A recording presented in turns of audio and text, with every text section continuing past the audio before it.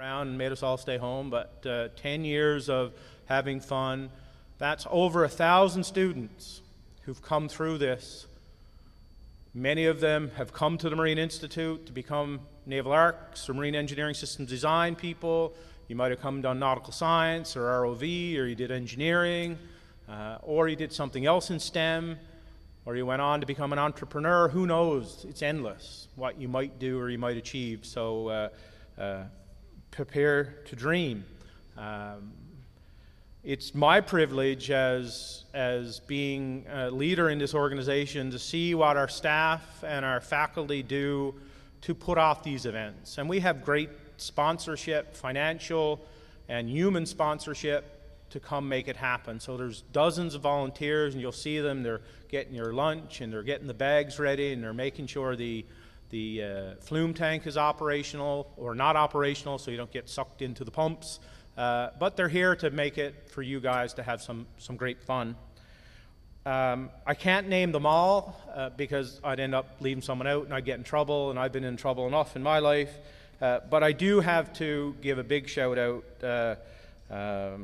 to two people who I arrived here pretty early this morning, and it was a big smile, not because they saw me, but it was a big smile because they're having lots of fun, and that's Chelsea Olford. She's down here in the corner. I want you all to stand up and give her a big round of applause. And Ken Baker, Ken's here somewhere. He's right next to Chelsea. Ken was one of the brainchilds behind putting this thing together many years ago. And I was talking to him this morning, and he said, and I hope I don't get in trouble when I say this, Ken said, I didn't have to do anything. He said, Chelsea did it all. I just had to, she did it all, and the volunteer team managed to put it all together, but they're here for you. So I have a privilege now to introduce one of our biggest supporters, and that is the Minister of IET, and Mr. Andrew Parsons is going to have a few words about what we're doing here today. But I want you to also thank the many sponsors. They're all on the back of your shirts. We have representatives here from those, Fabtech, Fleetway, Synovus, and they'll be all around here doing some of your judging. So if you see them, thank them. It's not only the money they give, but it's their time they give as well. So thanks so much. Andrew.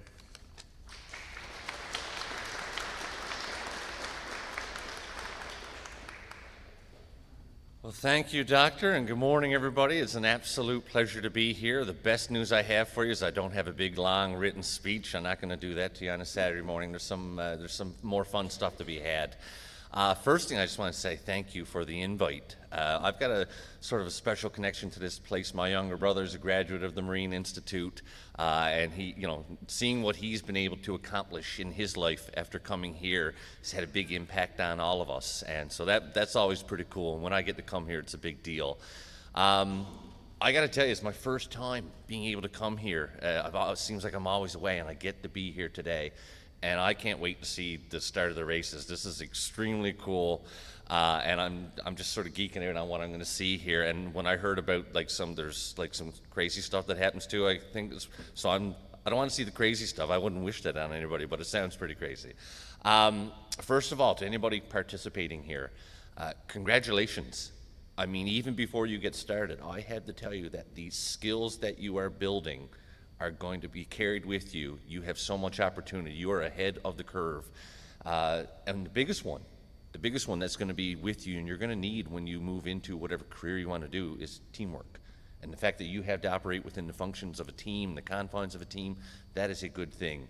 But what you're doing here, and again, I'm the last one to be able to help you on math and physics and those things, but I tell you, the teamwork skills, carry those with you, work with your team, and you will be doing great. To all the teachers, parents, volunteers from here, everybody that made this happen, thank you, because these events don't just put themselves together. They don't just happen. And so what I would say to you is if you get a chance, make sure you say thank you to everybody that helped get your team here today. The last thing I would say, just sort of throw something out here.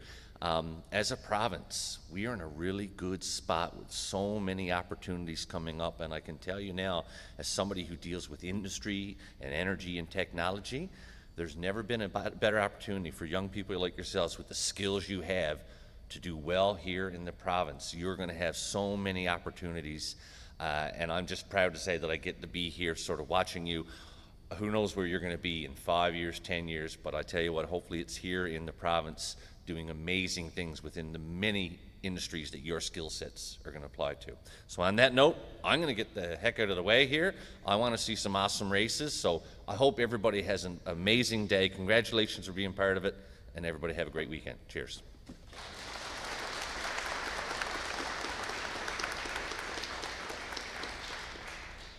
Thanks so much, Minister Parsons. So now it's my pleasure to bring Mr. Ken Baker, wherever he is, to the stage, and he's going to give you a few words and tell you some of the rules. But the biggest rule, forget all the ones he's going to tell you. No, don't forget the ones he's going to tell you because you'll lose points, but have some fun while you're doing it. So thanks, Ken. Good morning, everybody. Welcome to the 10th annual Model Boat Race. Hard to believe, we've been at it for 10 years. Although I'd be lying if I said that we didn't hope it would carry on annually, and it certainly has. So we're quite pleased about that. So welcome to everybody. Take a moment to introduce myself. My name is Ken Baker. As Paul just said, I'm currently the chair of the Naval Architecture Program here at the Marine Institute and have been for quite some time. I'd like to take the opportunity also to introduce Mr. John Lee, who's conspicuously standing by himself. Over there, John is currently the chair of the Marine Mechanical Design Program. So we're sort of sister programs. Naval Arc is more hull design and outfit, and Marine Mechanical Design is more the systems, propulsion, that end of things. So in the real world, out in the drawing office, in the engineering design offices, we work hand in hand. And we're all sort of stashed together in the same office, usually, right? A couple of other key people I'd like to introduce you to this morning. One of the important things with this event is that we stay on schedule, and we're usually pretty successful for that, and I'm constantly looking at my watch, not just today, but as an instructor here at the Institute, we're always on a schedule. We're going to try to stay on schedule. I'd like to introduce Kate McLeod. Where is Kate? Way over here by the doors. Kate is going to assist in making sure everybody stays on schedule. So if you could pay attention to the schedule carefully, what time you're supposed to be in the tank this morning for your maneuverability and time trials, and this afternoon for your races, that would be great.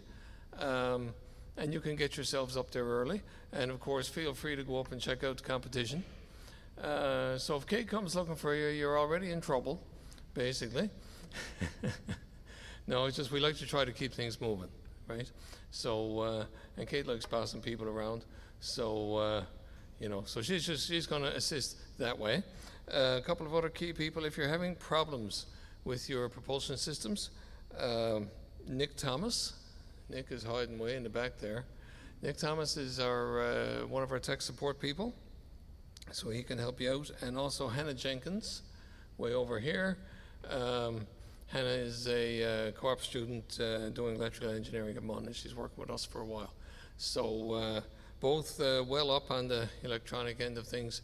So if you need spare parts, having issues, these are the people to see. If you can't find them, come see me or John, and we'll help you find them, or help you if we can. Brief run over the schedule. Schedules are posted here in the gym. There's one in the lobby, I believe. There's one up in the flume tank. If you have not been given a schedule, feel free to take pictures of those. And note when your school is due in the tank, and also note when you're due to go on a tour of the building. There are tours ongoing. So that's the, yes, and a little more on the schedule. Seem to have lost my copy. There it is. A little more on the schedule. So time trials up in the tank, the maneuverability portion of the competition will run until 11:35 approximately. Then we have a break until 1 p.m. So that's our lunch break, and also time to work on your boats if necessary. And then at 1 p.m. Racing starts for the afternoon, and racing will go right until 3:20 or so, right? The morning is very interesting to see how the boat handles, but the afternoon is quite exciting for the races. So I would encourage you to go up and check out the competition up in the flume tank when you're not actually up there yourself, right, operating your boat. Again, just to echo Paul about the core values, right? It is important that we have fun here today. We're trying not to make this a high pressure competition, right? Have fun, right? Learn while you're having fun. And assist not only your teammates, but assist other teams if you get the opportunity or, feel that you can. It's something that we watch out for. We look for team spirit and things like that as well, right? So everybody have fun. Best of luck to all the teams today. I look forward to returning for the closing ceremonies and handing out some awards.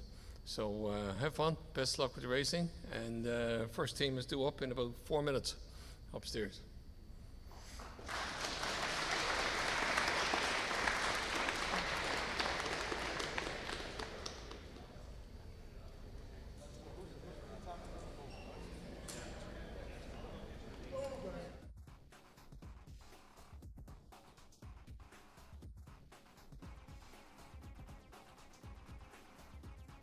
Microphone.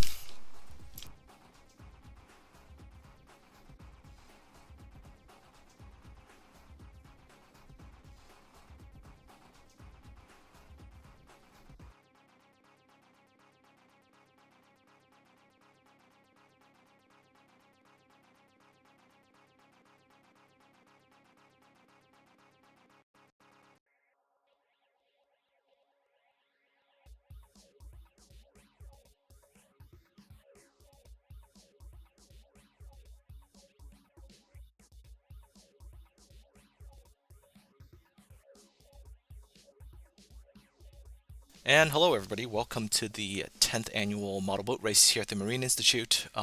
We will have our very first race coming up shortly at 9 a.m., which is in about 3 minutes' time. So hang tight, and we'll get going very, very shortly here.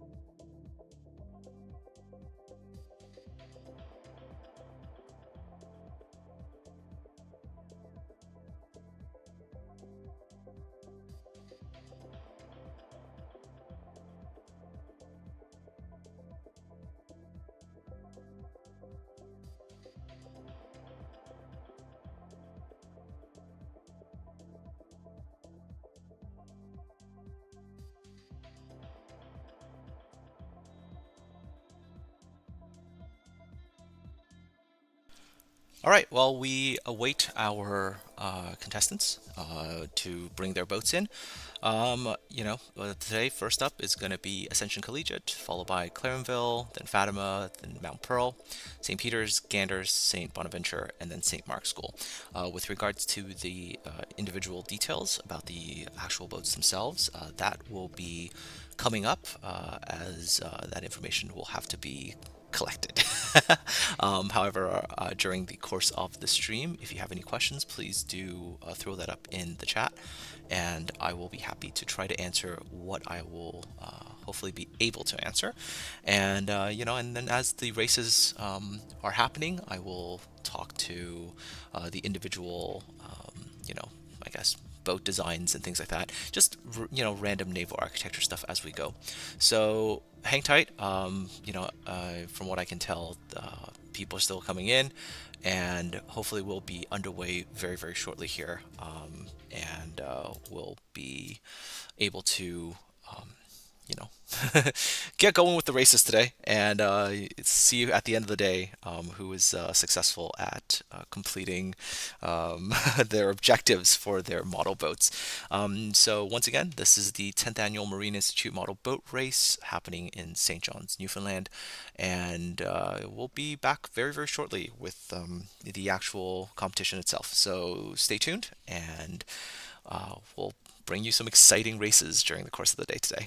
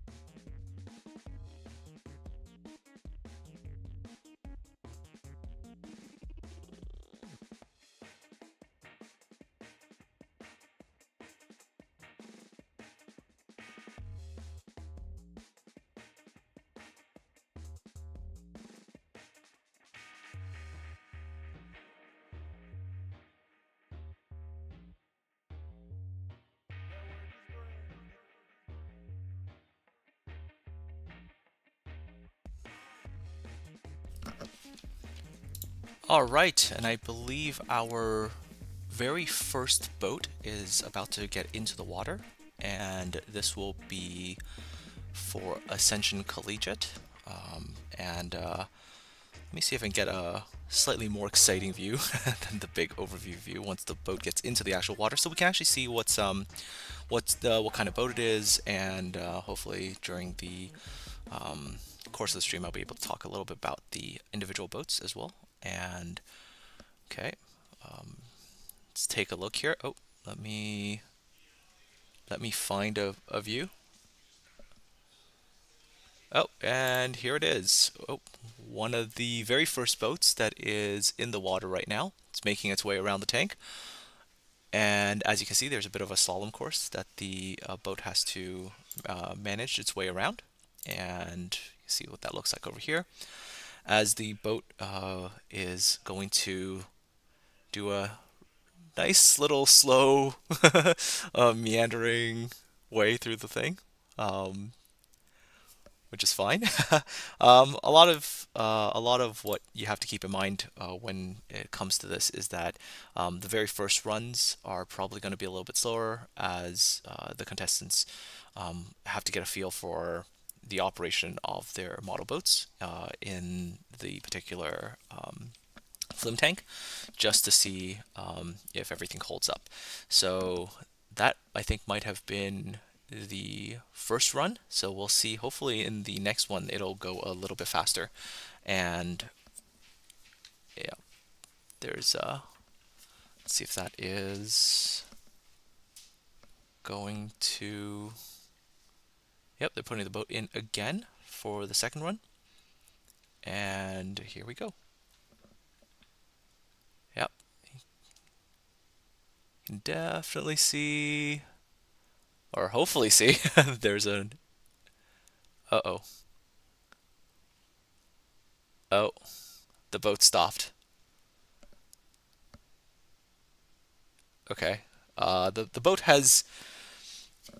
boat has ceased moving, so maybe there's something happening with the controller, and it's getting fished out of the water. Oh dear.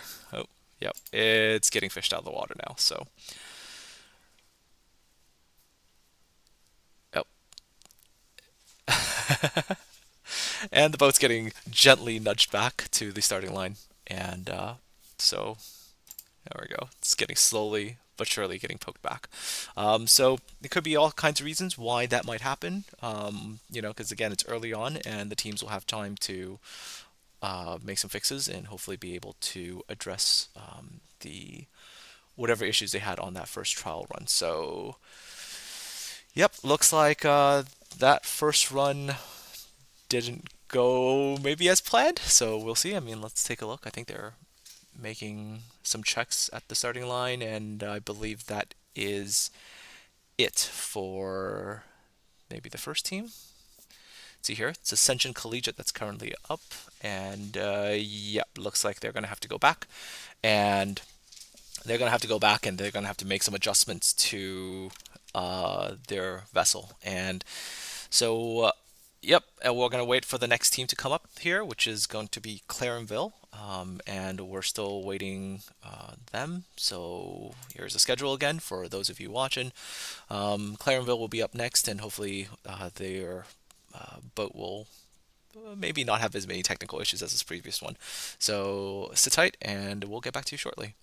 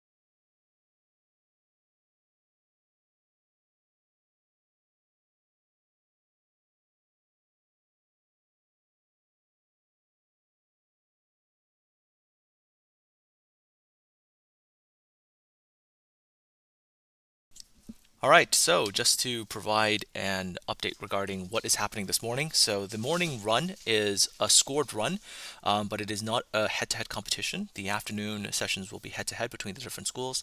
The morning is just getting the boats through the slalom course as fast as they can.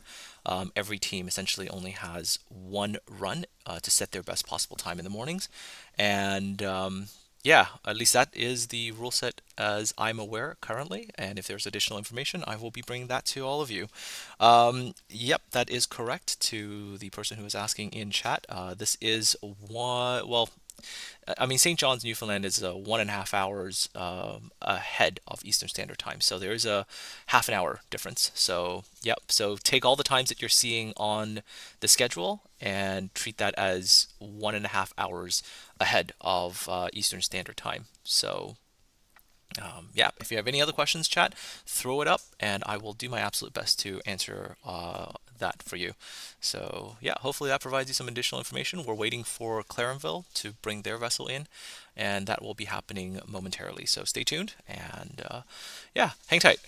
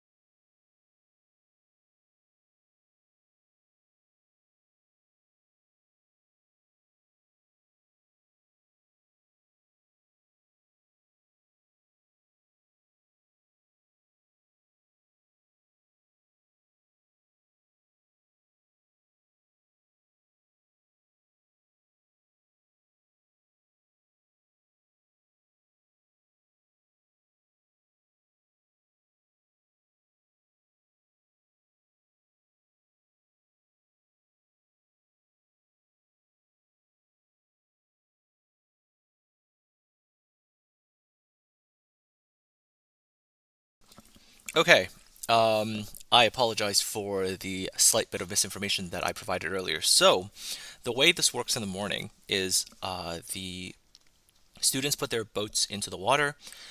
During the course of the block of time that they have, they're allowed to go around the pool as many times as they want, trying to set the fastest lap through the slalom course. So that is, this is Ascension, who put their boat in again, and they did manage another lap, although it feels like, from what I can tell, they're still making some adjustments there on the side. And there we go. They're going to put the boat back in because they are allowed as many runs as possible until they're able to establish essentially their best speed in the morning. So that's basically what's happening in the morning session, is that teams get around and they're going to try to go as fast as they can through this course, try to set the best time that they can. And you can definitely see this run, they're getting a little bit faster, right? So as they get a little bit more practice, the students are going to be able to get their boat around the flume tank at a faster and faster clip. And then they're going to be able to establish as good of a time as they can. And then once they're done, the next team is going to come in and they're going to try to do something very, very similar. And there's the boat. So from what it looks like when it comes to this boat, and and it has to be said, when it comes to model boats, it looks like it's very, very simple because you look at the model boat and you go, well, it's it's something that students build, and but there's actually quite a bit of sort of, I guess, naval architectural principles if you want to think about it. So like for example, the size of the boat, how long it is, what kind of power the boat itself has, and that all ends up factoring into the performance of the boat, right? So a lot of them, I think, well, as we'll see today, you should be able to tell whether the boats are able to stay, whether it's in the displacement zone or whether they actually end up being like sort of planing craft, and that all actually has an impact on the performance. So from what I can tell right now, Ascension is actually done. I think they managed about 3 laps around the pool. So with them done, there's a couple more minutes before we transition to Clarenville High School. So when Clarenville comes in, we'll jump back to the race cam. And until then, sit tight, and we'll be right back.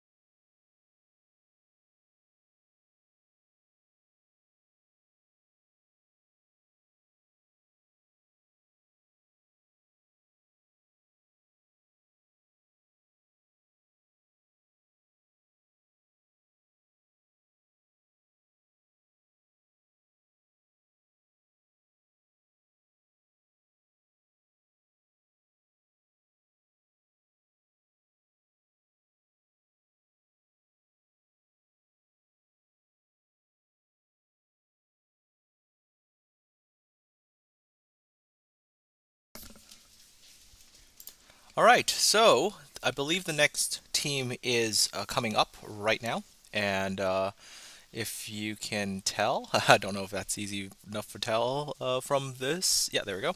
The next team up is going to be Clarenville, and Clarenville's got what looks to be a catamaran, and currently the organizers, I believe, are looking over the boat, so hopefully we'll be able to see how this boat performs compared to the one from Ascension. Catamarans have certain advantages compared to monohull displacement vessels. And hopefully during their slalom run you will be able to see some of the advantages of these vessels compared to the single hull ones. So until we get that into the water, we'll bring that to you shortly.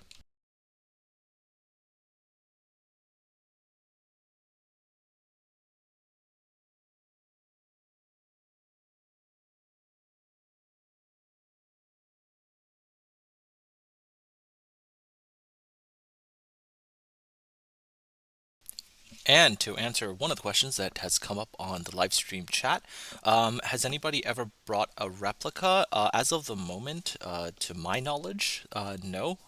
Plus, obviously to manufacture and make one of the vessels, there are certain considerations that the teams have to make. And one of the problems, for example, with bringing in like replica type vessels is that with any replica vessel, you might have a very good hull line, but if you, let's say, put additional weight up top, which would be realistic for a replica type vessel, it's extra weight that you're carrying around that really doesn't do anything, right? Because let's say, for example, just as a hypothetical example here, imagine if you brought in like a replica of the Titanic, right? Well, the hull part is fine, but up in the superstructure area, for example, that's a lot of extra weight and all that stuff that you're carrying that doesn't do anything, right? Because for a passenger vessel, obviously there's benefits, but when you're when you're using it as a competition thing, it's extra weight that just doesn't really serve much purpose. Okay, so there we go. So okay, yeah, catamaran is in the water and it is starting to move and it's going through the slalom course. Now, another question that's popped up in the chat is any of the advantages when it comes to the catamaran. So, for example, catamarans are generally very, very stable. And, when you see a catamaran going, through the course, you'll notice that there is, it's quite a stable platform.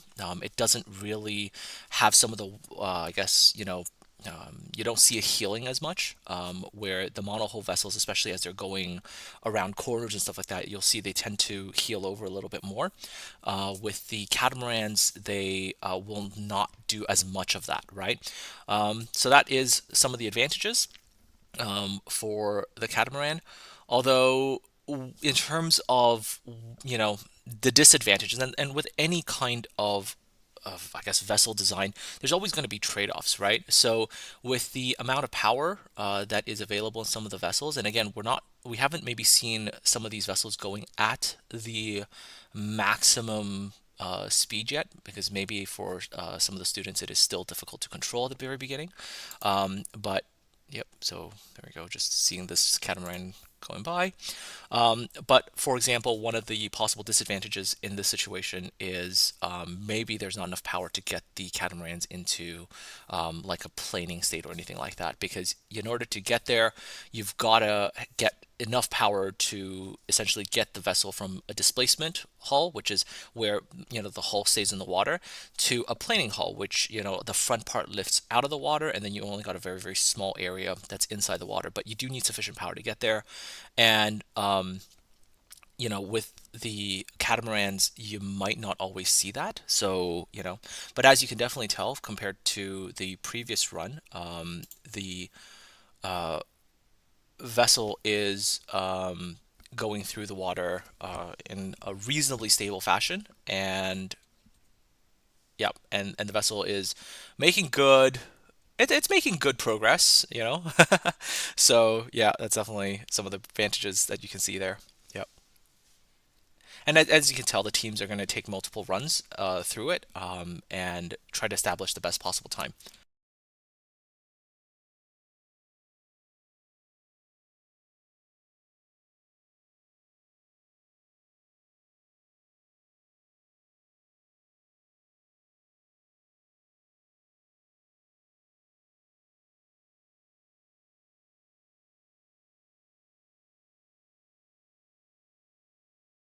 All right, so from what I can tell, the team is currently out, so we'll be transitioning over to the interview cam, and we'll see what's happening there. So here we go. Oh.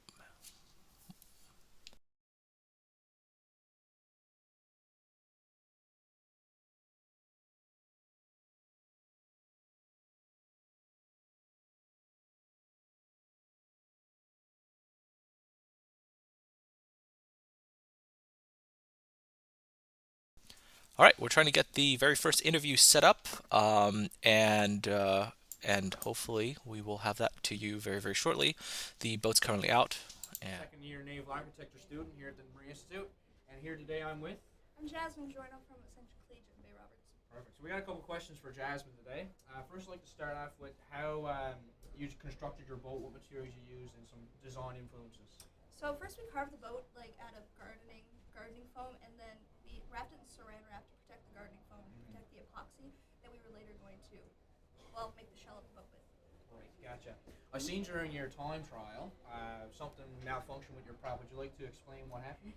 Yeah, so obviously I was on the sidelines, but pretty much what happened, our propeller just disconnected, came off, so yeah. Okay. On the topic of propellers, I also noticed how you had a double blade prop rather than 3 or 4 blades. Could you describe why you guys decided to do a single blade prop or a double blade prop? We just thought it was going to be faster. Well, we needed speed. So, Gotcha. yeah. And do you know how much your boat weighs in total? No, we're not sure. We didn't weigh it, but it is light because it went pretty fast. Perfect. Well, thank you very much, Jasmine. Thank you. Have a great day. You too.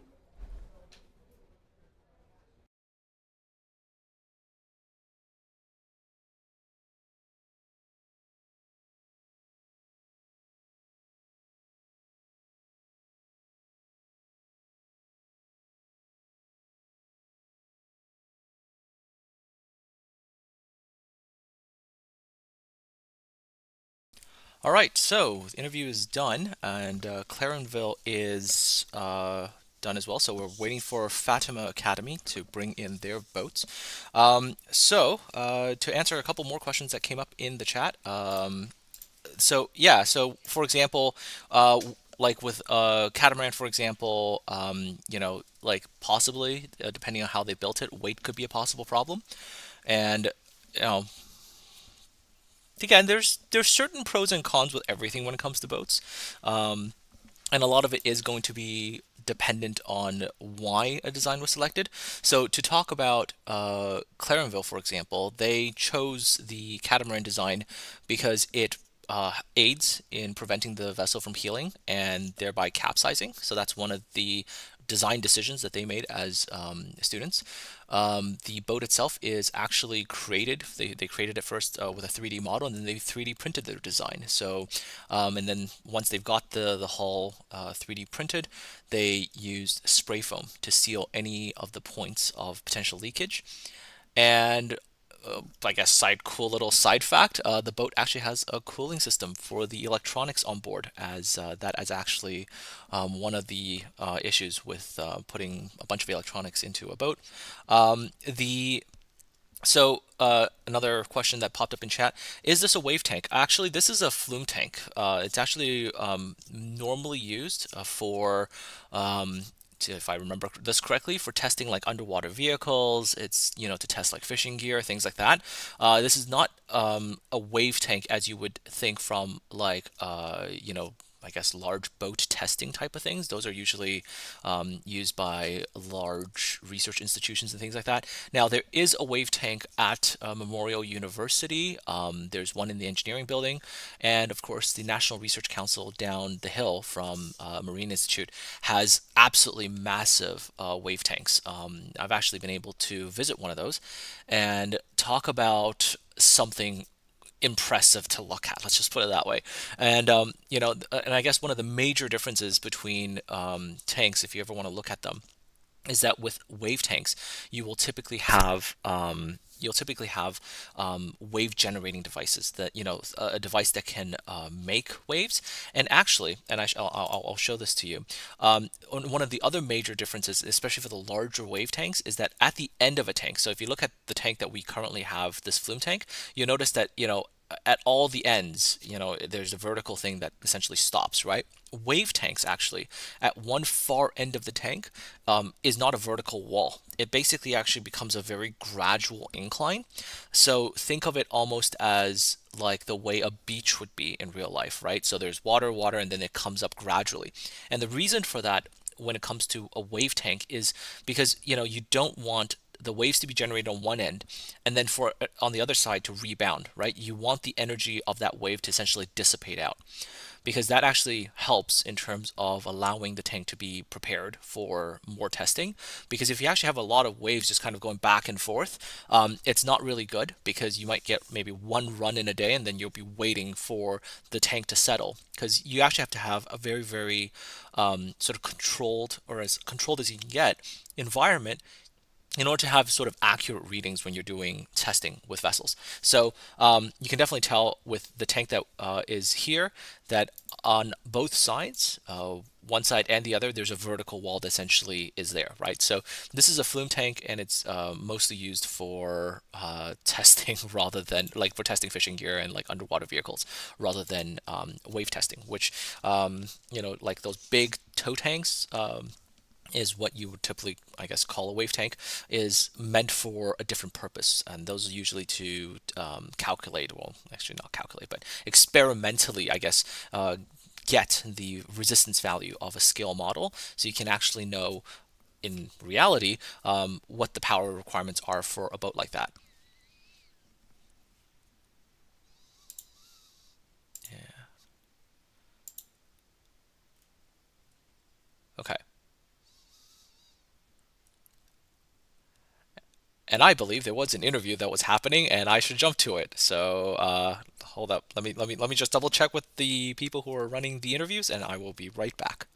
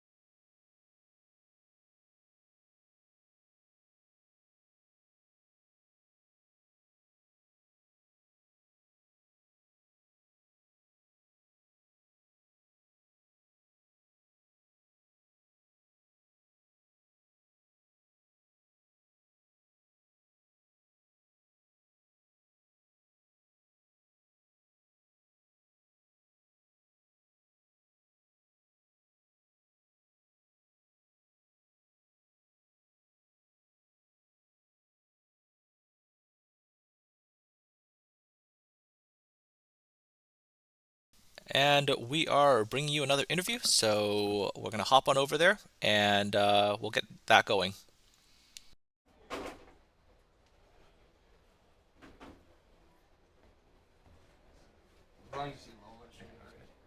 Move over a little bit. Oh, yeah, this way. Yeah, you should be good to go. Okay, everybody, here we are with. I'm Mark Spurl. And what school you're from? I'm from Carmel High School. Perfect. So I seen you guys had the catamaran design. Could you tell us why you chose catamaran and what kind of materials you used to construct her? Yeah, so we chose the catamaran. Last year, we first tried the catamaran design. We had a normal boat design before that. And we mainly chose it because of stability. We had some stability issues in the past, with our boats being more tippy. But this one here, two big lip pontoons, a wider base, kept it much more stable in the water. Yes, more hull margin as well.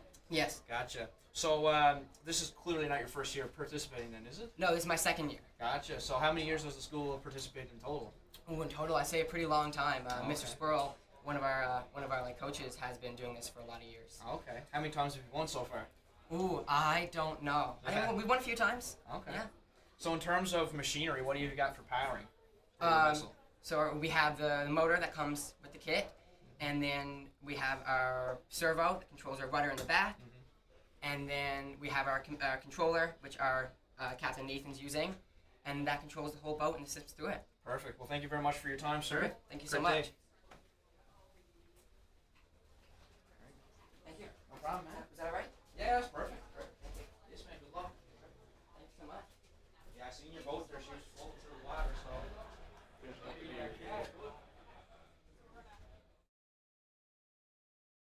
All right, and I believe the next team is coming in right now. This is, I believe this is Fatima Academy. Forgive us if the little updating icon at the bottom is still showing Clarenville, but this should be Fatima Academy. A couple things about their boat. So Fatima Academy is bringing a revised version of the boat that they had at the 9th annual Marine Institute boat race. So what they've, I guess, focused on this year is stability and smoother ride, essentially, as they call it, through the water. One of the advantages of the boat this year compared to last year is it's about half the weight of the boat last year. So from that alone, my guess is this boat should be quite fast through the water.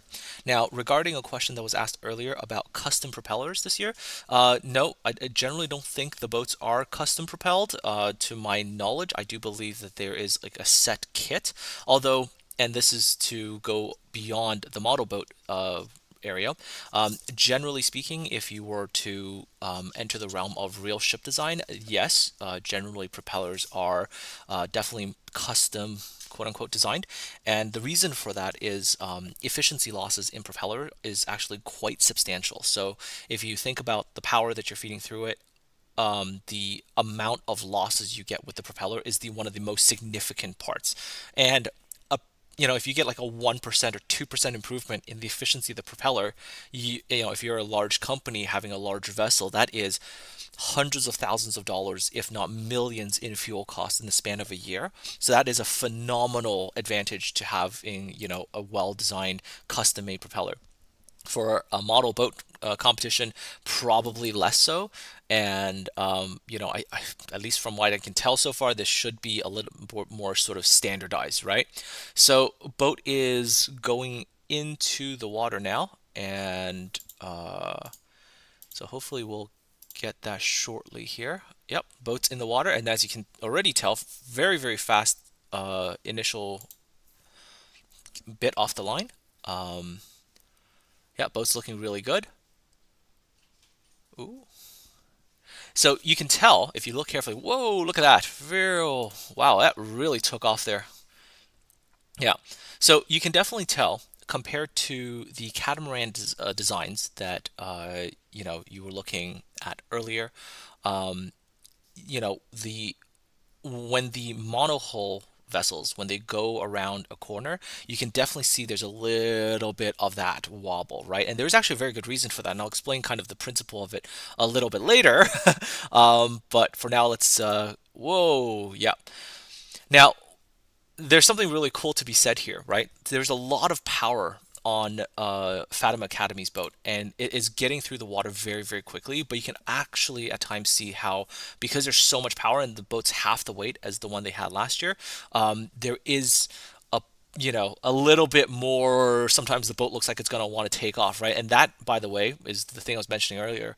With so much power, the reason why the boat looks like it wants to get out of the water is because it's entering the planing zone. So the boat is essentially starting to get into plane, and and that's actually really cool, because once the boat enters that planing state, right, it actually takes less power initially versus when the vessel is fully in its displacement form, when it's fully in the water. So that's why, if you're adding power, as soon as that boat initially seems to enter the planing zone, it looks like the boat kind of loses a bit of control, because it's actually suddenly having an excess of power, right? Because the amount of friction that the boat is experiencing is now less, because some of the hull is coming out of it, right? Okay, so another thing that somebody brought up in chat, so heard the interview asking about a 2 versus 3 bladed propeller. Okay, that's possibly it. Actually, let me go and figure out that information for you, and I will get back shortly, because I was not told about that, unfortunately. I'm just the broadcaster. I'm just the pleb who is, hopefully giving you, interesting information as we get through the day. But it looks like Fatima is continuing to run. They're going to try to get as many runs as they can. Now, you'll also probably notice that the organizer is actually taking the boat out of the water every time it finishes a run, and the reason that's happening is the boat as it's going around is actually taking on water, right? Because water's spraying into it, it's and things like that. So one of the problems with that, of course, is that if you do multiple runs around the course, the boat's probably going to take on so much water that it will probably end up sinking. Now, you might wonder, hey, wait a minute, what about real boats, right? Like, do they have the same problem? And if it was just like a real ship on the water, it would have a bilging system. So a bilging system would allow the vessel to get rid of that water that it's taking on. And now typically you think about a real ship out in the ocean, it is dealing with like waves coming over the bow, it's dealing with potentially like rain, heavy storms, that kind of stuff. So you need a bilging system to get rid of that little bit of water that it takes on. Depending also on the cargo, for example, that vessels are taking on, actually also temperature differences, there's like condensation. So real ships on the high seas will have that system, but obviously that would be way too much for a model boat. So that's why with the model boat, you're not really seeing that. All right, so Fatima Academy is actually done right now. So let's transition back out to the schedule, and let's see who's going to be up next. And next up will be Mount Pearl Senior High, and they should be coming up soon, actually. Now I wonder if there was a bit of a a miss on the schedule here, but I'll go figure that out, and hopefully we'll bring you back some more information. I do believe I saw Fatima there on the boat on the side there, so I do think that was them. So yeah, next up will be Mount Pearl Senior High, and we'll see their boat design in a second. And while that's happening, I will try to obtain some more information for all of you. So sit back, hang tight, and I will be back with all of you shortly.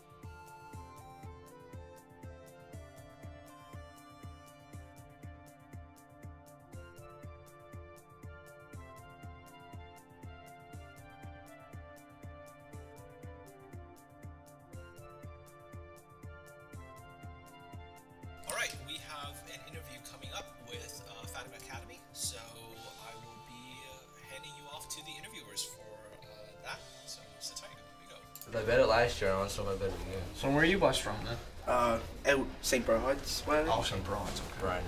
Yeah. Right now, St. Brian's, is it? Yeah. Bride's. It's 2 hours from here. Placentia. Oh yeah, It's like an Placentia. hour away from It's Placentia. 30, St. Bride's is 30 from Placentia. Let's get the 5. Come in here. It's fine.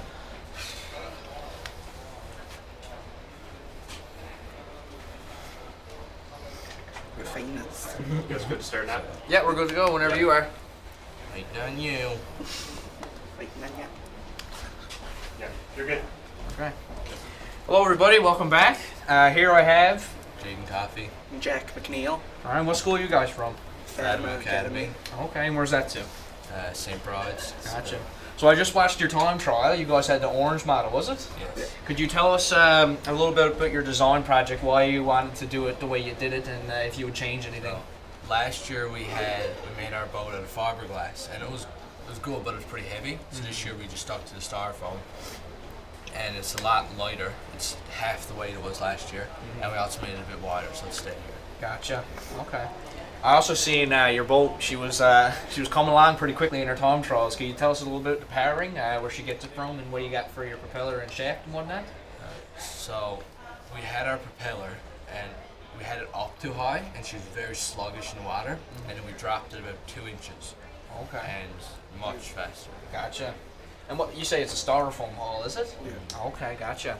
So in terms of like the weight distribution, then how did you guys kind of figure that out? Because I noticed how you had like the most of the machinery up front. Can you give a little bit of insight on that? Well, when the boat is going, it sticks up a lot, so we had to move the stuff up. Right. Okay. So it will like stay more For steady. more plus- stabilization. We also added a We weight had up to add a front. weight. We Oh, used okay. in the middle of our race, yeah. Gotcha. Well, good luck, boys. It was great talking to you. You too. Talking to you too. Good luck.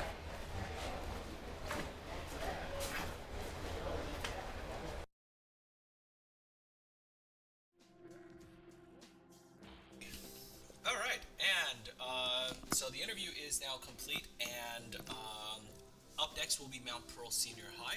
I have actually gotten some more information regarding the... My bad. Sorry about that. Microphone was in a different spot. I apologize for that. I'm not used to my microphone being in a headset on my head. So just to, I guess, go back to the information. Mount Pearl Senior High is coming up next. Fatima Academy has just finished their interview. And I have actually gotten some clarification with regards to what is provided. So the school provides the propulsion kit that includes the motors and the props. So, and then like the RC controllers and stuff like that. The students, they are responsible for the hull and rudder designs. So in most cases, the hull is going to be the primary thing that they're going to be working on. Now, speaking of Mount Pearl Senior High, let me get you quickly a detail on, let's see here. Let me get some quick details about what their boat is going to be all about, assuming I have that information. Yeah, so Mount Pearl Senior High is actually, their boat's going to be based on a Zodiac. Now that's a rigid hull, inflatable boat, so we should be able to see that, and they picked it because it was a simple and an effective design. So we'll see how theirs does in a second here, and again, we're waiting for them to show up. So until then, just relax, and we'll get to that shortly.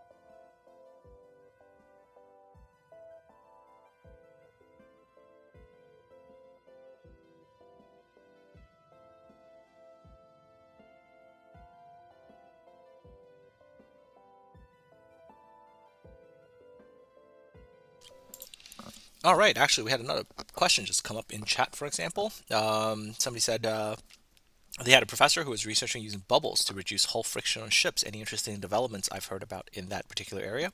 So bubbler systems are actually in use commercially right now, and it is a system that actually helps reduce friction, and and that actually improves the characteristics of the vessel when it comes to its resistance, and that makes the vessel a little bit more efficient. So definitely a system that's actually now used commercially out in the real world. So and when it comes to the maritime industry, and it has to be said, when it comes to the maritime industry, something really has to I guess not only works, but has to be economically viable. Let's use that term for it to be adopted by the industry.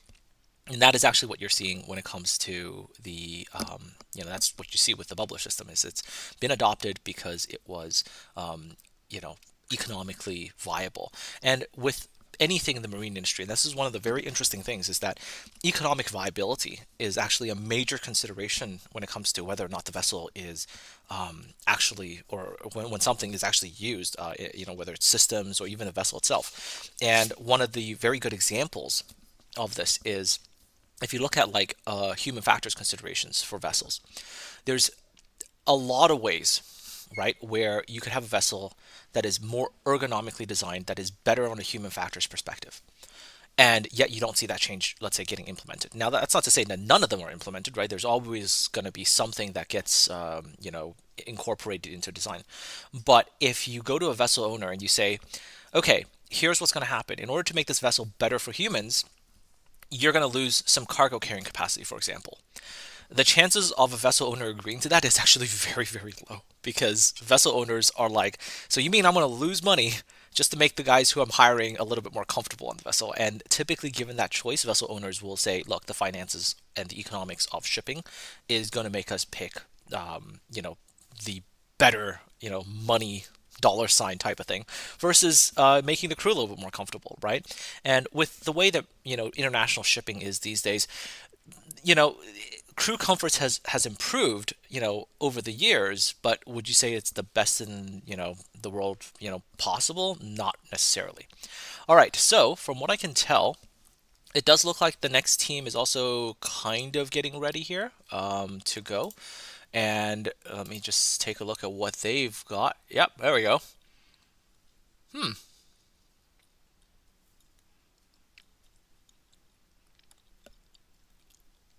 Okay, looks like they've opted for a relatively simple design. Mount Pearl Senior High seems to have opted for a relatively straightforward type of design, which it does look like a rib if you actually think about it, right? Like, because a rigid hull inflatable vessel, right, normally has these I guess you'll see them as kind of like rubber tubes or whatever that run out alongside on the side of the vessel. Okay, so the first thing I can tell you by looking at it when they put this vessel into the water is that you can actually see how far down that boat has actually gone into the water. And that's actually quite significant, because you'll see, if you notice correctly here, as the boat is going through the water, you can definitely see that there's going to be water coming in, from the bow area. And this boat is definitely not entering any kind of plane. Oh, yep. I think it's taken on some water, and maybe the electronics did not particularly like that. But anyways, when it comes to this design, you can kind of see it. They put it in the water, it goes a little bit, and you can kind of see some of the problems with this particular design, right? It's really low in the water. As soon as the vessel started going, you can see the amount of added resistance from the two little pontoon-like things that they have on the side. And yeah, the vessel just had sort of, I guess, problems, right? The bow being sort of very, very, very low in the water means that as soon as the waves started, like the bow waves started happening, the water started going over the top, and you can see the amount of water that's getting drained out of that vessel there. So it definitely looks like that team will need to maybe go back and maybe make some adjustments there. So we'll see if that is what is happening there. So one of the organizers right there is also a naval architect. So as you can see, what he's doing right now is probably helping out the team a little bit, sort of talking about some of the things that might need some additional tweaks. And so yeah, definitely looks like there is some adjustments that need to be made.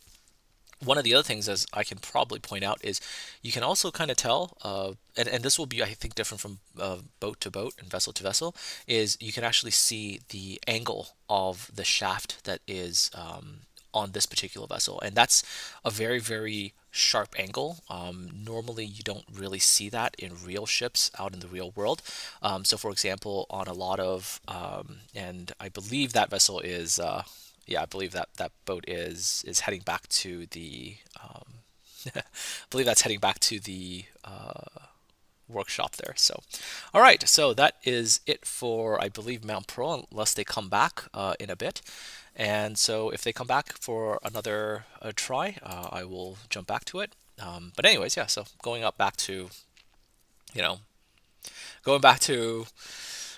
what I was talking about earlier. Yeah, so you can see their boat definitely had some issues. They're definitely going to have to make some adjustments there, because that amount of water they're taking on, probably not great for the electronics, and that is probably what caused their boat to quit before they even managed a single lap around the slalom. So, yep. So we'll wait for them to make their adjustments and hopefully come on back. And yeah, so we'll see how that goes.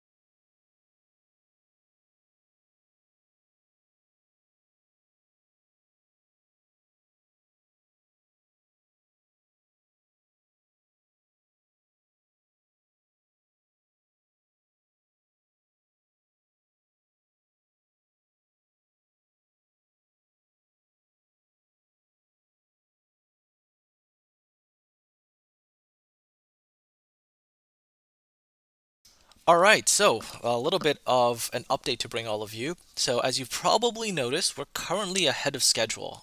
So Mount Pearl was originally scheduled for now, but we're ahead of schedule, and the reason for that is because we want to give teams a second try in the event that that is happening. So I've been told that there is an interview that's coming up now, so I will bring that to you all shortly. So hang tight, and interview on its way.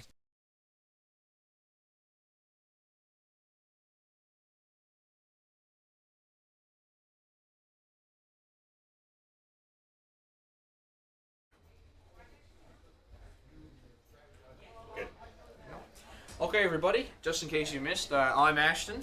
My name is Ashton Small. I'm from Bayvert, Newfoundland, Labrador. I'm a second-year naval architecture student here in the Marine Institute, and I'm here with Ethan Pusson. Perfect. And where are you from, Ethan? I'm from Mount Pearl Senior High. Oh, okay. Grade 11, 16 years old. So what kind of vessel have you designed for your race today?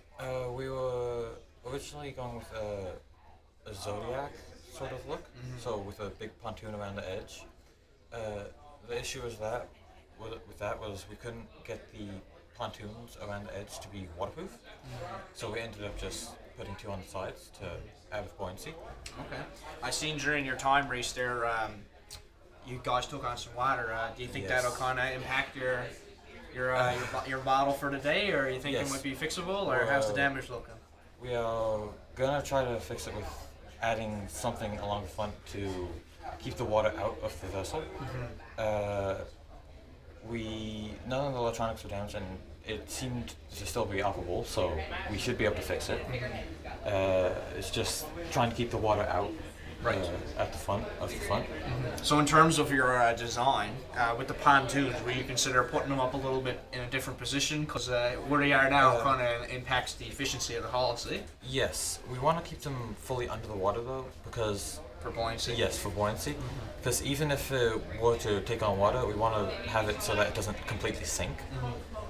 I think the pontoons should be enough to keep it near the top of the water, so it's retrievable. Okay. but we're gonna try not to test that. Okay, yeah, absolutely. So in terms of your powering now, what do you guys have for your motors and whatnot and your propeller? Just the standard mode that we were given. We have a universal joint, so the motor's right up in the bow. And that's not really movable at the current stage. So we want to try to keep all the weight away from the bow, so it's up higher in the water, so it takes on less water. And the battery's in the back, but we're going to try to move that sideways, possibly, to see if we can tip it more. Gotcha. And it's just a standard propeller and coming out the back. Okay.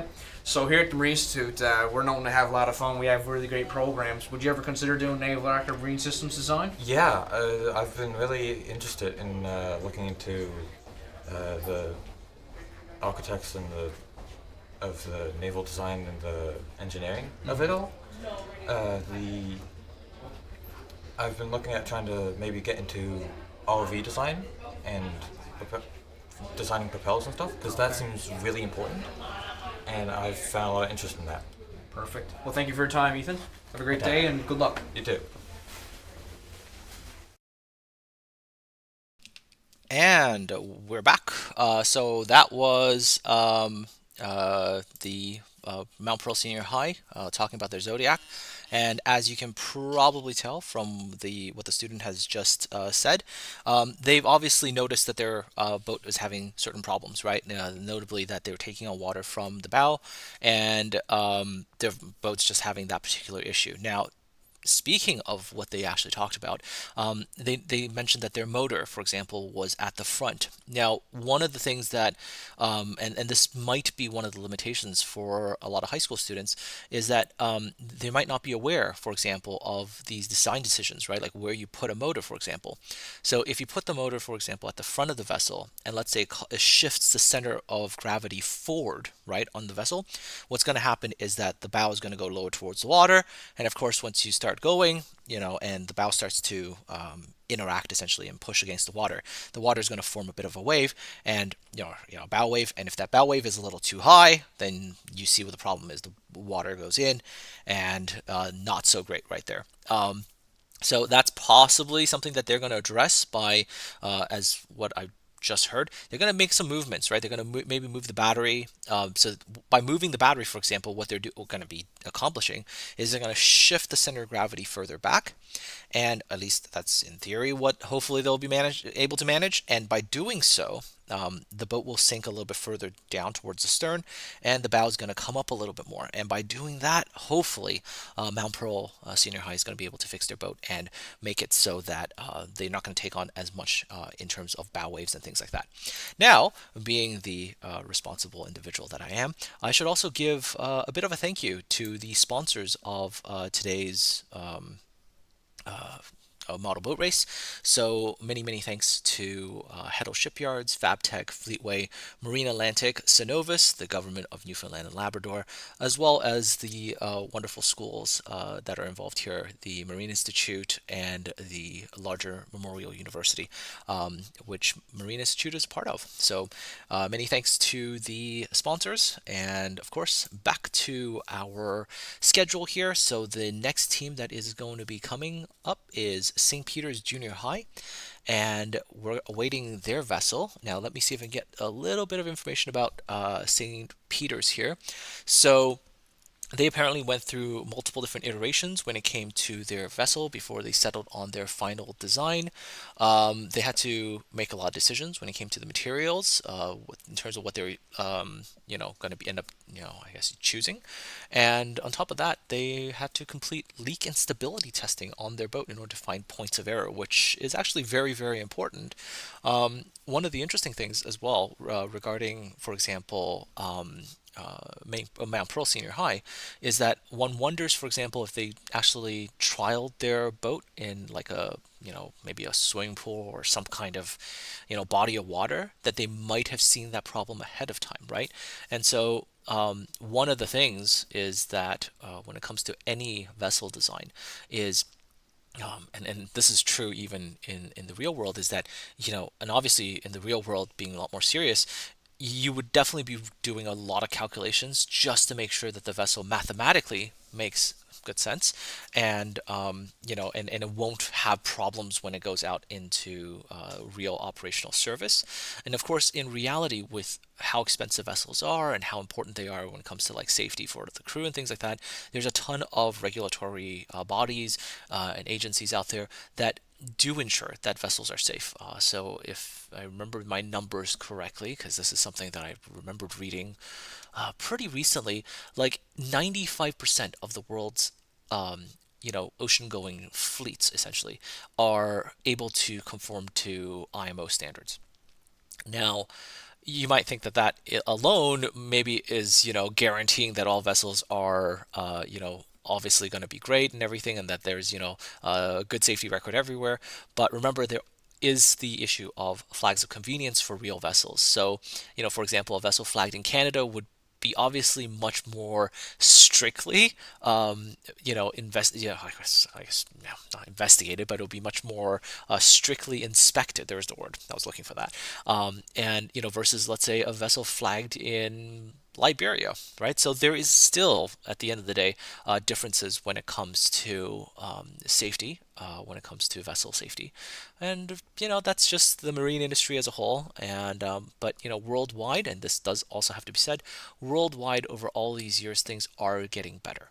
Right, so the number of maritime disasters, for example, has been decreasing over the last X number of years. It has definitely gotten better. And hopefully that's a trend we see in the years to come as the industry itself continues to be much more safety conscious, and there's improvements in that department. So we await St. Peter's Junior High, and once they are in the pool, we shall bring you that. So sit tight, hang around, and we'll see what happens. Actually, there's a question that just popped up in chat, so I'll answer that while I'm still around for that. What's up with the remaining 5% that don't conform? So this is always going to be interesting, right? You've always got, like some ships out there that, don't necessarily conform to standards and whatnot. But you also have to remember, if you're a vessel owner, if you've got one of those ships, even if you can't get it, let's say, inspected by a flag state or whatever, there's always going to be other things that prevent you from doing trade. So there's a couple of major things. One, if your vessel isn't really being properly flagged and and all that stuff, one of the problems you'll encounter is with insurance. Your vessel would become uninsurable. Not a single insurance company in the world is going to say, sure, we'll guarantee your vessel is going to be okay. And if you can't get your vessel insured, where are you necessarily going to trade with that vessel, right? That's one of the major problems. So let's say you decided to have an unflagged, unregistered, not inspected vessel. You're never going to end up being able to trade into any of the major economies in the world. They'll simply not allow your vessel to go in. That's one of those major problems. Second is that as the years have gone by, of course, there's also been granting of powers to the port states. So port states is where the vessel ends up, right? So let's say you're a Liberian flagged vessel, and Liberia might not enforce their rules as strictly. And let's say you want to bring that vessel to Canada. Well, if the vessel comes to Canada, Canada now, as the port state control, is able to say, hang on a second, we don't think your vessel's all that great. So what they can do is they can inspect your vessel, before you enter Canadian waters, for example. And what that does is, if your vessel isn't well maintained, isn't, safe, Canada simply won't let you in. And that, of course, again, impacts your ability to trade. And so at the end of the day, not, being sort of, not having a well-maintained vessel and trying to sort of skirt the regulations will prevent you from actually, doing things, right? It will prevent you from actually making economically viable trades for your vessel. So that is one of the disadvantages for the remaining 5% that don't conform.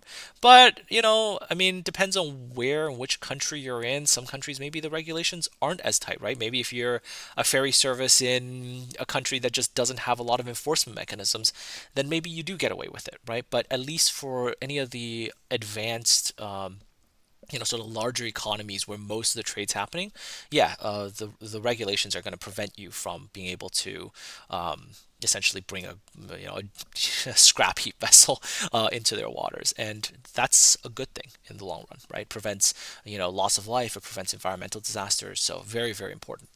So from what I can see, I do believe that St. Peter's is starting to come into. I saw them walking by, but as they get more set up, we will jump to them and see how they're doing. So, yep, stick around, folks. We are getting to that shortly.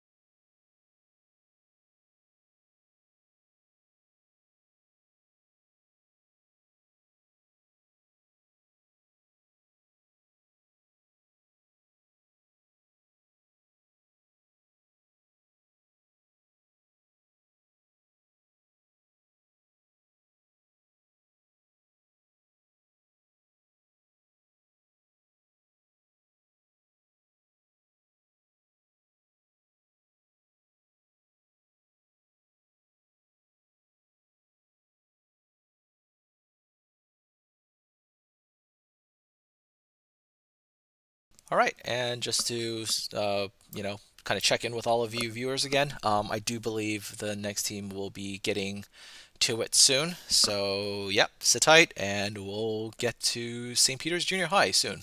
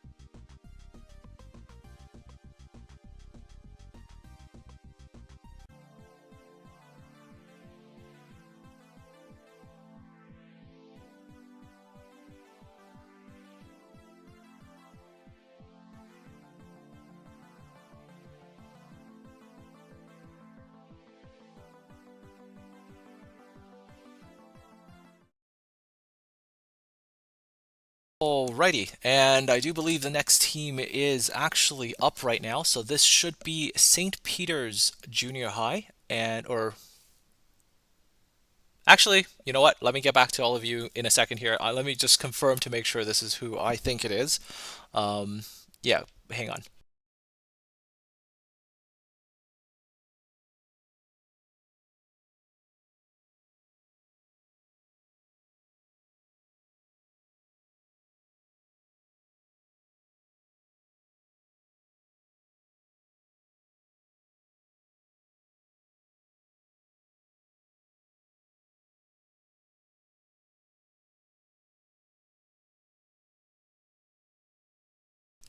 All right, yeah, this is actually St. Peter's, just to make sure. And so let's just get a nice zoom in on their vessel here.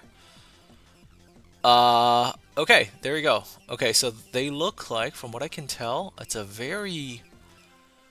looks like a very boxy hull, reminiscent of a lot of cargo vessels, and so that's what it looks like. They've put a very fun decorative duck at the front of their vessel. That's either the front or the back. And let's see if we can tell anything from when the vessel first goes into the water here. Oh, sorry for that signal cut out there. It looks like it's... Oh, actually, okay. It's got quite a bit of... yeah, it's quite a buoyant hull. It's actually floating quite well, as you can see, compared to the previous one, which sank into the water. This one is actually floating, although let's take a look in the grand scheme of things. Seems to have a bit of struggles getting going here. So, and that, oh, there it goes. There it goes. All right, there we go. Okay, so I wonder if they're having some controllability issues, because if you look at this view here, their rudder seems to be... Yeah, the rudder might be a little bit too... Yeah, that looks like the rudder's having problems getting controllability for their vessel here. So they're definitely having certain struggles for sure, I think. Yeah, they're just doing a little bit of slow steaming here, a little bit of prodding from the organizer on the side there.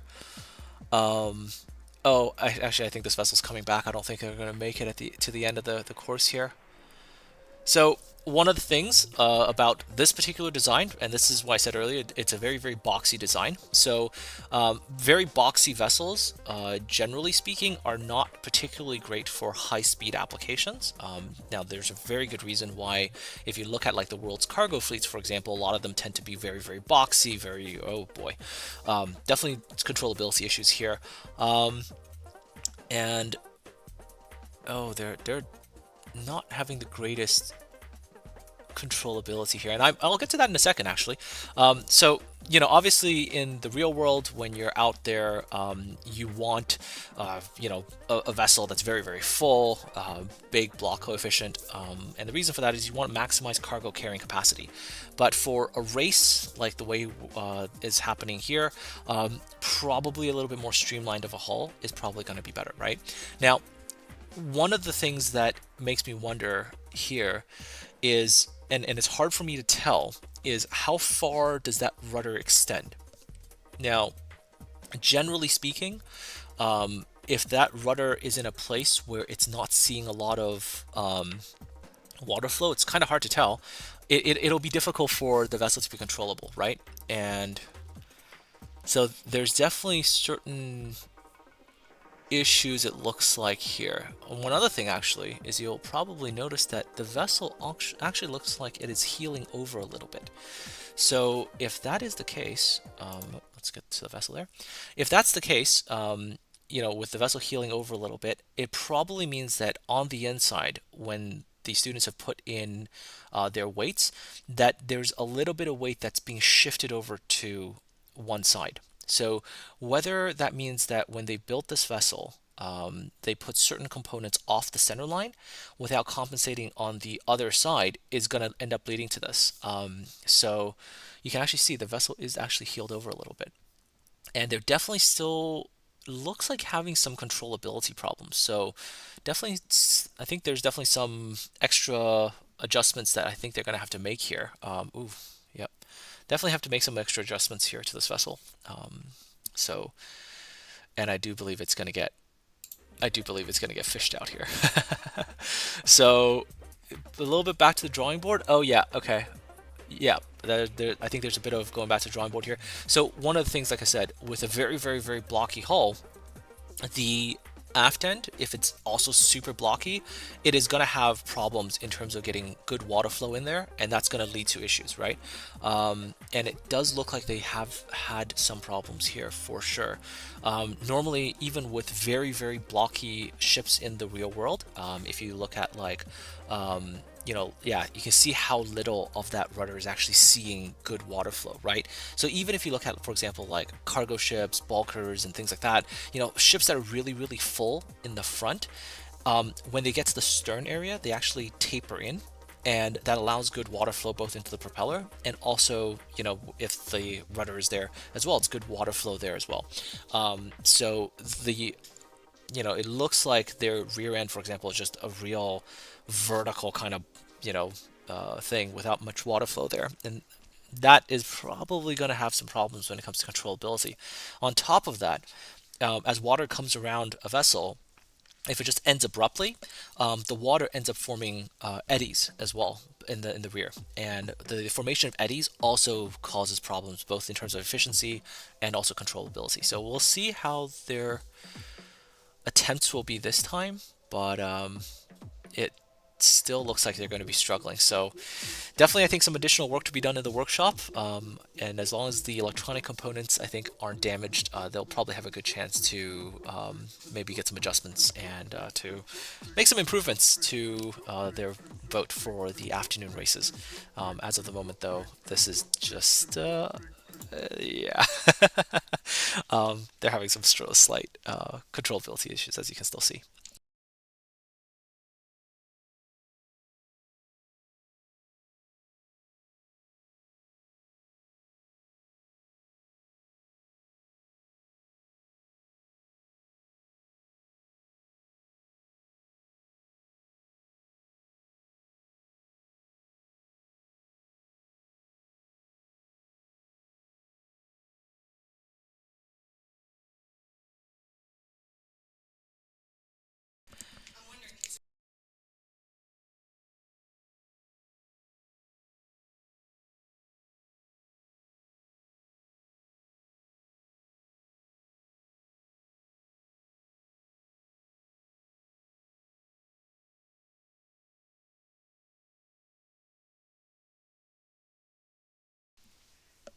Yeah, so it looks like their boat is probably going to have to make its way back to the starting point. So St. Peter's Junior High looks like they definitely have to do some additional work to to get some fixes in and to make some adjustments, I think, here, because they just don't seem to have the best control over their vessel.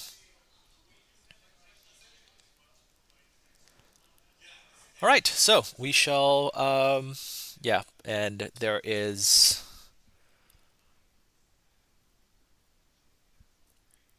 I mean, you got to give it to them. The students who are in control of this particular vessel, they're really giving it a good try. And you know what? End of the day, that's what matters, right? The fact that they came, they try to compete, they're doing the best they can. That's the most important thing, right? For me, I'm just talking to you guys about boats and ships, and because that's the fun part, right? That's what I'm in for. But end of the day, that's the most important. Coming in, giving it a try, seeing actually. And by the way, to become a good designer, experience is key, and the only way you get experience is to try, right? To try again, and if things don't work out, to figure out why, and over time that leads to better design, right? And I think, I'm not sure if this is their first time doing this, but I'm sure after this experience, they're going to be able to go back and they're going to be able to figure out, what went right, what went wrong, and then hopefully, next year, if they're back again, they'll make adjustments to their design and make it better. And I do believe the vessel is out just currently. They're doing a circle. And again, it definitely seems to be an issue of controllability, and I think that is something that if they're able to work on over the course of the day, especially as you get into the afternoon sessions, that they're going to be able to make that. Yeah, they're going to be able to make that adjustment, and then things will hopefully be better. And oh, chat, they really took a quack at it. Yes, they did. Yes, they did, and that is the most important thing at the end of the day. I mean, they are students. We will hopefully be able to interview them after this race, and we will get an some of their thoughts as well, right? And I think this might be, and I'm not sure if they're the youngest team here today, but actually let me find out, and then I'll get back to you because they might actually be, because most of the others are high school students, and this one is a junior high, so maybe might be the youngest team here. So that's always a good thing to see because they can only get better, right? I would be really interested to seeing the students, let's say here, as they move on to high school, and they get into the upper years, as they get a couple years of good competitive experience in, what their boats will look like in the future, because they can only get better, right? That's the thing about design, is that designers can only get better by actually doing it, right? You design once, you try it, and you see the disadvantages of what you did and say, okay, well, we can do better next time, right? So, and I do believe that boat is now getting fished out of the water, and they should be heading back to the workshop here. So, all right, so that was St. Peter's Junior High, and I believe that is it for them. So let's take a look at the schedule. Up next at after St. Peter's is going to be Gander Collegiate. So Gander, for their boat, they have, so their boat is called HMS Mohi, and it's a boat made out of wood, actually. Multiple design decisions were considered, such as catamarans and hydrofoils, so we'll see what their final design looks like. And they did design with weight in mind. Okay, that is actually very, very interesting. Now, wood is an interesting material. I have to say that I'm not an expert on the design of wooden boats. Although something to keep in consideration with wooden boats versus other materials is that wood is actually a buoyant material in itself. So that actually has an additional sort of impact, I guess, on things, right? So wood itself is interesting. It's a material that I've never actually done any design work for, but it'll be interesting to see what their wooden boat looks like. So Gander Collegiate is coming up next, and so stay tuned. Once they're in, I will head there, and we're also waiting for interview with St. Peter's, because they should be up for an interview. So we'll get their thoughts on their boat and see what they thought, and maybe some of the things that they could do to make the adjustments for the afternoon races. So stay tuned, and I'll bring that to you all shortly.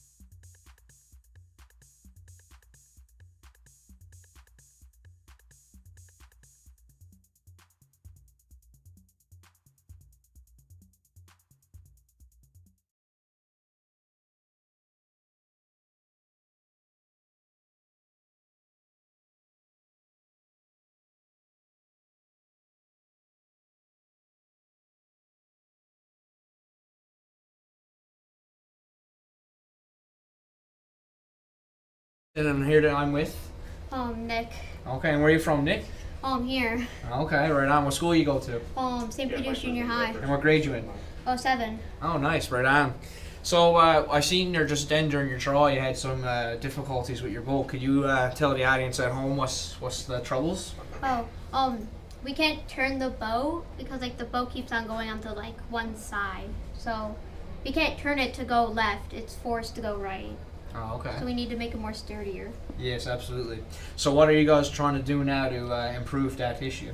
We're trying to make it heavier by like gluing like metal bars to it, I think. I think I might be wrong, but Yes, absolutely. We'll help for sure.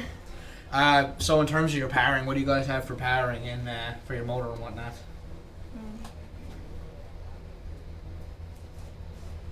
I would assume just like electric motors and yeah, it's whatnot. just like a battery and stuff. Okay. And like in terms of like your weight distribution, what do you have like inside your hull?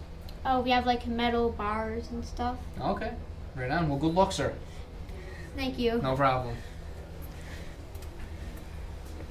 So you can go back with your team there.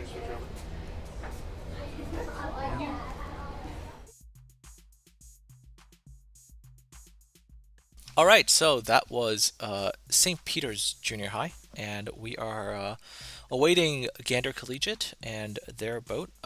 Now, definitely you've noticed that the student for St. Peter's has talked about the their vessel and the problems that they had. Now that issue is, I believe, a little bit more complex than they currently recognize. But again, they're quite young, and as you can tell, pretty inexperienced with the whole thing. So I think that there is going to be some adjustments that they can make. I do believe the next team is coming in right now, as you do see them right there. And this is Gander, right? So we've got to see what kind of vessel they have here, and hopefully I can get you a little bit more detail into what kind of vessel they have, and we'll be able to get to it. So far, I believe everything we've had so far, Ascension managed to go around the track or around the slalom course, at a steady pace. Clarenville and Fatima were able to get, I think, reasonably fast runs around the slalom course. Mount Pearl, their boat had some issues with taking on water over the bow, and St. Peter's Junior High, they've had some controllability issues with their vessel, and they're just not getting that ability to control where the vessel is going. So we'll see how Gander Collegiate does, and as I mentioned earlier, they have a wooden boat, and so there's some interesting design considerations when it comes to wood as a material. We'll see if that see how that impacts, I guess, their design once they get it into the water. And we do see their boat coming in here. My first initial feeling from what I saw is it looks a little blocky as well, although I wonder if they're going to have any of the similar issues that might have St. Peter's might have had in their vessel. So we'll see in a second here, and if there isn't, we'll also see if there's any major differences between their design and the one that St. Peter's had, and hopefully that might be an interesting kind of thing, and to see if there's kind of differences on where those differences might exist, right? So we'll keep an eye out for them here, and let's see if let's see if we can get a more in close view of their boat. Here we go. All right. So now you should notice, and this is kind of interesting, that you'll see that their rudder is a little bit further down than the one that St. Peter's had earlier. So that means that their rudder is going to see better water flow, which should allow their boat to be more controllable, right? So again, let's wait for them to get into the water, and let's see what kind of impacts we'll have. Once again, if you look at the hull, they've also got a relatively blocky hull, which as I mentioned a little bit earlier, blocky hulls have their advantages in a commercial sense, but in a, competition race sense, this might not be the ideal design, right? If you ever want to see a design that kind of is optimized for high speed, operations, take a look at any of the power boats, and you'll see that they typically have more of like a V-shaped hull, right? And the reason for that V-shaped hull, and for like those power boats and high-speed yachts, is that that allows the boat to essentially enter a bit of a plane, and which means that you put a lot of power into the boat, you take it to the top of the displacement range, and then you keep pushing, and then what happens is the bow of the vessel starts coming out of the water, and the amount of hull that is inside the water still in that stage starts to decrease, right? And that means that that a lot of power that you're putting in allows the water to enter is a a planing state, right? So definitely, if you look at this one compared to the previous teams, you'll notice that their boat is definitely more controllable, right? You'll notice that this is definitely a much more controllable boat, although not the fastest thing in the water, right? Like this is not the fastest boat out there. And another thing to pay attention to is you'll notice that the bow of this particular vessel is just a little bit, down again. And this, I think this has to do with, again, that center of gravity, right? So this is very likely that they've got the center of gravity a little bit forward, right? And by having that center of gravity a little bit forward, you have this vessel that kind of has the bow further down.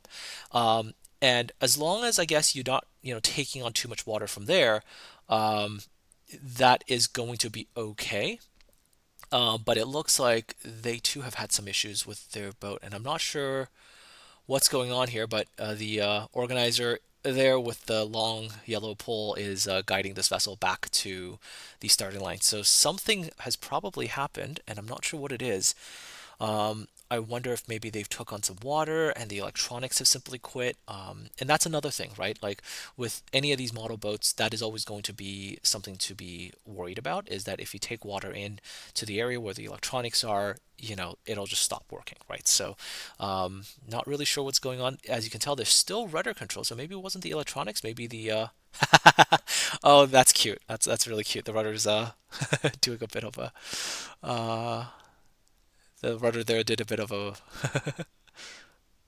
okay, so let's see what's happening here. So they're probably going to quickly try to inspect their vessel to see what is happening here with theirs. Maybe it's something to do with the radio controllers. We're not 100% sure. So they're going to open up their vessel here, take a look, and see what maybe what maybe the problem is, right? So let's see. The organizer over there is an instructor at the Marine Institute. That's Mr. Mark Wareham, fantastic naval architecture instructor. Someone very, very knowledgeable, very, very passionate about this subject. So he's probably giving the students some tips here on what might have gone wrong with their vessel and potentially how to make some adjustments. And so maybe we'll see them going back and making some adjustments, and maybe that'll allow Gander to maybe have another run here. We'll see how that goes. But for a lot of the teams here, the morning runs are scored, and then in the afternoon they have their head-to-head competitions, which it's actually really exciting. The head-to-head competitions, I think, are the most exciting things to happen. The morning is just slalom and going through a course and seeing what. Yeah, they're definitely trying to figure out what's going on with their vessel here. So we'll see if they're able to make the fixes necessary here at the finish line and get those fixes in and maybe get another run. But we shall see how that goes. So let's wait and see what happens. But yeah, of course, chat, if you're here and you're joining us, this is the 10th Annual Marine Institute Model Boat Race here at the Marine Institute of Memorial University in St. John's, Newfoundland.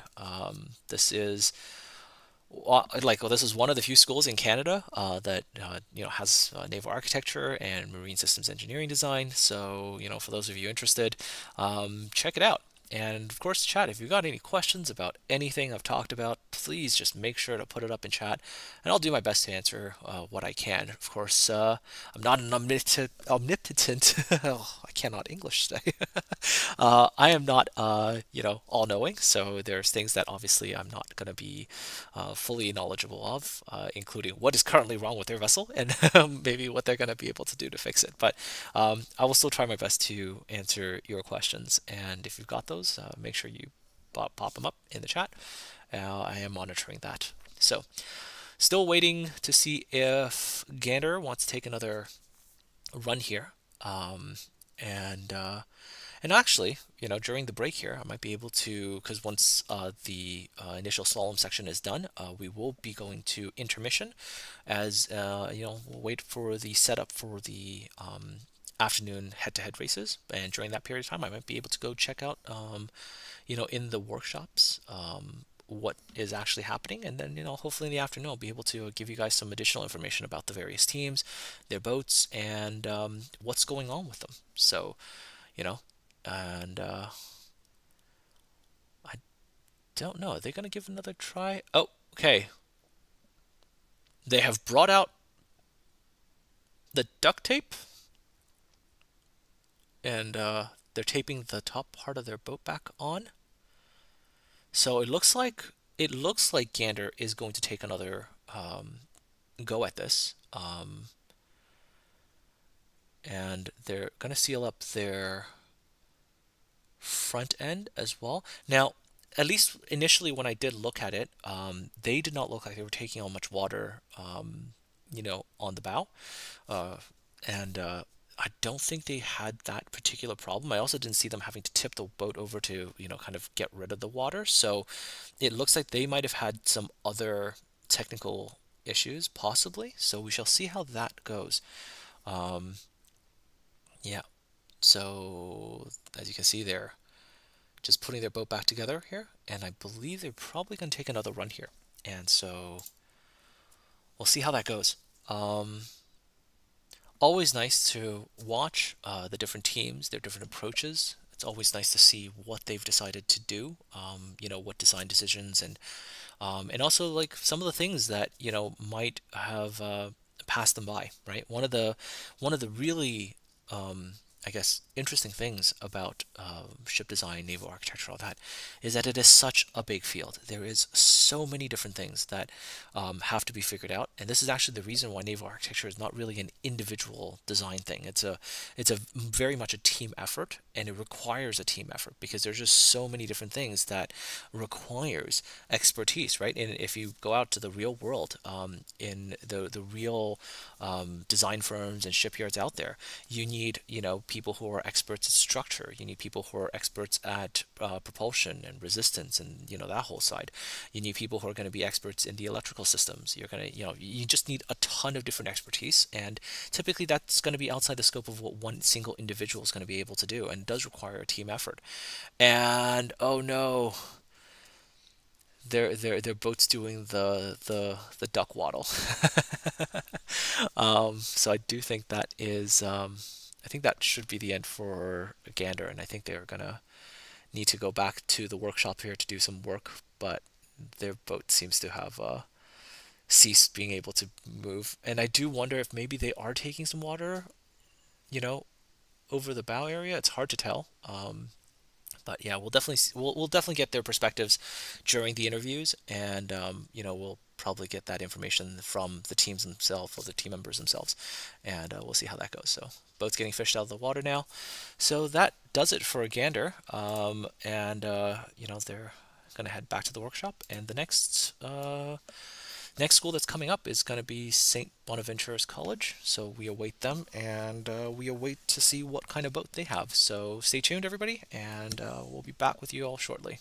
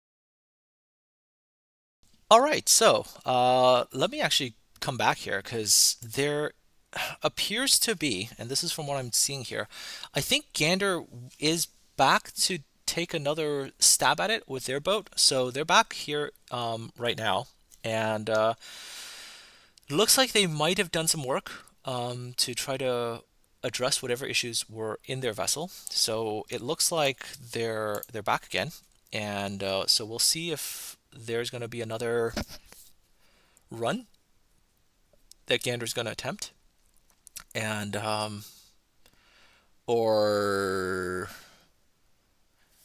actually, never mind. I apologize for that. I thought they were going to give another go, but it looks like they're actually heading off. So, anyways, we await the next team. Nice try to Gander Collegiate, but I think a little bit of work in the workshop will be good. And plus, like I said, during the break, during the intermission, I will go down to where the teams are in the workshop. I'll go check them out, and hopefully bring you some more details in the afternoon.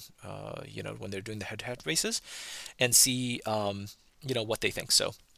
Yeah, other than that, I guess hang out with me over the next couple of hours, and then we'll be back for that. So sit tight, and if you, again, like I said earlier, if you got questions, throw them up in the chat. I'll do my best to answer them. So until then, sit back, relax. Got a lot more coming over the course of the next couple of hours.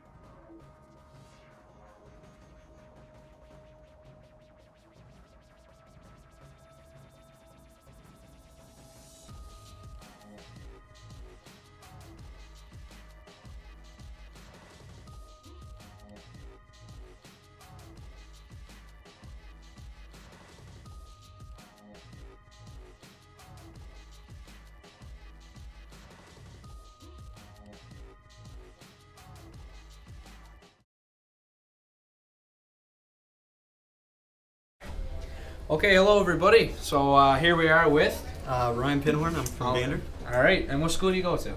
Gander Collegiate. Okay, and what grade you in? Grade 11. Okay, so I've seen there during your time trials you're also having some difficulties. Could you explain to the audience what was going on? Yeah, we've got an ECS problem, which is with the electrical speed. I forget what it was, but it's a problem with older models where the pins don't quite work right. So then the motor slowly over time disconnects and it just loses speed, and we're unable to make it drive anymore. Gotcha. So in terms of your model, what's the material made of and whatnot? Well, it's wood and cardboard thrown on the top just so we can take it off easier with some flexi spray, waterproof stuff put on it just so water doesn't get in. Gotcha. So in terms of the designs, what would you change now that you're racing and now that you're seeing how she performs in the water? Guess probably just make the top easier because we didn't, instead of having it screw on or clip on or something, we just kind of had it duct taped and glued on. And it just ended up making it very difficult to work on and try and fix the problems. Perfect. So in terms of the problem now, how are you and your team going to fix the problem that you have? Well, they have another version of the thing that controls, like the main control unit, which sort of controls the speed, controls the turning, controls everything about it. And we're going to get a new model that doesn't have pins in it, so that should be able to make it so we can essentially get an almost new control unit, and hopefully that one will be able to work. Perfect. Well, thank you for your time and have fun and good luck. Yeah, thank you. Perfect. And that was the interview with Gander Collegiate, and as you can tell, they're having some problems with their control unit, so that is probably the reason why their vessel was, again, struggling to make it around the slalom course. So hopefully, with some adjustments, they can get that fixed, and they'll be ready for the afternoon races. So next up will be St. Bonaventure's College. We await them, and we'll see what kind of things. Let's take a look at their vessel here. And so St. Bonaventure, they've named their vessel the Saint Boat Adventures, and it's a 3D printed boat that they have made, and they did that after multiple attempts with smaller prototypes. And their primary design consideration was durability as a priority, and so it looks like that's going to be their next the next team that's going to bring their boat in to compete. I do believe that there is another interview coming up, so let me get you guys that. So give me 1 second here.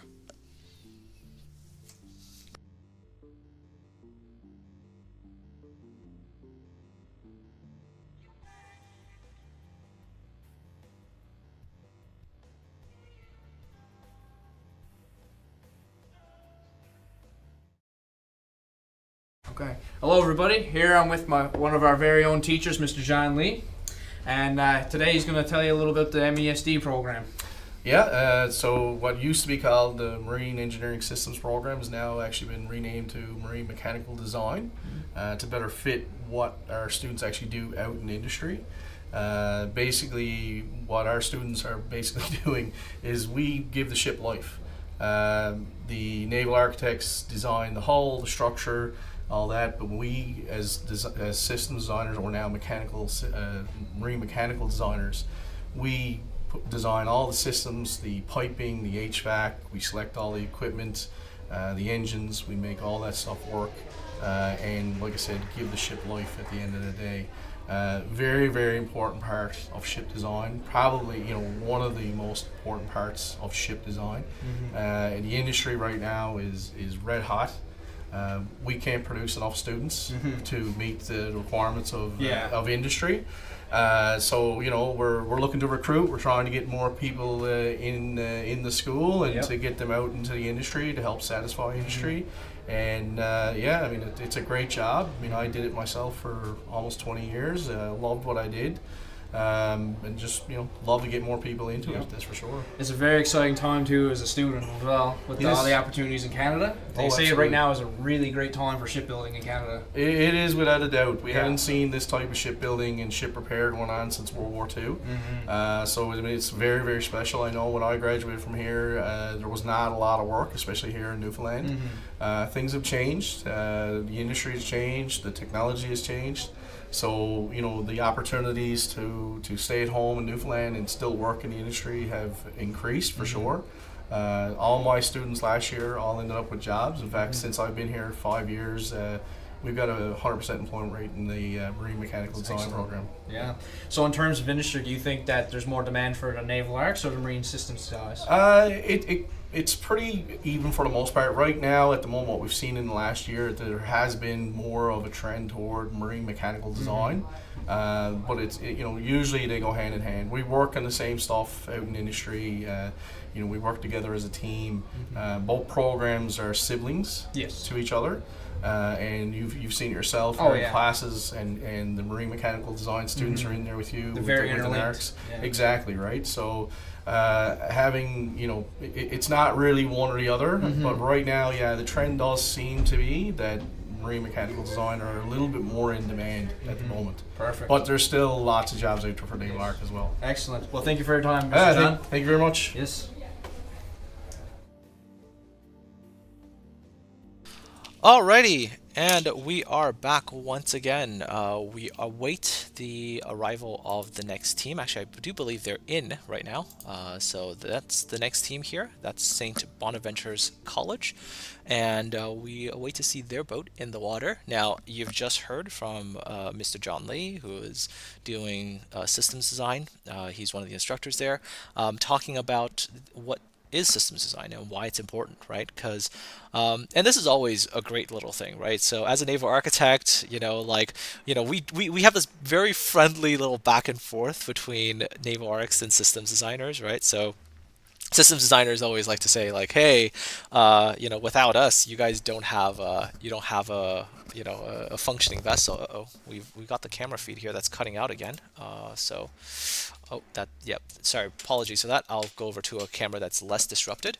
So one of the things that again, this is kind of a very fun, sort of thing within the thing is there's a bit of chirping back and forth, right? So systems designers, usually say to naval archs like, hey, without us, your vessel doesn't go anywhere. There's no systems in it. It doesn't function, which is very true because if you think about the the systems as if you have an analogy to what a human body is like, the systems are like your muscles and your your blood vessels and those things, right? The things that allow you to actually function.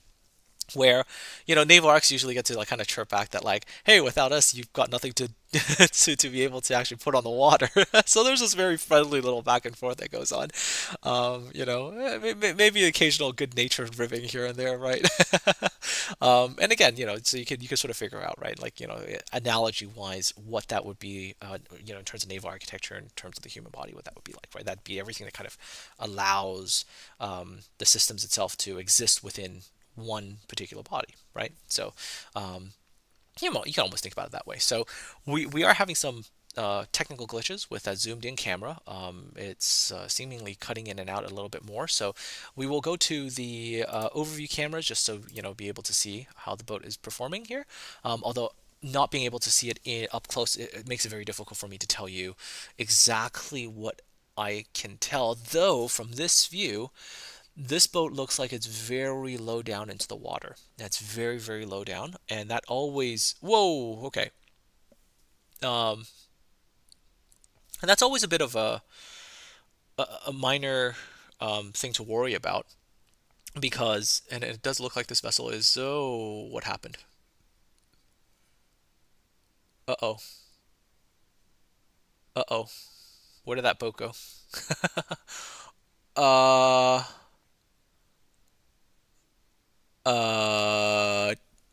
I believe the boat has been lost. Maybe it's completely... So this boat was super low towards the water, and it does look like it's gone under the platform, or it's on the other side of the platform.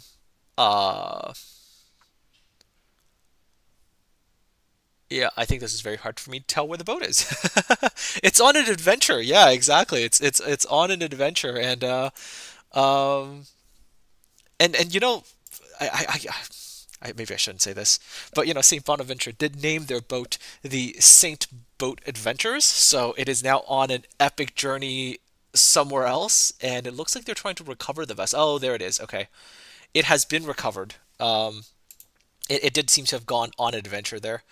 So hopefully they will be able to keep it on course this next time. And let's see. But definitely from that first look of their vessel, it does look like they have sufficient power to go fast. I mean, that boat went vroom, right? Like, it does have the power. It does seem to have that. But the boat is very low to the water. It's a very, very... Yeah, it looks like it's very low to the water, which definitely has its concerns too, right? Anytime you have a boat that just sits very low to the water, and as soon as that boat starts to go, you always worry about it, right? Yeah. Well, I mean, in some ways, if you're taking on a lot of water, it does become a quasi-submarine, right? Oh boy. That's a joke. That's a terrible bad joke. You guys can all ignore me there for a second. Yeah. These are boats. They float, and they're above water. They're not submarines. Not designed to be that way. But yeah, they look like they're just checking on their boat to see what's happening, and maybe they will make some adjustments. Right there. I mean, they're definitely getting some instructions from the from Mr. Wareham there. And yeah, it seems like they're going to go back in the waters here. So let's see if this time their boat is actually able to go. Yeah, it's going. And you can definitely see every time their boat goes forward, you can see the bow wave come up, right? So you can definitely see that. And that always brings up worries about, kind of down flooding, which is where water comes up, up from the front and then goes down. Oh, okay. They also seem to have some controllability concerns here. And they're not getting through the slalom course yet because they're not actually doing the slalom, right? Yeah, and one wonders if down flooding is going to be an issue for a boat that's low down to the water. And again, as you can hopefully see, naval architecture is, this wonderfully interesting subject because every design is a series of compromises, and sometimes you maybe over compromise on something and then you don't realize what the effect of it until you actually put it into the water, right? And so obviously with real ships, real naval architects, obviously, with experience, with a lot of all that, won't make similar type of errors. But when you're a student and you're just getting your first exposure to it, you might think of something and you design it and you think, okay, well, that'd be okay, and then you put it in the water and then you get to see kind of the results of the design decisions, right? Going too low into the water, having too little freeboard, can have problems, right? And there's just or like if your boat just sits way too low, second it starts to go up comes the bow wave and you get down flooding, and then and if that gets into the electronics and whatnot, you have boats that just cease to work. So we'll get their sort of, I guess, perspective once their boat's been fished out of the water, and we'll see how St. Bonaventure starts to think about what the issues were, I guess, is the best way to put it, for their particular boat. They're currently, let me get back to that view. I believe that vessel is going to be fished out of the water. And you can see, for example, as well, in terms of the number of teams that have successfully gotten around the slalom course, that it's not an easy thing to do, right? Like, I think so far it's only been three teams that have managed to get around. Now, it definitely does have to be said that if you look at like Fatima and you look at Clarenville, I do believe, if I remember correctly, they were here during the 9th annual boat race last year. So you can see the difference of having prior experience has on design.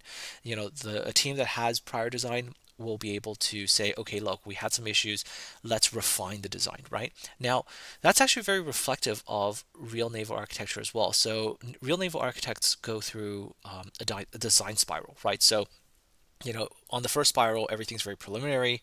You've done the best you can, but then that first design is never the one you end up with. You typically go through another bunch of spirals, right? And you go through all the stages repeatedly just to refine and optimize the design to make sure you address every possible issue that came up during the preceding stages and the preceding, spirals, right? So it's a very iterative cycle, and you should be able to tell with the way the teams are that there is this, like if you've had prior experience, then you get to refine the design, right? So Fatima, for example, has mentioned that their vessel was, a vessel that they've refined from the prior year, and that vessel, which did very well last year, they made it lighter, they made it better, and they brought it back, and you can see that kind of iteration, right? Like the vessels become better and better optimized.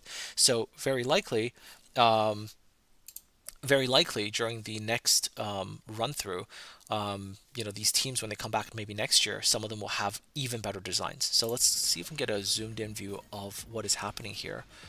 It looks like they're still discussing, so I wonder if they're going to have another run or whether or not that might be it here. So let's see here. We await to see what St. Bonaventure is going to do, and see if they're going to end up... I wish I got a nice kind of closer up view of their actual boat, but of course the camera is a bit further back, and it's a little blocked right now. But if we get that in the water again, I'll be able to give you some additional insights into some of those strengths and weaknesses of that boat, let's just say. So we'll wait to see what the team decides, and definitely looks like Mr. Wareham there is giving some tips and feedback regarding their boat. And we'll see what happens. Yep, it looks like the team is probably heading back to the workshop here.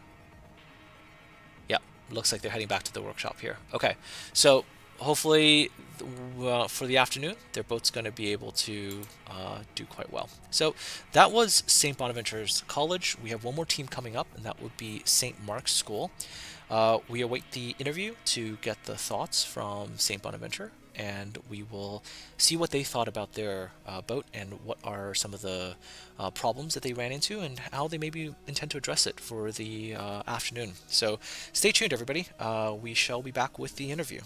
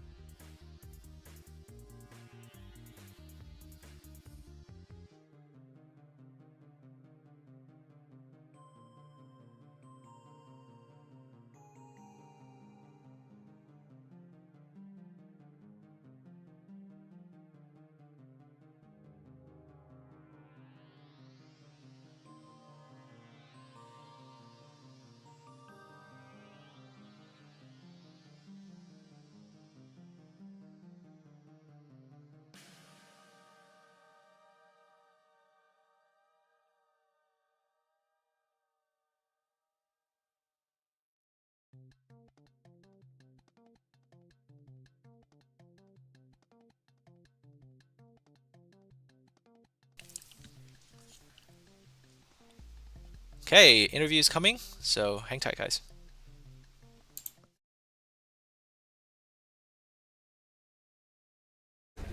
Okay, hello everybody. I'm Ashton, and here I'm with Sarah. And where are you from, Sarah? I'm originally from Ocrapick Cove, but I live in St. John's now. Okay, and what school do you go to? St. Bonaventure's College. Gotcha, and what grade you in? 12. So have you participated in the model boat race before? Nope, this is our first year. Oh, the first year for the school, or? Yeah, Oh, ever. okay. So how you find it so far? It's good. Yeah. Our boat, it actually works pretty well. It's just, I think they're having some issues with like the speed controller. Oh, okay. So controller malfunctions. yeah, something happened okay. to the last team, the same thing as well. Gotcha. So how are you guys trying to work around that difficulty? Well, they're actually going to see if they have another one for us. Oh, okay. So try to see if that works. yeah, hopefully Perfect. that will work then. Yeah. So tell us a little bit about the boat then. Some design influences and what she's made of and whatnot. Sure. So we only started about a week and a half ago. Okay. I want to say. Yeah. We explored ideas and stuff, but we have a pretty big tech course at our school, so we decided to 3D print it. There you go. If you go down and look at our display down there, we have actually a failed Oh, prototype. okay. We made a small version first. It was probably about 50%. Right. That worked perfect, and then we printed the big one, and it failed. Oh. So changed the filament and stuff. Yeah. And then printed another. So is that like a full-size. vinyl plastic or?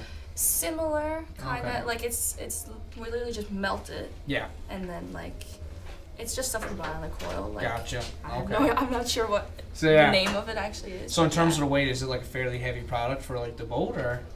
No, not Okay. really. No. So I guess that wouldn't really affect your buoyancy too much then. in No, that our case. boat's only 4 pounds. Gotcha. All hardware included. So you're in grade 11, correct? 12. 12. So would you think you'd ever consider coming here? We have a lot of fun here at the Marine Institute with the Naval Architecture program. Well, I actually. You can't go wrong with the mechanical one I either. applied the first day it Oh, opened. okay. Yes. Yeah. Well, hopefully you get in. I did. Yeah. I'm doing marine engineering. Oh, okay. At MUN. No, here. Oh, I here. applied Oh, to perfect. Marines. Yeah. Yes, that's a great program too. A lot of great opportunities now in the industry. Well, good luck with the race and have a Thank great you. day now. You too. Perfect. All right, and we're back, and that was St. Bonaventure College, and as you have heard from them, they too seem to have some controller issues as well. All right, so the last team is St. Mark's School, so let's jump to a view of them. There we go. Okay, this boat actually looks very familiar. Surprise, surprise. Because if I remember correctly, well, I mean, let's give you some information first. They've named their boat Hunky Dory. It's made out of Lexan material, and so they've had apparently multiple ideas for their designs, including material, water resistance, weight, and steering. Now, this boat, I do remember kind of seeing last year. It's a kind of a maybe an improvement of the design that they had last year. Last year, if I remember correctly, this particular boat, when it came, had some issues when it came to getting taking water on board. If I remember correctly, last year this boat took on a lot of water. I don't think it was very waterproof last year, so it had a lot of problems with that. It looks like they've probably made some improvements here, and we'll see by the end of it if that actually is true. But you can definitely tell with this one, when they're going, you see the bows starting to come up a little bit, right? So it might be, and I'm not sure if they've gone full power yet into this, but it might be kind of getting into a little bit of that, planing zone. We will see that, assuming that maybe they give it a little bit more power. So the way you always want to kind of visualize this, I guess, oh my gosh, see if I can be able to explain this, to those of you watching, is that the way that, you've got ships and power is that let's say you have a displacement hull, right, which is what you start with. So that's where like the boat itself is just sitting completely in the water, up to its draft line. And as you go faster and faster and faster, the amount of resistance you encounter increases. So the amount of power you need to keep going faster increases. It's almost like exponentially up, right? But then at a certain point in time, as you keep going up and up and up, there's a part where the hull starts to come out of the water. Now, what happens when the hull starts coming out of the water is that the amount of area that exists under the water decreases. So the amount of resistance that you're getting starts to go down. And what actually ends up happening is that there's a bit of a fall off in terms of speed and power required as you enter into the planing zone, which is great because you kind of go faster, right? And then as you want to keep going, even beyond that, of course, more and more power is required. So just to kind of give you a sense of, what's going on there. Now, I'm not sure if they're going at full power. So I don't think they are. So their boat is just kind of at that borderline, I think, between sort of like full displacement and starting to get a little bit of that planing action, but maybe not enough yet to get that sort of high level of performance that you would get from a planing hull. So we will see. Now, if I do also remember correctly, and you might have to correct me if I'm wrong here, because I do remember seeing earlier that if you look at this vessel, the hull shape on this one is different from some of the other vessels we saw, right? So with the previous two, it was a very blocky, very, very full hull. And I do believe this one is a bit different. So if you can see from the aft end right there, you see it's a bit of a V hull. And V hulls are very, very typical with a lot of planing vessels, right? So yeah, it's not a very dramatic V. No, actually, no. At the rear, it's definitely much more significant. You can definitely see that. Yeah. So, yeah, it looks like they're happy with their run, and I believe that's it. Yeah, they're happy with their run. So, they are, I believe, only the 4th team today, I think, that's managed to get around the whole course here. So we await to hear from interview from St. Mark's and to see what their thoughts on their boat is. But yeah, good job to them. They've managed to actually complete the slalom, being the 4th team to do so. So, right, up ahead on the schedule, there is going to be intermission during the, I guess, period of time from now until the afternoon races, where the teams are going to be able to continue working on their boats in the workshop to see if they can get some adjustments made for the afternoon head-to-head races. And of course, we will be back during that period of time to continue broadcasting. Of course, we will be going off to intermission, and I will be able to go and maybe check out these boats in the workshop in person to maybe get you some more interesting information about individual teams and stuff like that, for the afternoon. And to see if, see how things go, right? So stay tuned. We'll bring you the interview shortly. Of course, for those of you in the chat again, if you want to ask any questions, type it up and I will do my best to answer. Once again, this is the 10th Marine Institute Model Boat Race held here at the Marine Institute of Memorial University in Newfoundland and Labrador, and the city of St. John's, Newfoundland. So, yep, stay tight, hang tight for the interview, and we will be right back.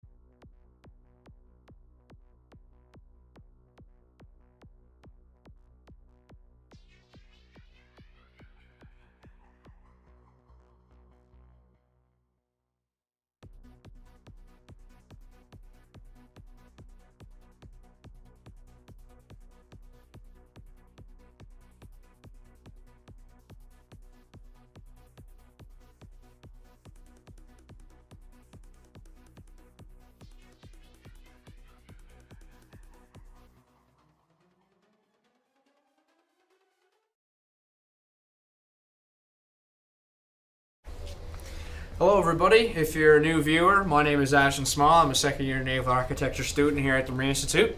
And here I have Maggie Long. And Ethan Furlong. So where are you guys from? St. Mark's and Kings Cove. Oh, that's the school, or is that the town? That's the school and the town. Oh, okay, gotcha. So what grade are you guys in?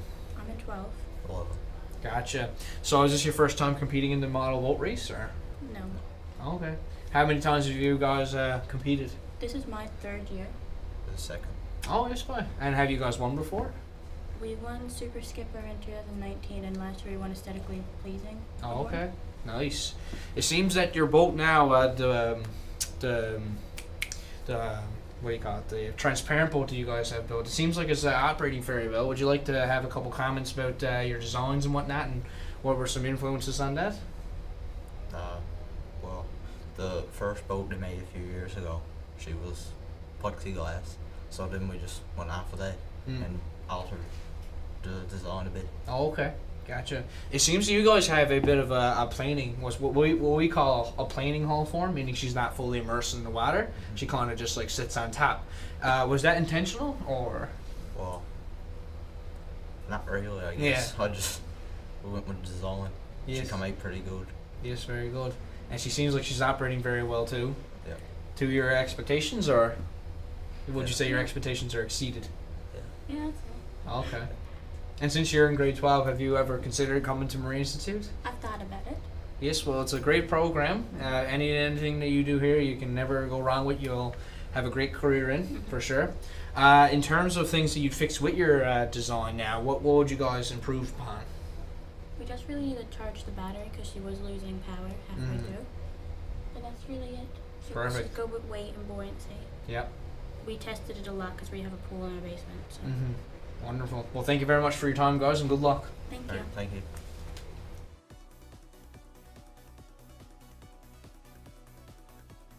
All right, and we are back. That was the interview with St. Mark's School, and you definitely heard from the participants that this is actually not their first year, and this is what I mentioned earlier, that as you get more experience with these competition type things, you are able to iterate your designs and make it better. So that is definitely something that you heard them talk about, that this is not, because this is not their first year, that they've had some time, they've had some opportunities to iterate and improve upon prior designs, and so that's why you see their design being a little bit more mature compared to teams that are competing really for the first time, right?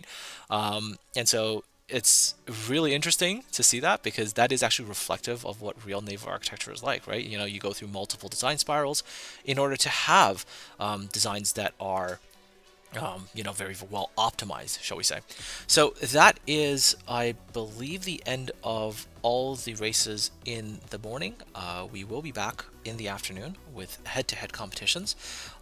So we will be going, to my understanding here, sorry, I'll have to turn off the music there for a second.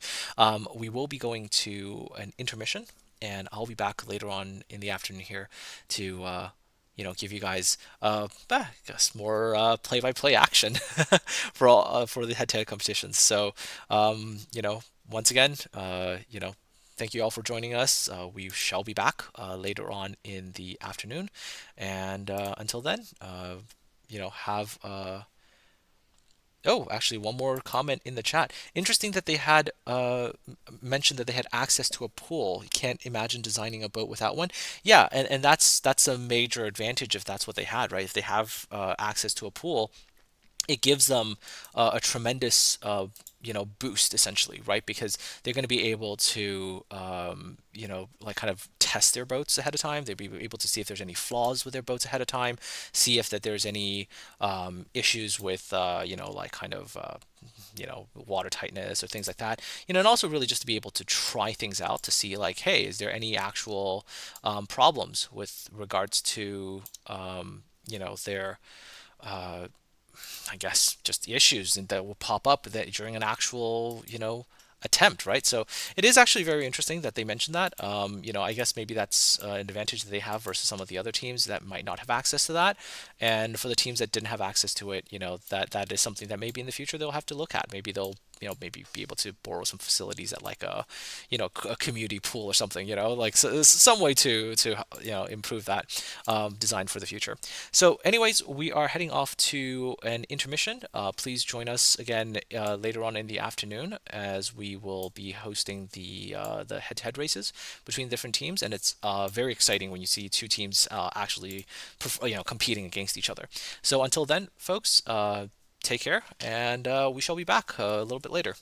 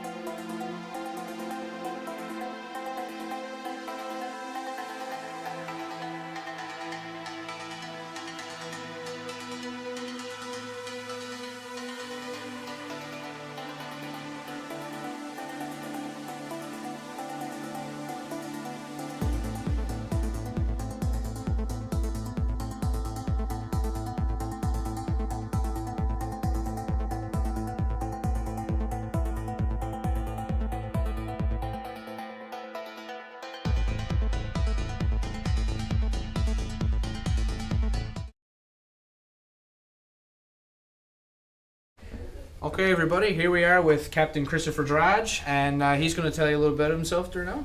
All right, well, great to see you, Ashton. Yes. I'm really happy to be here. This is my first model boat race here at the Marine Institute. I'm new in the role with the School of Maritime Studies. Very excited to be here.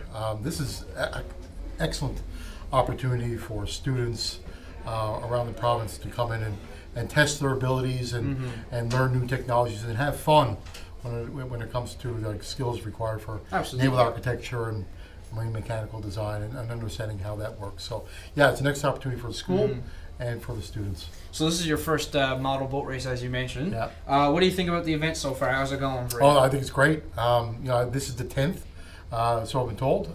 Ken Baker, head of the program at Naval Architecture, started this with the support of others in the program, and of course, it's continued over the years to where now it's almost it's a well-tuned machine, and every year it seems to be getting better. And today is no different. Great participation. We got I think 8 or 9 schools here from all across the province, and always looking for more.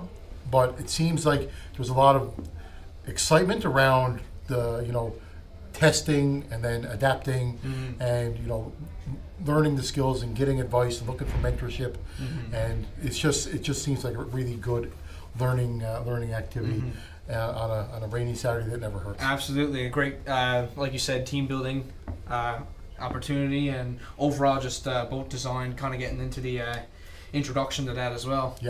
Yeah, no, and of course, here at the Marine Institute, we do have programs that we are, focused on with the delivery of this model boat race, and that's the naval architecture and marine mechanical design. But we also offer other courses and programs in the maritime industry. But those two are very focused in this event, and those are where we get the support functions from as well with the faculty, instructors, and the staff. It's an awesome opportunity. Yep, and especially right now, like in Canada, is a really exciting time for shipbuilding and whatnot. So right now is an excellent time to be a part of both the programs. Yeah, and a lot of our sponsors, which we are very thankful for, of course, because they're the ones that actually make this happen. A lot of funds are required to put off an event like this. But you're right, with Canada's national shipbuilding strategy, new advances in technology, in the energy transition, there's a lot of opportunities for professions in the naval architecture and marine mechanical to succeed immediately upon graduation. Perfect. So yeah, this, the skills that they're building here will hopefully, build, some interest in joining these programs, and then the sponsors and the companies that are out there looking for graduates will be lined up, ready to hire when they graduate. Absolutely. Well, thank you very much for your time, Chris. No, thank you very much, Ashton. Thank you.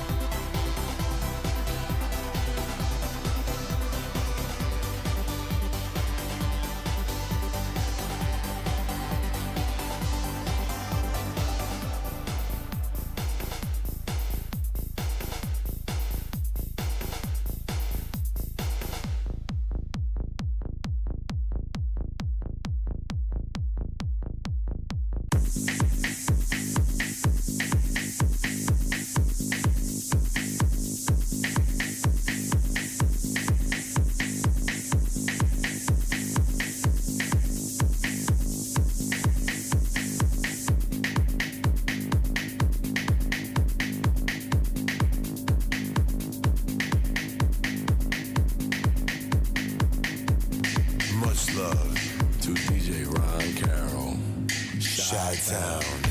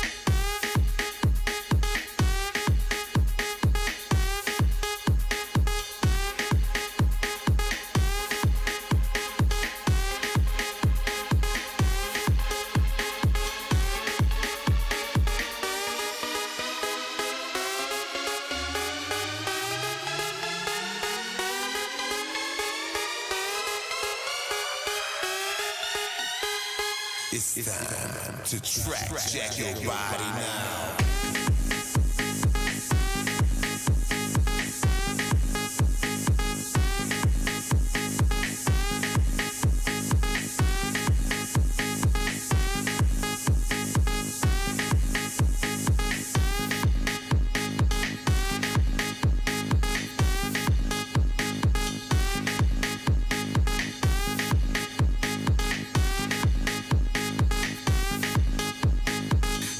Jack this body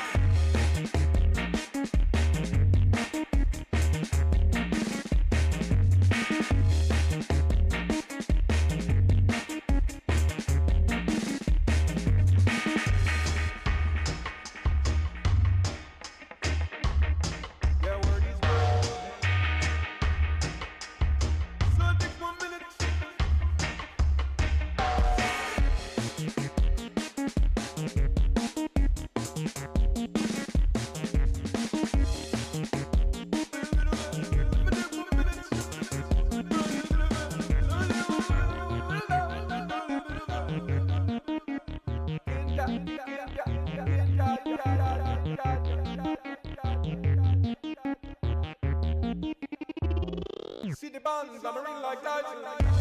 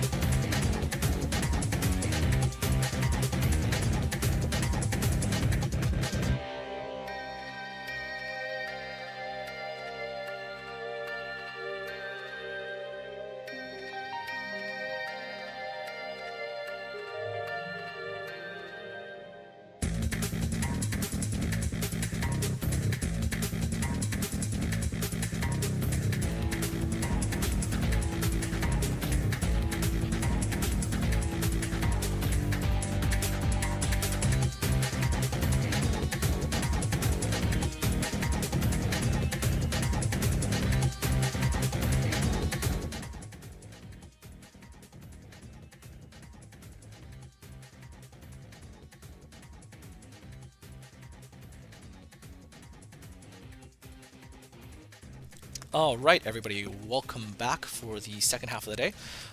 So in the morning session, 4 teams have managed to actually complete their runs and post a time. And based on the times recorded, Fatima Academy is currently in first, Clarenville High School is in second, St. Mark's was in third, and Ascension is in fourth. Now, the way the competition works is that the top finishing teams in the morning race will be eligible for the morning race prizes, and now essentially it's a whole new thing all over again as they do head-to-head races. And the current schedule for that will look as follows. We've got Ascension Collegiate facing off against Clarenville, St. Bonaventure is facing off against St. Peter's, St. Mark's is facing off against Gander, and Fatima is up against Mount Pearl Senior High in head-to-head races. So as we get to the actual competitions when the teams have gathered, we will transition to that. So for now, this is the scoreboard. Oh, sorry, the schedule. Apologies. And another thing is, I want to introduce a new co-caster who's going to be with us for the afternoon. So if you want to say hi, come on in and say hi now. Hey all, I'm the new co-caster for the afternoon. Listen, I'm just really excited to see what these teams have in store for us. I think it's going to be afternoon full of great fun, some great runs. It's going to be fun to watch. All right, and that's fantastic.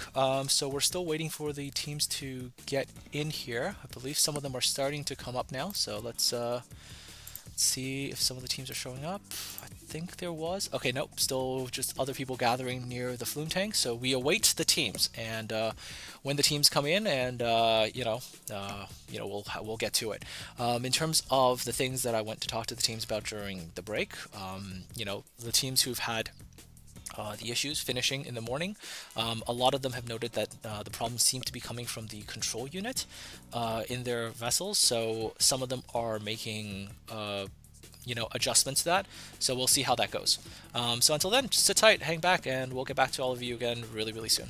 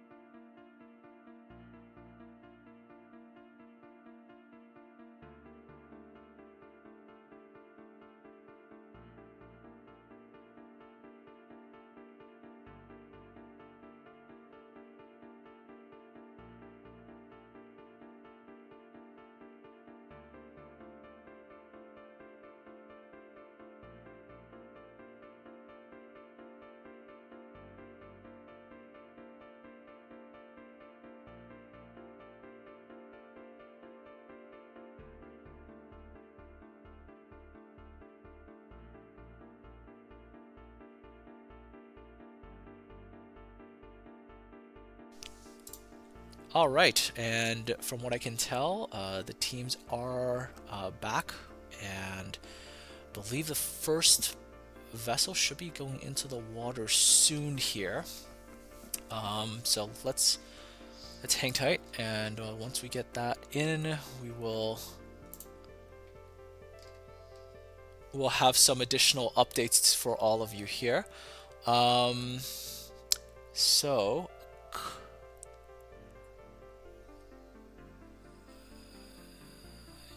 Okay, so I've just been notified that the first teams are on deck currently, and I do believe this team here is Clarenville with their vessel.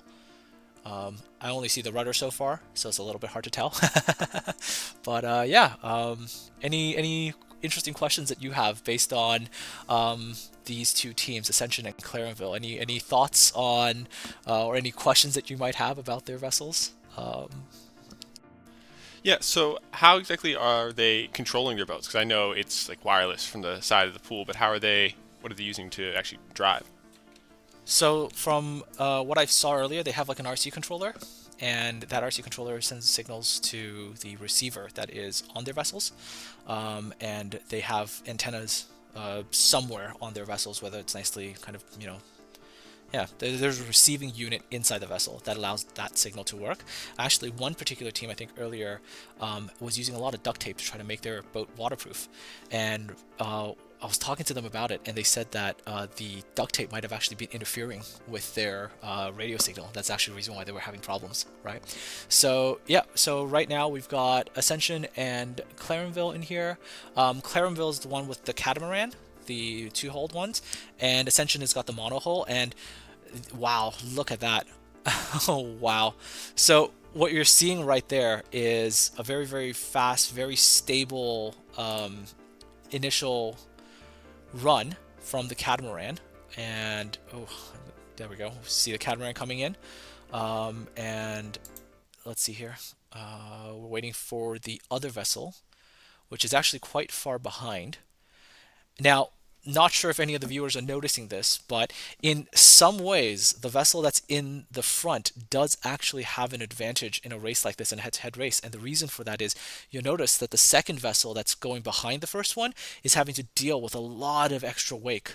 Right, there's the catamaran's running the front, it's generating a wake behind it, and it's generating essentially other waves, and if you're the vessel behind it, you've got to kind of fight your way through it, which is very, very challenging, and you can see how it's impacting the vessel's performance, right? So Ascension's vessel is just having to fight its way through, where the catamaran just took the lead and just kind of never gave it up. So, there's some interesting things to keep in mind when we're talking about this kind of stuff. So, and actually, I don't even know if oh, there it is. Okay. So we see Ascension's vessel coming in here to the finish line, and Clarenville finished sort of way ahead of time. Yeah. Yeah, that was super impressive from Clarenville. I mean, right from the start, they just took off and didn't look back. It was really, cool to see. And I could see what you were talking about with the wake, and sort of Ascension's boat was like bobbing a lot more, and it seemed like there was a lot more sort of turbulence in the water that was probably causing it to slow down a little bit, which is tough when just from like right from the start they were behind, and it's just makes it even more difficult to catch up. But it was a great run. I mean, they both made it through. It's good. Yeah, and another thing to kind of actually keep that in mind as well with regards to the performance differences of the two vessels as well is that, and this is something I talked to Ascension about earlier, is that they haven't really gotten their vessel onto a plane either. So at the start, if they don't have the advantage of just being sort of very good in terms of stability and everything just to get their vessel going, it's harder for them to catch up later on because they're essentially a displacement vessel, right? So most of their hull still stays within the water, and they don't get the advantage of getting some of the hull out of the water and thereby reducing resistance and being able to go faster. So one of the things that maybe Ascension will have to consider in future runs is to make that adjustment and hopefully get a bit better performance out of the vessel in the future. But round one goes to Clarenville. Oh yeah, I can. So is that with trying to get the front of the boats out of the water, is that like a weight distribution thing, or does that have to do with your propulsion? Like, what does that involve?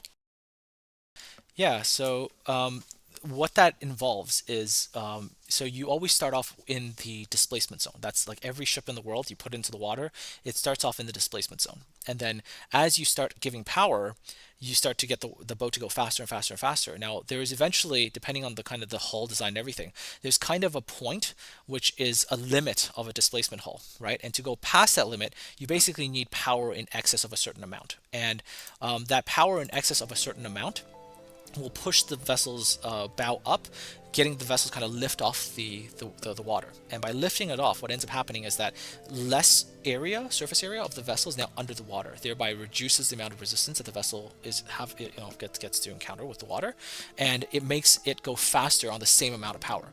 Now, of course, if you have additional power beyond that, you can make it, while it's in the plane, to go even faster, right? It's kind of like the design of a speedboat, if you've ever seen it, right? The speedboat starts off kind of flat, and as it kind of accelerates, it starts to lift off the water, and then it can go really fast, right? It enters that planing zone.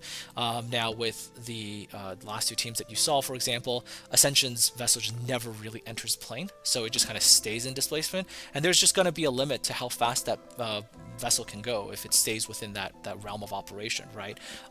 In terms of, if you ever look at, and this is about to be a really technical naval arc here for a second, but if you get into like Froude numbers or whatever, pretty much there's a certain Froude number that's like the limits of the vessel, and because of that limit, that's the point where like, you want to go past it. There's a lot more power to give, right? And you also have to have the right kind of hull. If your hull is meant to be a displacement hull, it won't enter plane. It just won't. It's just designed that way.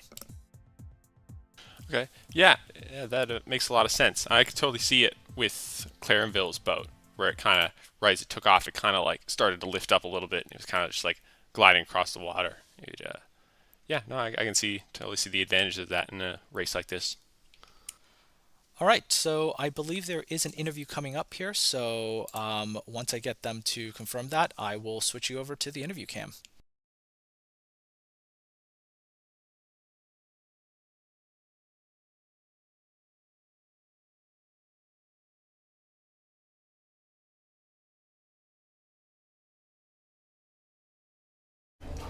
Hello everybody, here we are after the very first race of the competition with Logan Noseworthy and Benjamin Eddy. And which school are you guys from? Ascension Collegiate. Okay, so unfortunately you guys didn't quite make it through with completing the race on time, but what would you guys do differently with your hull form? Well, we definitely reduce this so we can get more water flow into the propeller. Right, okay.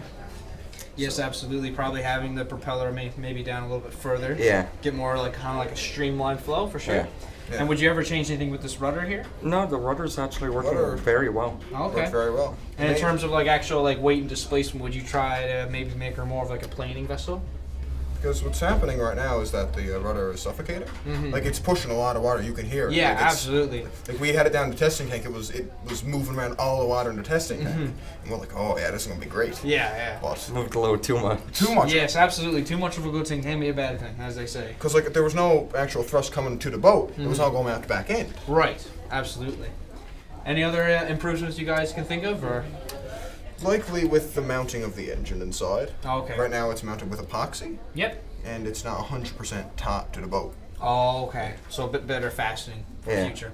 Perfect. Well, thank you very much for your time, boys, and you did a very good job. Thank you. Thank you very much.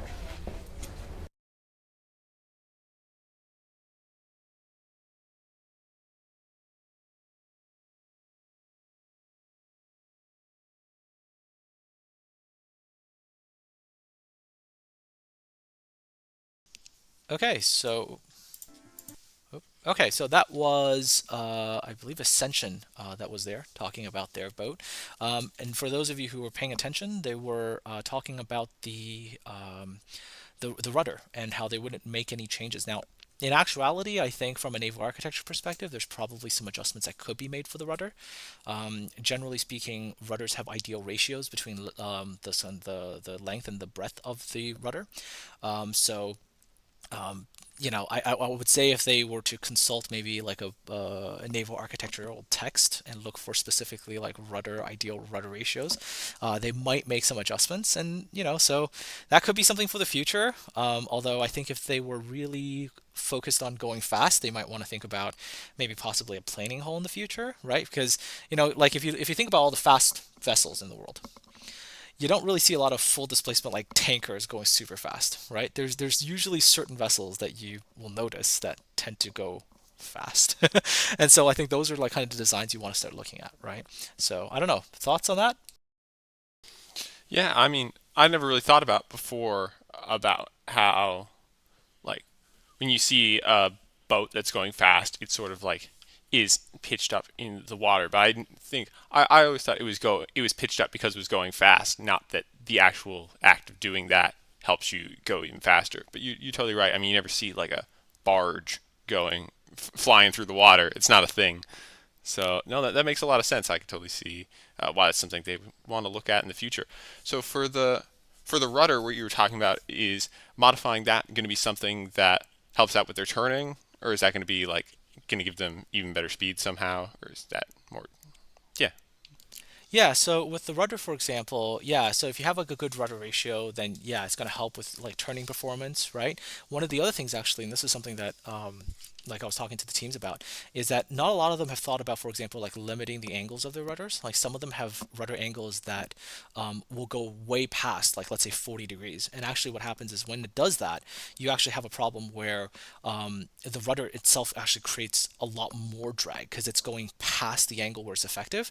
And so some teams, that didn't really limit the angles of their rudders to a certain range will actually experience that. Like they'll probably like pitch the rudder over to try to get their boat to turn, and they'll actually bleed speed from it. So that's all things to consider when just designing just the rudder, right? Because obviously in terms of like the propulsion kit and everything like that, the shafts and all that stuff, that's all provided, right, as a sort of a pre-packaged unit. So it is different for them to consider other factors, right? I mean, it's fine. Some of the teams are, this is the first time here, so they're definitely going to spend some time to try to I guess learn from it and get better next year. Okay, so next up we have St. Bonaventure's College and St. Peter's Junior High. Now, I do believe these two vessels struggled in the morning session, so let's see if any adjustments they have made is going to help. So here we go. So if I remember correctly, St. Peter's Junior High is the one with the big red boat. I think the one that looks kind of like a very full tanker type of hull, and St. Bonaventure's is the one with the very, very flat hull. And we saw some of the problems they had earlier in the morning race, where the big blocky vessel just had a lot of problems with controllability and stuff like that. Now, not sure if that was because of the cause of that control unit that was having issues, or whether there's actually some issues with the design.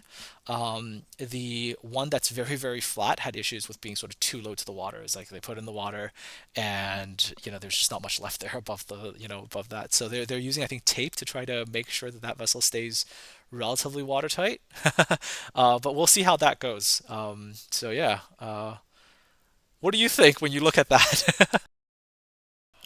No, I can see exactly what you're talking about, where that the boat on the left is like super low to the water, and any water that's kind of splashing up could end up getting inside of it and then weighing it down more. And then, wow, though, it's off to a good start so far, though. It's flying pretty fast.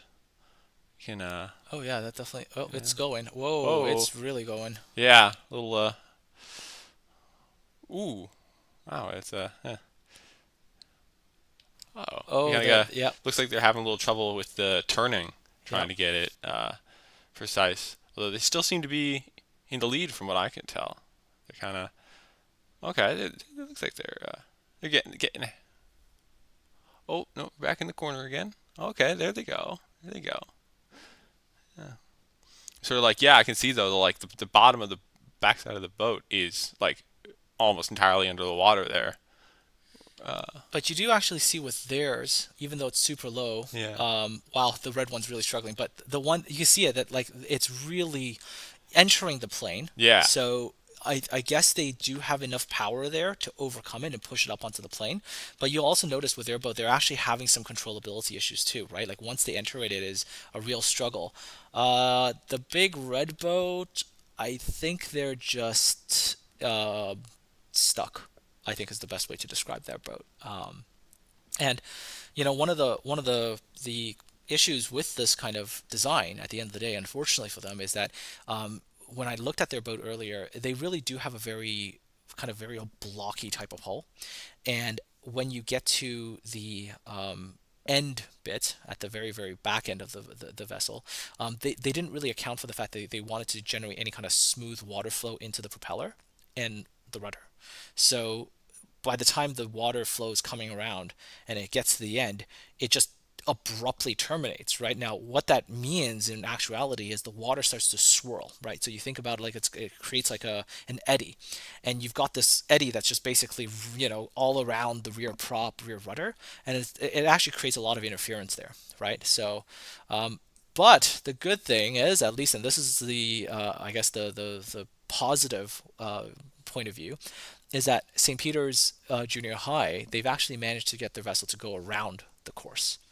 And that's a real big plus, I guess, compared to the morning, because in the morning they couldn't really get anywhere. They got like, I guess a quarter of the way down the course, and then the boat just didn't want to go anymore. So the fact that they managed to do a full lap, I think that's a really big pro. So, but I think it's comfortable to say that St. Bonaventure for this round is the winner there for sure. Any thoughts on that race? Yeah, I mean, I think St. Bonaventure put up a great performance. Got a couple of laps in there, even though fought through some control issues, but I think they put up a great performance. And I mean, St. Peter's, they got a lap done. That's good progress. Hopefully they can get things fixed up for their next run. I wanted to ask about what you were saying with the getting the water flow properly for the thruster. So is the thing they want to modify it sort of have a taper on the back to allow the water to flow directly into the path of the thruster, or is there some other stuff they're gonna have to modify? Yeah, actually, that's exactly it. It's when you look at a real ship, even the really blocky cargo ships and things like that, even though they're really full hull forms for most of the vessel, so what naval architects call the large parallel mid-body, right? They're very square, very blocky. Once they get to the stern area, which is where the propeller and the rudder is, they taper inwards, quite, into quite a streamlined shape, just to allow good water flow. So that is definitely something that I think St. Peter's would want to look at for their future competitions. Now, if I am correct, I believe there is another interview coming up with one of the teams that was involved in that last race. So when they are ready, I will transfer us over to the interview. And yeah, any other thoughts? Any other questions? No, not at the moment. I'm just looking forward to seeing what the next team has in store. Yep, and of course, next team is St. Mark's School and Gander Collegiate. Now, earlier, if any of you still remember this, St. Mark's is the one with the see-through boat that actually was pretty fast, I think, as they went around it. And Gander is the one that tried the wooden boat, but they I think in the morning they struggled with the control unit as well, so hopefully in the afternoon it will be a bit better for them. So we're still waiting on the interview, but we'll be back when that happens. And I do believe they're getting set up now, so once they're ready, we'll get that interview lined up for all of you.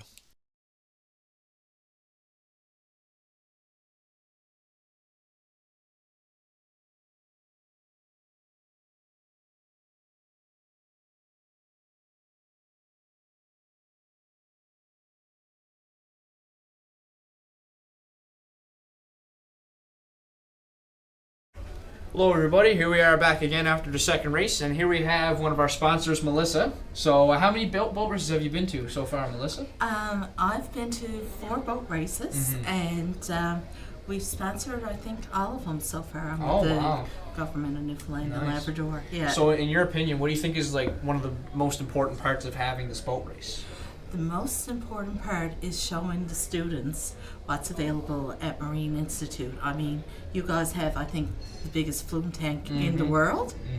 I think that's correct, yeah. Yeah, at least in North America, so that's pretty cool, and all the different programs that they get to see.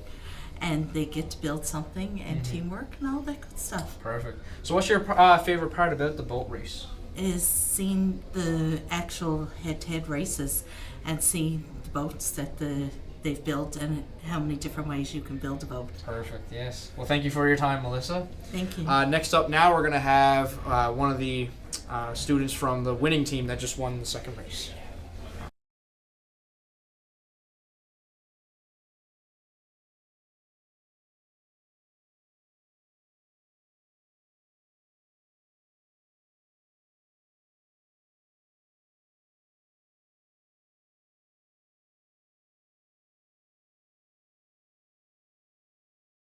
Okay, so congratulations on winning your second race. Thank you. What would you change with your vessel? Because I kind of seen she was kind of going in the waves a little bit, so maybe some weight distribution kind of. Yeah, and I think just getting a bit of the hang of the throttle too. Like the first lap was a bit bumpy, but the second time I got the hang of it, so it was a bit better. Yeah. And I guess, well, this is your first year competing, correct? Yeah, we've never so been here before. Next year, maybe looking to getting maybe a different rudder other than the floppy disc for sure. Yeah. Yeah, definitely. Yeah, for better directional and whatnot. But other than that, anything else you would improve? Maybe a different hull design next year. I mean, this is the first time, so we just kind of Yeah. threw something together, printed it. Yeah, and maybe just, like, it having floats, so maybe it having it a works. little bit higher so that you Yeah. don't get that much kind of like going in through the waves because Yeah. that really like impacts your speed Your for sure. speed, yeah, exactly. Absolutely. Well, thank you very much and good luck for your next race. Thank you.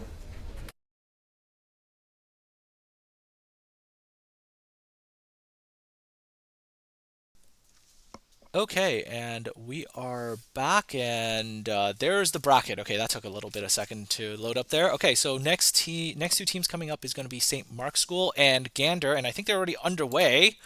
I think, or are they? Actually, no, never mind. I thought they were underway because I saw something going already, but no, I think so. It was just somebody giving it a trial run when they got in the water there. I don't think they're actually racing yet. I think that's just somebody giving it a try because the second team's boat I don't think is in the water yet. I believe they're.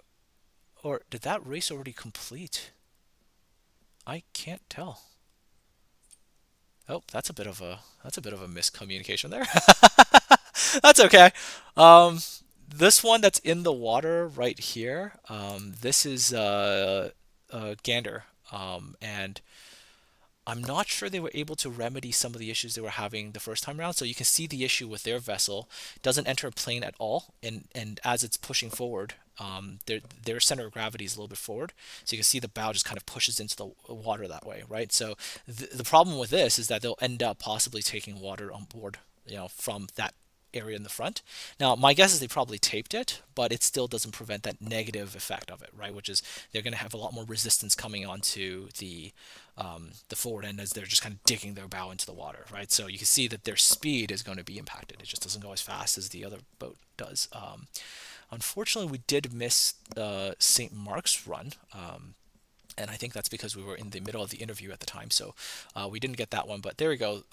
This is Gander Collegiate's boat finishing the race, and yeah, I guess that's it. They're coming out of the water there. Okay, so I think it's safe to say St. Mark's was able to finish that race a lot faster, right? So Yeah. I mean, from what I saw, it looked like Gander Collegiate still put up good performance. Their boat may have been a little bit slower, but they were still solid. It seemed to control well. They were able to drive the course pretty well. I could see what you mean though about the bow going down a little bit too much. I feel like you'd also run the risk of having water sort of splash up on the top and maybe getting into where your electronics are and causing some damages, and that's no fun. So definitely something they can improve on for their next run, I would say. yeah, that's definitely something that I think a lot of the teams here, who are first-time teams when they come, and I do believe Gander, I think this is their first time here as well.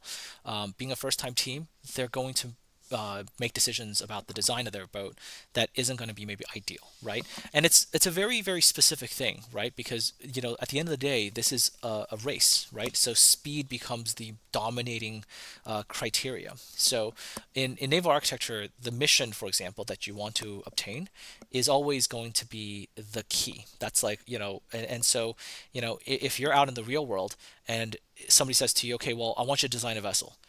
And your question is going to be like, okay, what do you want this vessel to do?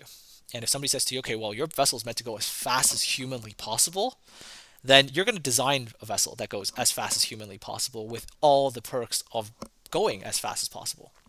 Where if somebody says to you, look, I just want a vessel that carries the max amount of cargo, you're going to end up with a vessel that carries the max amount of cargo without going necessarily the fastest, right? So really great example, if any of you are interested in ship design, is if you look at Navy warships. Navy warships always have hull forms that tend to be relatively fine. They're meant to go fast, right? If you look at the very extreme cases of Navy warships, if you look at the U.S. Navy's littoral combat ships, those hull forms are designed for one purpose and one purpose only: to get those large vessels to 40 plus knots. So a lot is committed to that speed. But if you look at a container ship, who's maybe meant to do 20 knots, nobody's going to design an ultra fine hull form, right? Because it's all about carrying as many containers, as many TEUs, right, to 20-foot equivalent units as possible. That's the whole point. And so you'll always see that kind of trade-off in terms of what the mission is, right? So whenever we're looking at the competition here, and I apologize for delaying the I think did St. Mark's vessel not work? Because because we didn't see that race Okay, all right. So I just got corrections from someone. St. Mark's vessel apparently did not function. So actually, the winner of that last race was Gander Collegiate. I apologize for that because we never got a bit of a heads up about when the race was actually beginning while we are still in the interview. So we never even we never saw what happened there. So, anyways, a correction to that is Gander is the winning school from that last, the winning team from that last race. So yeah, and that's exactly, going back to what I said earlier. It's just the whole form will play a huge role in terms of what you end up with, right? So generally speaking, if the intention is to go fast, you generally want to go towards the go fast type of hull forms versus the slower, more cargo-oriented types, right? All right, so next up we've got Fatima Academy and Mount Pearl Senior High. For those of you wondering, Fatima is the one with the orange boat there. The one that performed very well, was first place in the morning slalom runs. And if I remember correctly, Mount Pearl, they had some issues with the pontoon boats earlier. And yeah, so we'll see how they do in the afternoon. Maybe Mount Pearl is going to have their vessel fixed and maybe it'll do a lot better. So we'll see. Yeah, I want to ask about where you're talking about the hull shapes. I know some of the teams have like the catamarans with the two hulls, whereas a lot of the other teams, like you can see, Fatima with the one large orange hull. Is there like a difference between those two when it comes to speed? Is like one necessarily better than the other, or is it more about like the shape than the one versus two kind of thing? Yeah, so there's always a trade-off between catamaran or trimarans and monohulls, right? So one of the major advantages of catamarans is they're incredibly stable. Like catamarans are just really, really stable. But with the way they've, they've been designed or whatever, you'll generally see that the catamarans will have problems, getting into like a planing state. They'll tend to stay kind of in their displacement form and then kind of go that way. And wow, okay, this is good. Mount Pearl, their vessel is performing well. They're going around nice and steady. And you can kind of see a little bit of that sort of rigid hull inflatable boat, like, those kind of Zodiac type designs, right? Where now they're kind of getting up there. The front end of those, the two, I guess, pontoon-like things are kind of coming out of the water now, so they're not creating as much resistance as it was earlier. Although you can still see right there as the water's kind of running over, that is still a contributing factor, right? Like realistically, maybe in the future they would have like created kind of a more of a rounded shape in the front so it all connects and doesn't create that. But hey, they're getting around the course and they seem to be doing reasonably well. I don't know where Fatima's vessel is. Because Fatima had a great morning run, but it looks like their vessel is having some kind of issues in the afternoon. Oh, is a surprise upset about to happen here? Because it looks like, and I believe an upset has happened. Oh, I think that's a pretty significant upset here, because Fatima with that great run in the morning, looks like they didn't finish. I think their run didn't complete, so I believe it's Mount Pearl that is moving on to the second round, and Fatima is out. Whoa, what a... Yeah, I don't know if anybody would have necessarily predicted this when the run started, but I mean, it was a great job by Mount Pearl fixing up their issues from the morning and getting the boat ready for the afternoon runs. And I mean, the boat looked great out there. It drove the course, was stable, they controlled fine. It was looking great. And I mean, you really feel for Fatima in this scenario with the great start this morning, and you hate to see it. It's the worst part when you have something that's working and it breaks down right at the last minute. So you feel bad for them, but hopefully they can bounce back later this afternoon in their future runs and really put on a good show, like we know they can after we saw this morning. Yeah, and actually, I believe Fatima will probably end up in the bottom bracket, I think, as well. I think they're going to end up in the losers bracket, I think. So I'll show you what the updated one looks like here for all of you looking at that. So Mount Pearl moves on, Gander moves on. Both St. Mark's and Fatima are out. Those were the two that actually did relatively well in the morning. So that's really surprising to see, too. And then of course, yeah. So we'll see how the winning teams actually end up competing and see. Wow, there's some real surprises. I mean, I would say, just kind of based on things, I would say Clarenville right now might be the clear favorite with their catamaran because that catamaran just went beautifully, right? Like you remember that first run with a cat, it just went through the whole course stable, really stable, no issues, and so maybe they are the current favorites. So I don't know, anybody else that you think is gonna maybe put up a good run? No, I mean I totally agree. I think Clarenville looked fantastic out there in their first run. They were very very impressive. Yeah, I would say although. I mean, after what we just saw in round one, I definitely say that it's anybody's game. I mean, like we saw, lots can change in a couple hours. You never know what's going to happen in the next run. It looks like maybe we have another interview coming up here. Yes, we do. So we'll get you an interview with the Mount Pearl Senior High team, and we'll get that to you really, really shortly.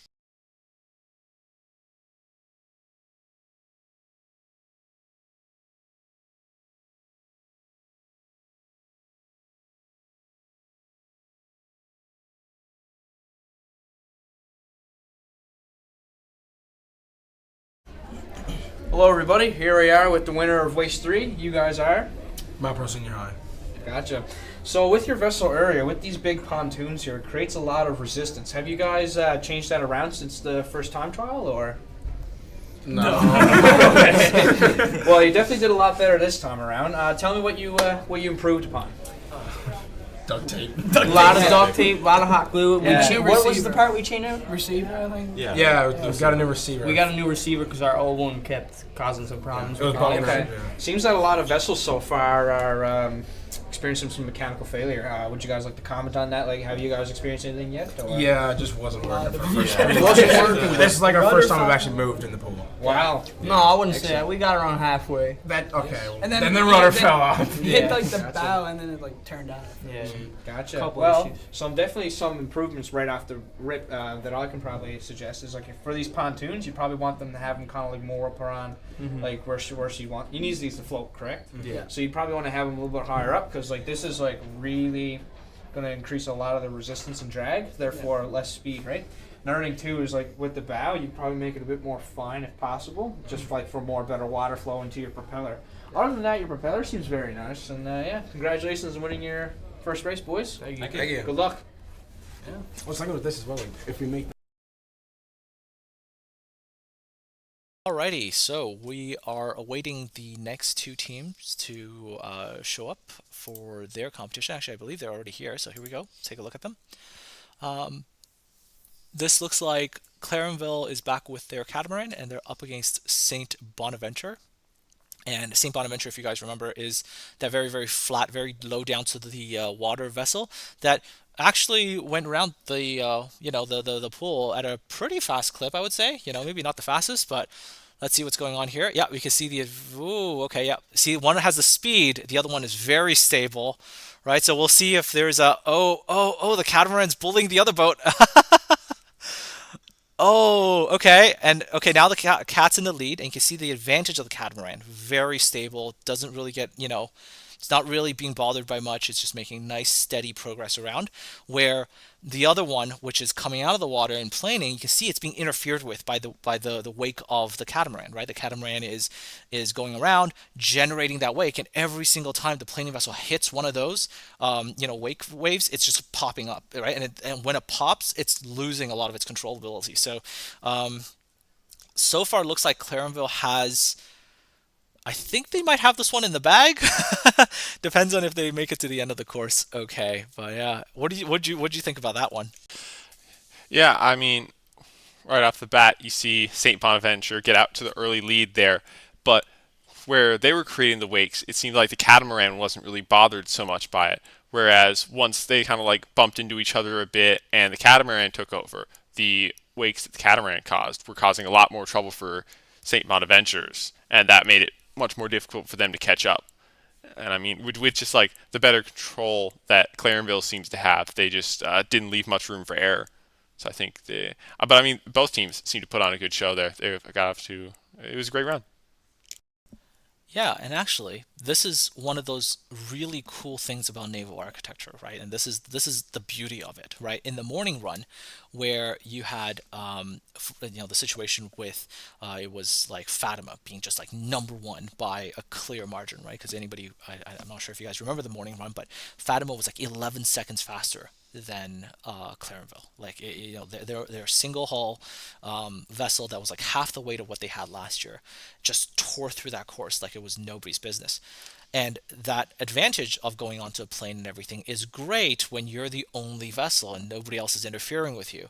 In a second situation, you can definitely see right there, right when we had this last race here with Clarenville and St. Bonaventure. Clarenville's catamaran was just super stable. Okay, there's some waves. Doesn't really end up having a major impact on it. But the second they took over and they bullied the other vessel off and they started generating the wake, you can see the problems, right? It was very difficult for St. Bonaventure to kind of catch up again because they're just kind of constantly have to fight every single, wake that came out from Clarenville's cat. And that is very decisive, right? But again, it's that trade-off, right? If St. Bonaventure, let's say, it went out and stayed in the lead, that raw speed of that planing hull form would have probably kept them in the lead, right? But that's the disadvantage again. So it's always trade-offs, right? This is the reason why if you look at like private yachts that people have out there, you'll always see that there's this very interesting trade-off, right? Some people like catamarans, some people like monohulls. So why? There's always trade-offs, right? Naval architecture, I think the golden lesson, and actually this I think goes even beyond naval architecture. I think there's like engineering in general. There's always trade-offs. Like you talk to any engineer in the world and you'd be like, make me something that's flawless and perfect and has, it's excellent in every way, no trade-offs. They'll just look at you and be like, nah, that's not happening, right?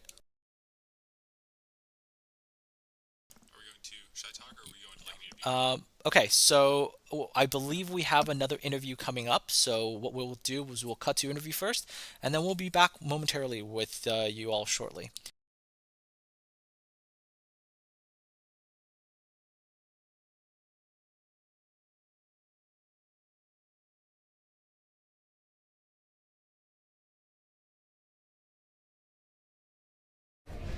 Hello, everybody. Here we are with Nick Reed from Clarenville. Okay, congratulations on winning your second race with the catamaran. Seems like your vessel creates a lot of bow wave in terms of like actually projecting when you guys move. Yeah, we realized that. So during our slalom trials, we found that it didn't affect it that much because we took our time going through, so the waves kind of dissipated.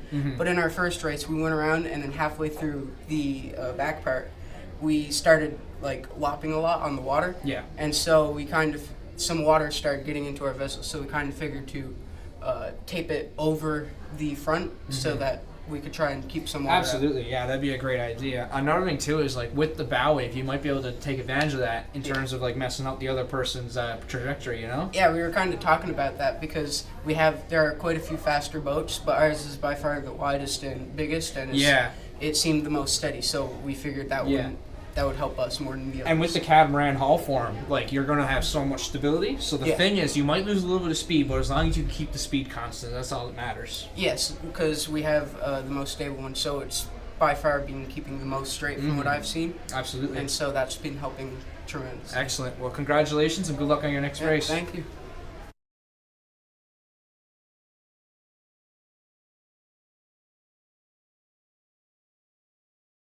Okay, so while the interview is happening, the race in the losers round 1 bracket is actually happening. So this is Ascension against St. Peter's Junior High. So Ascension, if you remember, they were up first earlier against Clarenville, and Clarenville again had that advantage being the catamaran that they just had no problems dealing with with anything. They got out in the lead, and the waves made, I think, Ascension's life very, very difficult.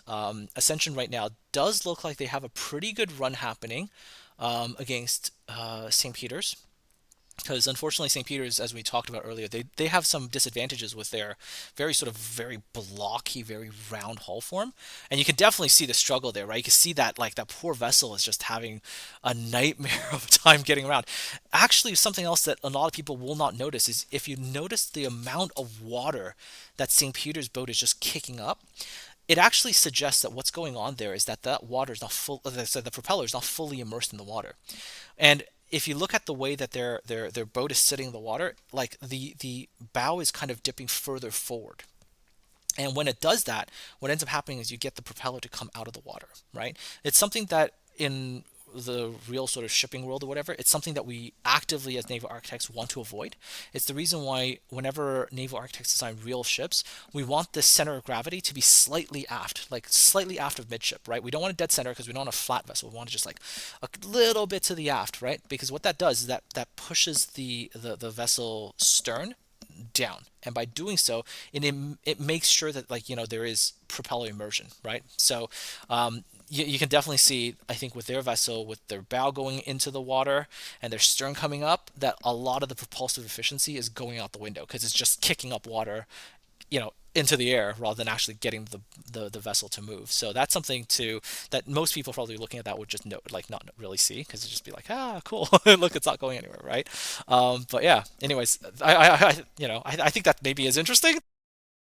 No, yeah, for sure. That's definitely interesting. I mean, it makes a ton of sense, though. If your propeller can't displace water if it's not in the water, so it makes a lot of sense that you'd want to make it so your center of gravity is farther towards the back of the boat, make sure your propeller stays in the water, and, you know, you can get the most out of your propeller. So that's definitely something I think they can improve upon. Are they going to have, is that it then for them today? Okay, well, I mean, yeah, in that case, I think that's definitely something between that and maybe tapering out the back of their boat. Those are a couple things they can improve on for next year, and I think that'll make them a much better team, and they're going to do great. I completely agree with you on that one. Okay, so it looks like we're still dealing with the next two teams that might be coming. I believe this should be Fatima, and they're up against, I believe it's hard to see what the bracket is exactly doing now. I think this is Fatima and St. Mark's. Yeah, they're the two vessels that are competing. So St. Mark's is the one that was a see-through vessel, and Fatima is this orange vessel. Both of them actually completed their morning runs, although possibly, I think they both had some issues with getting their vessel controllable. In, like, you know, I think none of them worked, I think, in the original race. So they're now in the second losers bracket, and they're competing now.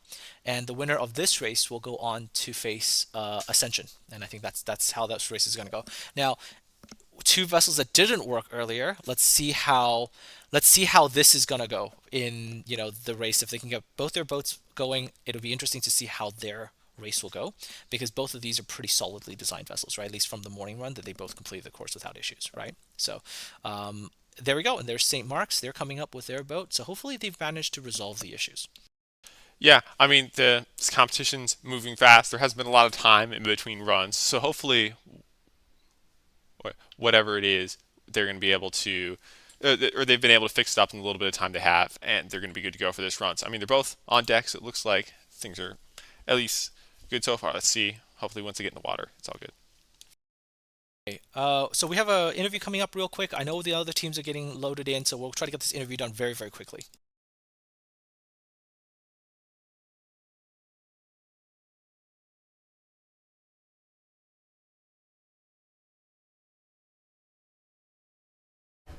Hello, everybody. Here I am with Logan Noseworthy and Benjamin Eddy. Congratulations on winning your second race.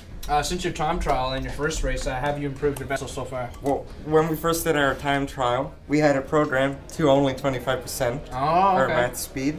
Since our first race, we've added a lot more weight to keep us down in the water more, so we can get good water flow into the propellers. Absolutely. Anything else you would improve now for your next race?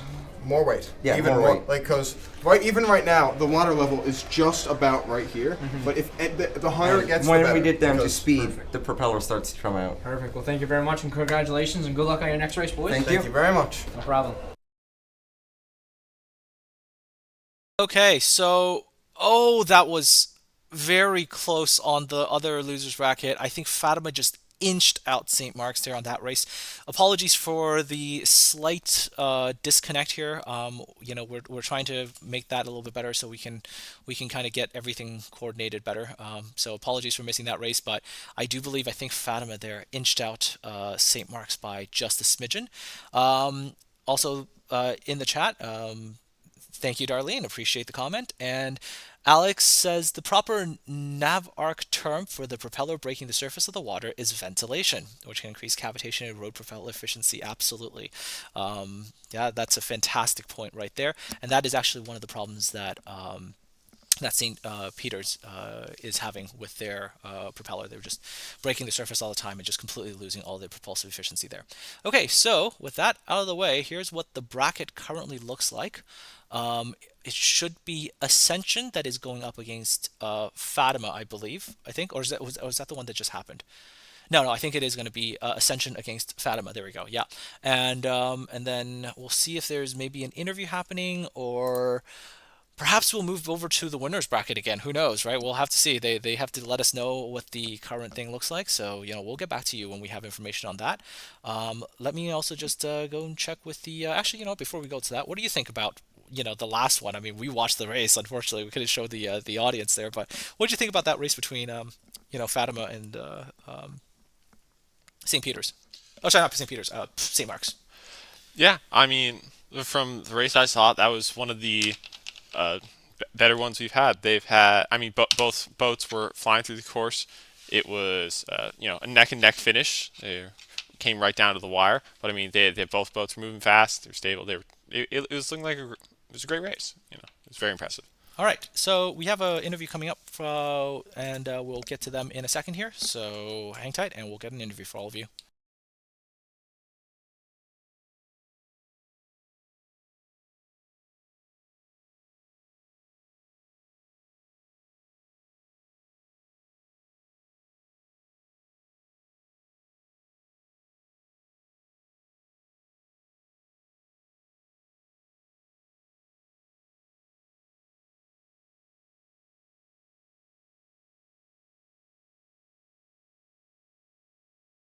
Okay, everybody, here we are of the winners of race 2 for Fatima. How'd you guys do? Did pretty good. Yeah. It was a pretty close race. It was very close. Yeah. What have you improved since then? Because I know you guys had some failure there from your first race, right? On our last race before this one, when we put her in the water, we gave her gas and she didn't move. And what happened was the coupling on the propeller shaft, the bolt was stripped out and it came off. Gotcha. And we didn't notice it because you rev it up, you're just like, oh yeah, motor's working, propeller's working.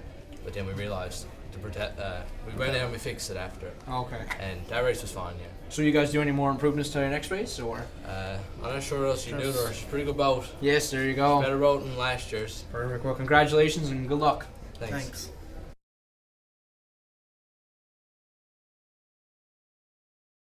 Okay, and we are back once again, and I do believe we're starting to get set up for the next team that's coming in, and let me find out who those teams are, and let me get back to you all in like a second.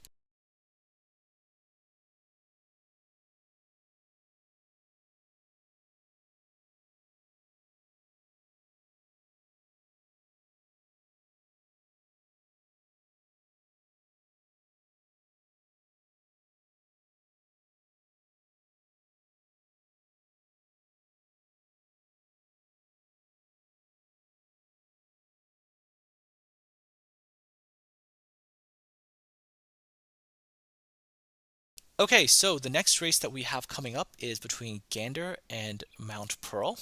These were the two teams that didn't have any success in the morning, who actually pulled the surprise upset in the afternoon.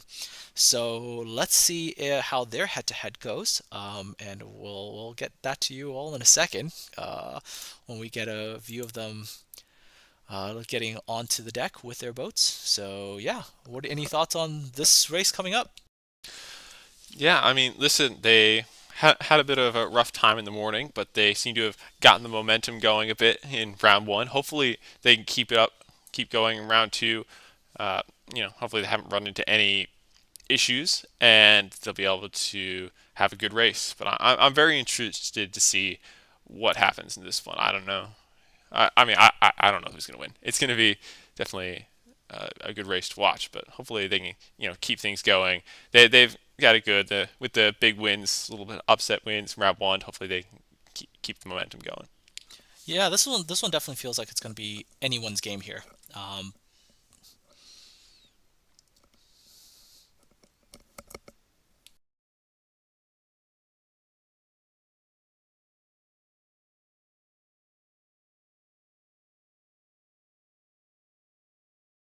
Okay, there's actually an interview coming up, so we'll jump to that and we'll let that happen.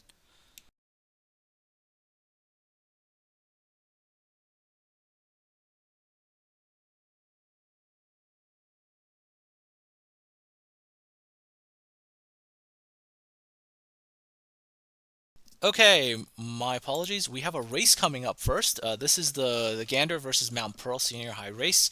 So let's get that race done, and then we'll get you the interview with, I believe, the head of the Naval Architecture program here at the Marine Institute. But yes, racing is the thing that we all want to see. So we'll get on to that focus first, and then we'll bring you the interview afterwards.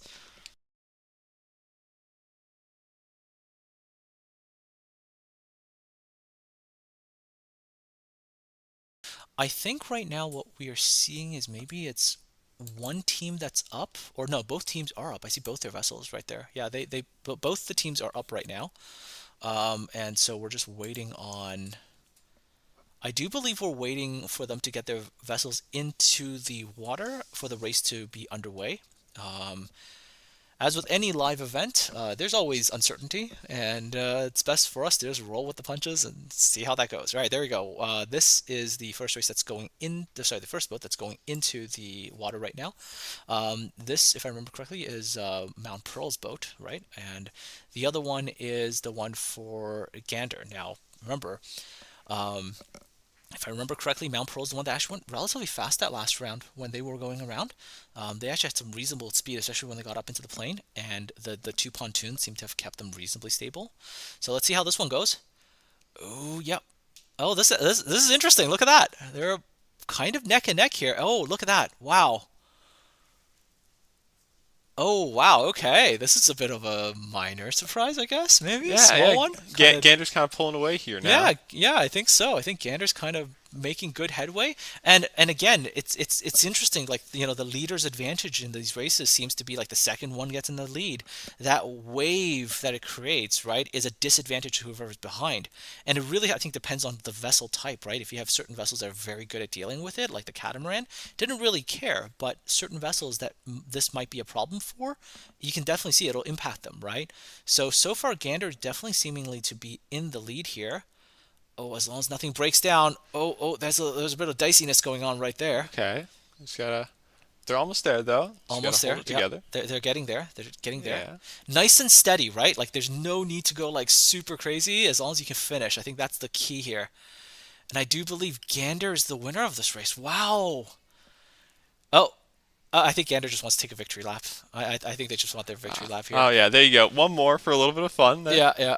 I think they're going for their victory lap here. Because I think they've already done their 2 laps, right? If I remember correctly, I think they did 2 already. Yeah, I'm pretty sure they did. Yeah, I think they did 2. So I think they're just going for their victory lap here. Because why not? You know. Yeah, listen. I mean, they've worked, I'm sure, very hard putting their boat together. So why not, celebrate the win? Yep. Of course. Now, for those of you wondering as well, there's actually some interesting stuff that goes on with inside these boats as well, right? Like there's, like for example, the motors, right? I think they're water cooled, so they actually have a water intake at the bottom that allows them to pull water into the motor to keep it cool, and then it discharges out of the rear. Okay, so now I think that one is oh yep. Okay, so Gander. Race complete. They've got their boat. Well, they went around 3 laps, I think. They might have even done 1 extra there.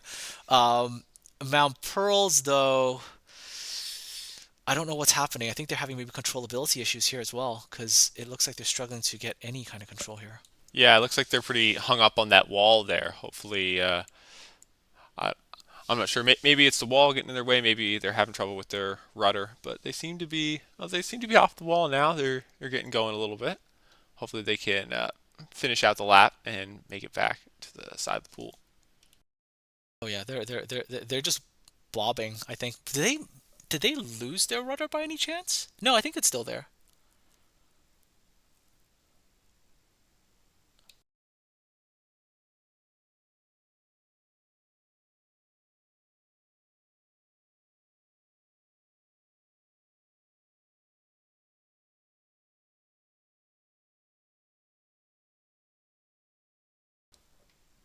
All right, so we're still waiting for Mount Pearl to finish. They are definitely having problems now, yeah. And I think it's just about getting to the finish line right now, right? Like one always wants at least to say, look, we finished the race, above all else, right? So at least the boat did what we wanted to do. Maybe didn't win the race, but at least it finished, right? At the end of the day, I think that's still the most important, to be able to say, look, we did the whole lap and got it done. Yeah, even if they have, I mean, every team has their challenges that they encounter on competition day, but as long as you can take solace in finishing the race, even persevering through any problems you have. Obviously, like the worst problem that you can encounter is not being able to get in the water at all. But if you can finish out your race, that's really like an achievement in and of itself, because really when it comes to competition day, anything can go wrong.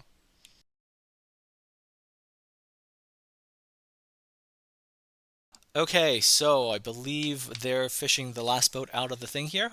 We have an interview lined up for all of you, so we're going to jump to that in a second.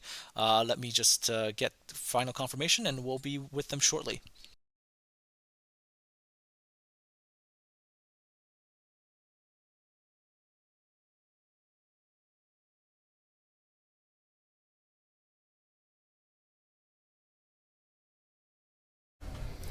Hello, everybody. Here I have a Marine Institute alumni, Courtney. Tell us a little about yourself, Courtney. So I graduated from the Marine Mechanical Design program last year. I was a student volunteer here at this event last year as well. I was actually the one doing the I got her interviews. job now. Yeah, so I was a member of the MI Lead program, which is how I got into doing that. This year I'm here as a representative of Fleetway. I did my internship with them after my second year of school, and I'm now a full-time employee with them. Mm-hmm. So do you find it like very different from being like a student volunteer to now a country or a company representative?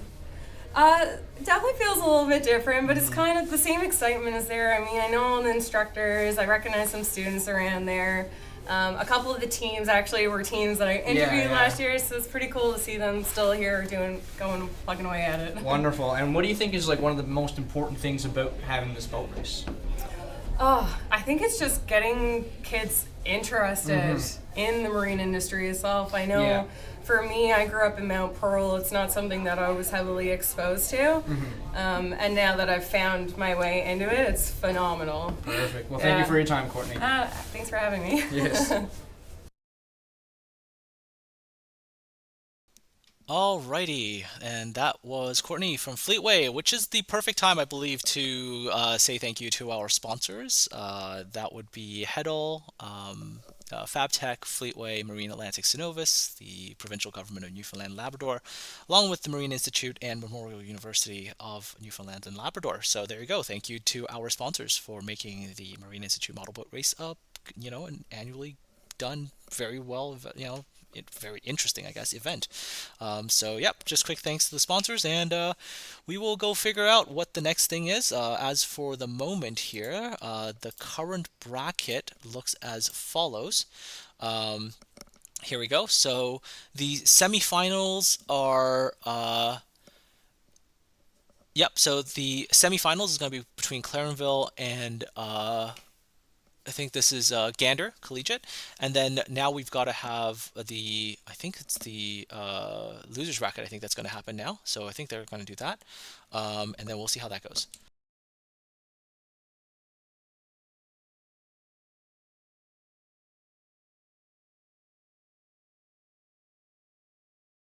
Righto. So the next two teams is going to be Fatima, and it's going to be.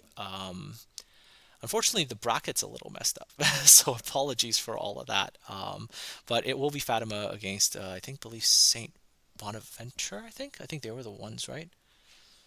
Yeah, I'm not 100%. Oh, I think somebody says it's... No, I think they did that. All right. Anyways, we'll figure this out, and we'll get better information for all of you in a second here.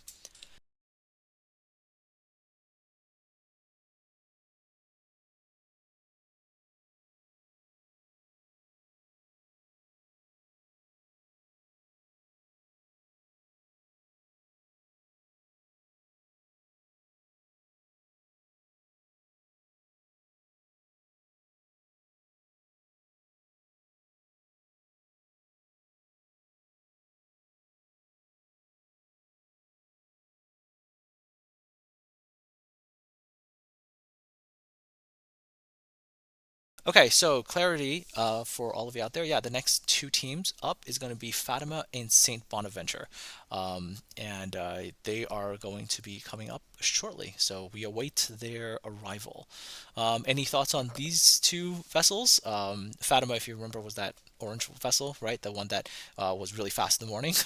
And, they had that one little kind of error, I guess. One wonders, because remember the final is going to be the winner of the losers bracket and the winner of the main bracket, right? So, are we going to see a Clarenville Fatima showdown, right, with the cat and the ooh, this is going to be an interesting one. What do you think?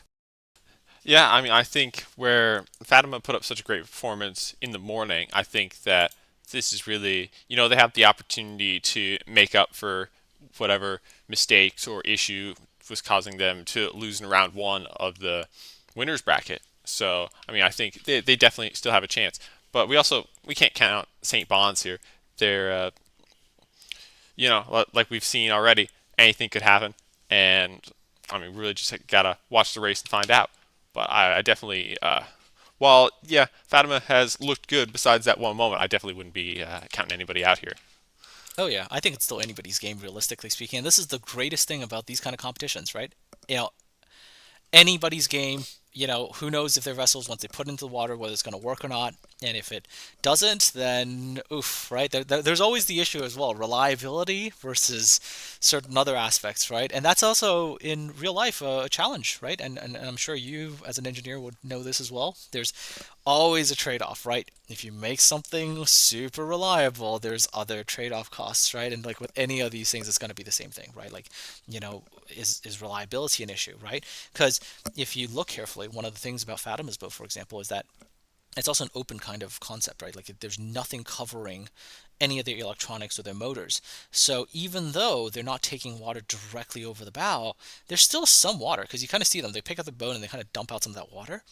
And you always wonder, like, oh, is that going to have an impact, right? Like, is there one time where like that messes with something and doesn't work well, right? So there's always that kind of interesting thing to wonder about, Yeah, I mean, listen, a couple of drops of water in the wrong spot could cause a lot of mayhem for their team. So they definitely, with the open top, they got to be careful. They got to, make sure they're not splashing up any water, because if they damage their electronics, then that's going to be a very tough thing to repair.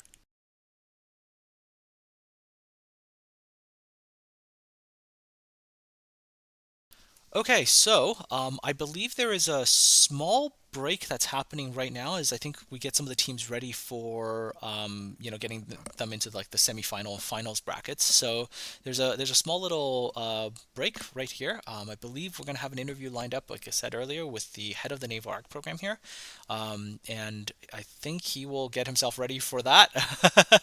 And when he's ready for that, we will bring you the interview, and then we'll get back to the races when they are ready with that. So hang tight, everybody. We'll be back with you momentarily.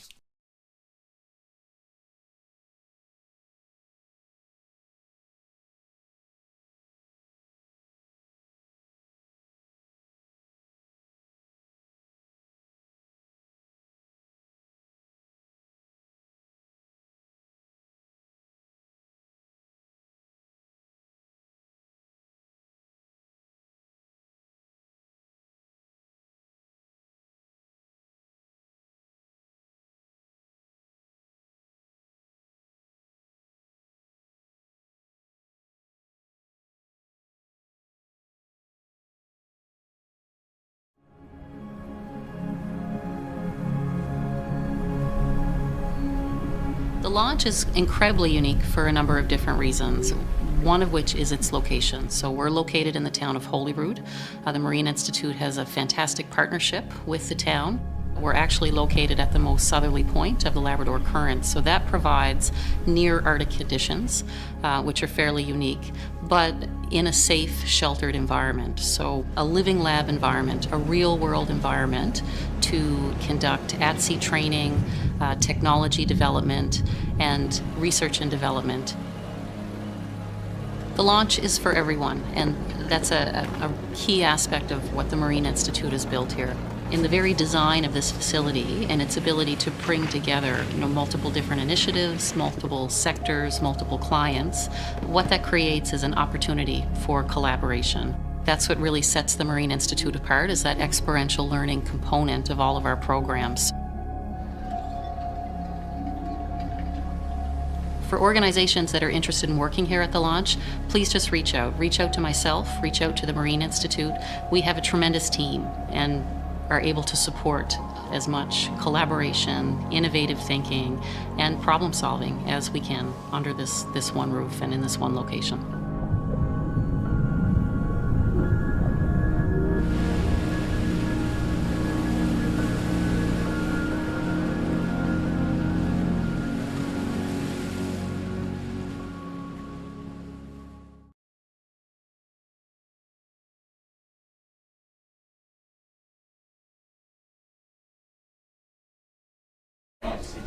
Hello everybody, here we have Mr. Ken Baker. He's one of our very own instructors and the head of naval architecture.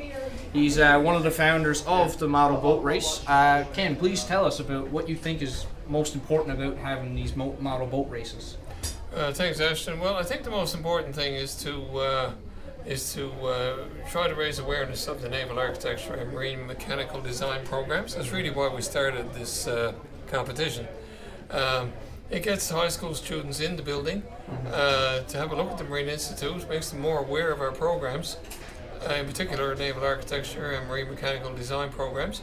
And it also gives them the opportunity to play around a little bit with technology and construction and modeling of their boats for the competition. Absolutely. Now it's been 10 years now. How's this year's competition going so far? It's going very well. This is the 10th annual model boat race, and we're quite pleased about that.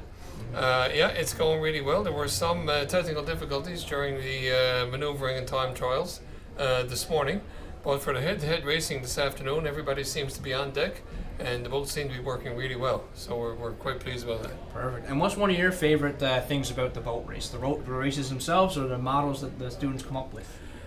The models, I would have to say. It's always fascinating to me to look at what the students build and bring into the building.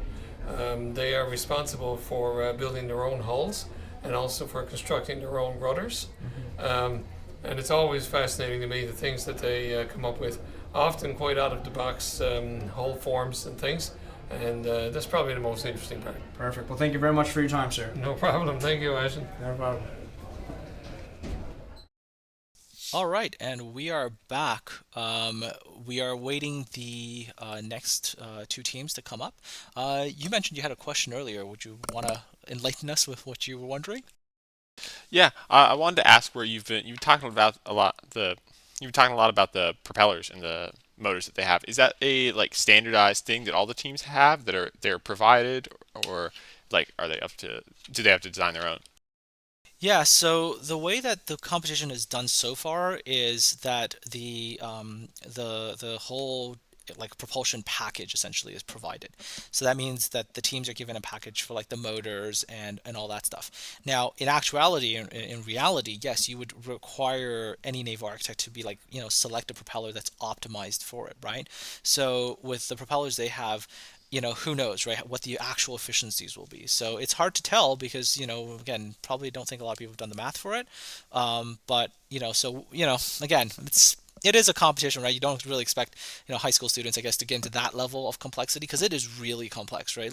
If you look at even the non-complex software versions of finding propellers, right? You look at just the charts, right? There's a couple. There's the BP deltas and the KJ charts, for example. Just using that is a mess. If you look at that as somebody who hasn't really done the courses required or whatnot to understand what you're looking at, it is just wow, there's a lot of lines. And what do they all mean? Who knows, right? Because there's a lot of things that have to go into a propeller selection. So it would be, I think, too much for high school students. Now, it would be interesting to see if they were given that option one day, if there were some really keen high school students who are willing to put in the extra time to design propellers, right? And to come up with maybe their own, that would be ideal, right? But again, during a competition, and this is something to be said about competition, is none of these propellers are getting used constantly over thousands of hours, right? They're going to be used for the duration of like a test, and then you know a test, and then during the actual competition itself. But in actuality, in real life, of course, one of the worries that you have is cavitation, because cavitation is the production of these like small little bubbles in the water when the propeller turns. Well, if you have too much cavitation, every time one of those bubbles comes out and they explode, right? They can start chipping away at these like solid, metal propellers to the point where it destroys them. So in real life, yes, that's definitely a concern. In a competition, I don't think that's going to play as big of a role. So I think this is, I don't know, it's something to think about for sure, but might be a little bit too much on the students, right? It would be more, I think, interesting in the future to see kind of different hull forms. Like, I think personally, the first team I think that ever tries to come in with a hydrofoil is just gonna be like, even if they don't win, it's like, I think they're gonna become like the darling of the competition, just coming in with a hydrofoil, because that is such a, like, you won't see it, but if they come in with that, it'd be like, oh, chef's kiss kind of thing, Yeah, I mean, for sure. I think that where the hulls are something you get to really see when the boats are driving around, whereas the propellers, they're kind of under the water. You don't get to see it as much. You can the teams can put more of their like personality and their ideas into stuff like the hulls, rudder, their color scheme, all that stuff's maybe a little more on the, not to say that designing propellers wouldn't be fun, but it's more like the fun, like the creative side. A little bit less technical. I think that for a high school competition, providing the propellers and the motor system, it really kind of like levels out the playing field for everybody, and so everybody just focus on the other stuff. All right, so I believe from what I've just been told, the next race that is coming up is Mount Pearl Senior High and Ascension Collegiate. So they're the next two teams that are coming up right about, I believe they're coming up soon. So when they arrive, we will have that for you shortly. Still waiting for the teams to show up for that. So stay tuned, everybody. And we'll be back with you all really we'll back with you shortly.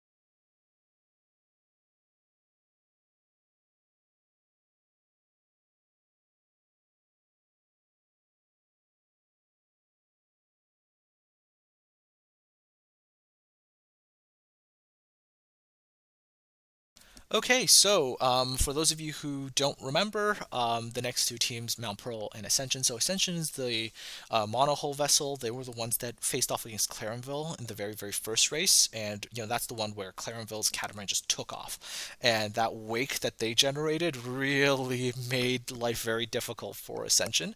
So Ascension is now going to face off against Mount Pearl, and for those of you who don't remember, Mount Pearl is the one where they had like the two pontoons on the side, and during their subsequent races, that one actually proved to be actually not bad, to be honest, right? Like, it got into a bit of a plane, and it seemed to work, pretty well. Zodiacs, as most of you probably are hopefully aware, maybe, the rigid hull inflatables, in real life, they are meant to go pretty fast as well, right? So there is that. Although, And this is something to wonder.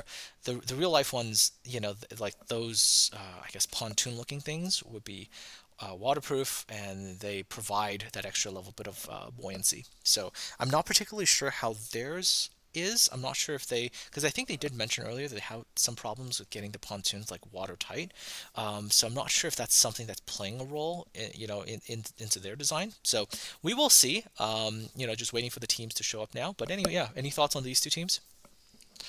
Yeah, I mean, I think water getting to the pontoons could definitely be a factor. It seemed like in their first race of the afternoon against Fatima, they really were able to get off to a good start, and they were kind of cruising. But it felt like in their second race, they sort of had a harder time getting the boat going. Seems like maybe they're dragged down a little. Maybe it was control issues that was keeping them over, sort of like on the side of the pool, if you remember that. But I mean, really, it could be that too. If they're having trouble keeping them watertight, that could definitely be causing some issues. Yeah, and that's always going to be an issue, right? With any kind of boat, right? That's going to be, a concern, right? One of the really cool things, and this is something that maybe down the line in future competitions would be something that they would make more of a deal out of, right? Like this is something to be thought of, right? Because one of the first kind of golden rules of naval architecture before any other rule, before anything else. First rule of naval architecture is keep the water out of the boat. That's like first rule. Don't have water in the boat, right? And for the teams that opt for the open designs, that they don't consider like putting anything on top, right? And they take on water in longer races, one wonders what the impact of that continuous water buildup would be, right? Because right now what happens is they do 2 laps, they take it out, and they're able to like kind of dump the water out. And so, okay, that's great. They're able to solve that problem. But in reality, opting for an open design can lead to problems, right? Especially when your electronics and whatever just sort of open to that water. So perhaps down the line in the future, that could be a component to some of these races, right? Like maybe there's more of an endurance aspect, right? Like a couple more laps, right? And if you take on too much water, maybe you're fast initially, but your vessel just breaks down after like 2 laps because you've taken on too much water. It'll be interesting to see for the future, I would say. But I mean, for now, this this whole, I guess, way of operation seems to be just fine, right? So I don't know. Thoughts on that, Yeah, I mean, I don't really think the only boats right now that seemed like they could have issues in such a short race are the ones where their bow is sort of down in the water at the front, and it feels like maybe the water could start to like flow in over the top, and really there could be like a lot of water coming in. But right now with the shorter form 2-lap races, that doesn't really seem to be so much an issue for a team like Fatima, who have the boat that's good at keeping the bow out of the water. And even though they have like a completely open top, like there's nothing on top of the electronics, but it doesn't seem to really be an issue for them right now. Okay, so the next 2 teams are getting positioned into the pool right now. So this is Ascension and Mount Pearl Senior High. And let's see if there's any surprises in this race, because... Oh, okay. Whoa. Oh, okay, yeah. Mount Pearl's gotten their boat off to a really good start. And no controllability issues so far. You can see that bow comes up for them, right? So they enter that bit of a plane, and they're making good progress. Pretty substantial amount of wake behind them, which, as you can tell, is also generating its own wave pattern as well. And oh dear, I think Mount Pearl's vessel is having a problem. Oh yeah, there it is. That's not good. That's not good. Yeah, that's bad. That's not good. They lost their controllability, and now it's Ascension who's in the lead, and their vessel is just really stable, really steady, just kind of going through the whole course.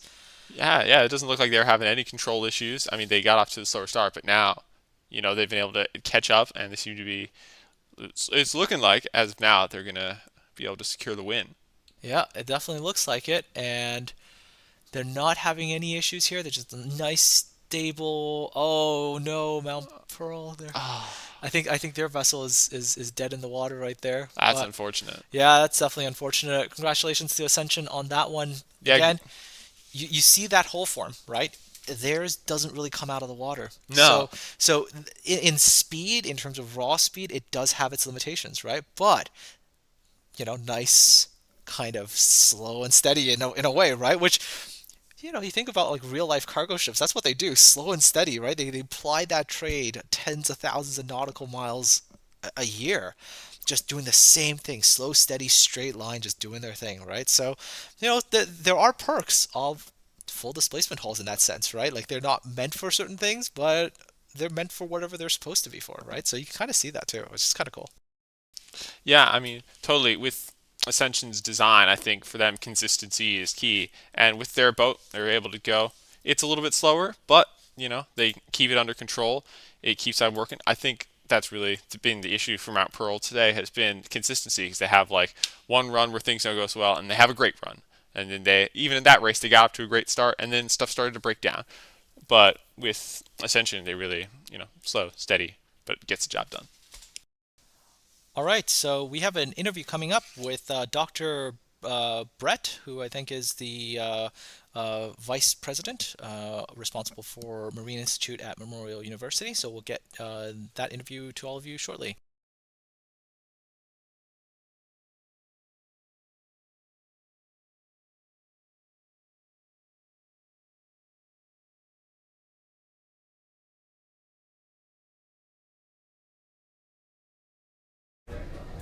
Hello, everybody. Here we have Dr. Paul Brett. Paul, in your opinion, what do you think, with 10 years of the model boat race, how do you think it really benefits Marine Institute? Well, it opens the youths and their influencers, their parents and guidance counselors and teachers about some of the possibilities of what programs are available to them here at the Marine Institute. So we see the nautical science or the naval architecture or the marine mechanical design programs as opportunities for them to come here and do what they're doing in a competition in real life. Perfect. How many model boat races have you attended thus far? Oh, I haven't missed too many. I would say 8 of the 10. Okay. Yep. And what's your favorite part of the model boat race? Just watching the smiles on their faces when they're competing, because they're having fun. And I love to see when something goes wrong. Not that we love to see things go wrong, but how quickly they think and fix it. Yes, absolutely. There's a great example out there now. There's a boat that's got a floppy disk for a rudder. They didn't come here with a floppy disk for a rudder, but they got one now. There you go. Perfect. Well, thank you very much for your time, Dr. You're quite welcome. Thank you so much. No problem.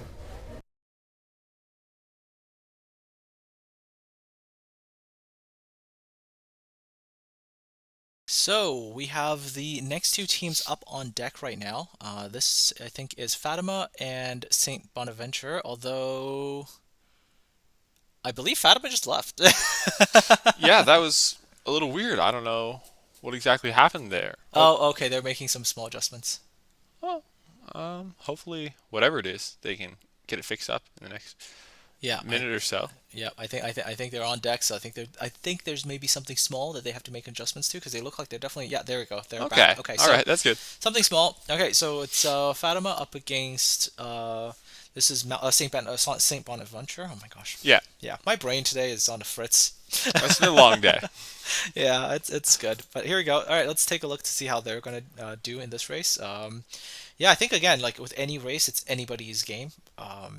Yeah. You know, as we saw in the last race, like a good start doesn't necessarily mean you win, right? Because you could just have a vessel who, gets out and then, right, and then you have, and then the race just doesn't get finished, right? So, but it's always nice to see teams, especially coming back after, something that went wrong, and then they make their adjustments to see how that goes. Okay, so let's see here. St. Bonaventure and Fatima. Oh, and they're getting off to a kind of a. Oh, they're just. Oh wow! I think there's a little bit of pushing and. Oh, this is a very close race. Look at that. Both of them are very fast, right? They're both planing vessels. You can see the speed that they get, right? Wow. Although Fatima looks like it's in a bit of a lead now. Yeah, it's kind of folding the lead here in the second lap. Yeah, it's pulled it out here. And again, with Fatima's vessel, and it has to be said, right? Like Fatima's always, I think, had this thing where like their vessel can get really, really fast, and and it might at times look like they're, like they're just kind of right on the verge, right, of losing control, but they're not. Their vessel always stays kind of controllable. Where some of the other planing vessels, you'll see them, they like take off, they're good, and then something happens, and then like they completely just lose it, right? And so, yeah, I mean, Fatima there, oof, good win, but I think it's oh boy, feel bad for St. Bond's there. Their vessel, I think, is just very much dead in the water here because I think it's still in the water. Just yep, it's just in the water, like right there. Oh, there we go. There's the camera. Okay. Yeah, I'm not really sure what happened there, but it sort of seemed like right as Fatima seemed to take off, St. Bond's seemed to have some sort of issue, and I'm not sure what it is. They got the pole now, trying to take it out. Because one wonders if, like, because those two vessels initially, they went kind of, they made contact with each other, right? So you wondered, something get into something, rub up against something, damage something. Who knows, right? It's tough to say because St. Bond's vessel was kind of going neck and neck, and then just completely dropped off. It just stopped, right? It stopped working. So one wonders what happened there. I'm actually very curious about that. I wonder if we're going to get an interview with them just to be like, hey, what maybe was the issue? But yeah, it's unfortunate that their vessel was, it was a really good start. Both of them were just, like right next to each other, and then it was just really unfortunate that their vessel didn't sadly didn't finish the race.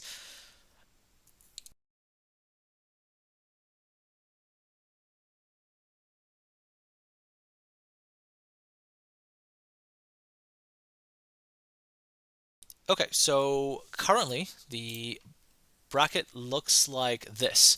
So we've got Clarenville and Gander in the winners races, and now we've got Ascension and Fatima in the losers round. And the winners of these two races are going to meet in a final. So I think it's anybody's game at this time. Like any of those teams, I think it's anybody's game. I think there's maybe some favorites just because of the performance of their vessels. I think I think there's some favorites, but anything can happen, as we saw, right? Like just because a vessel performed once doesn't mean the second time it'll perform again. What do you think?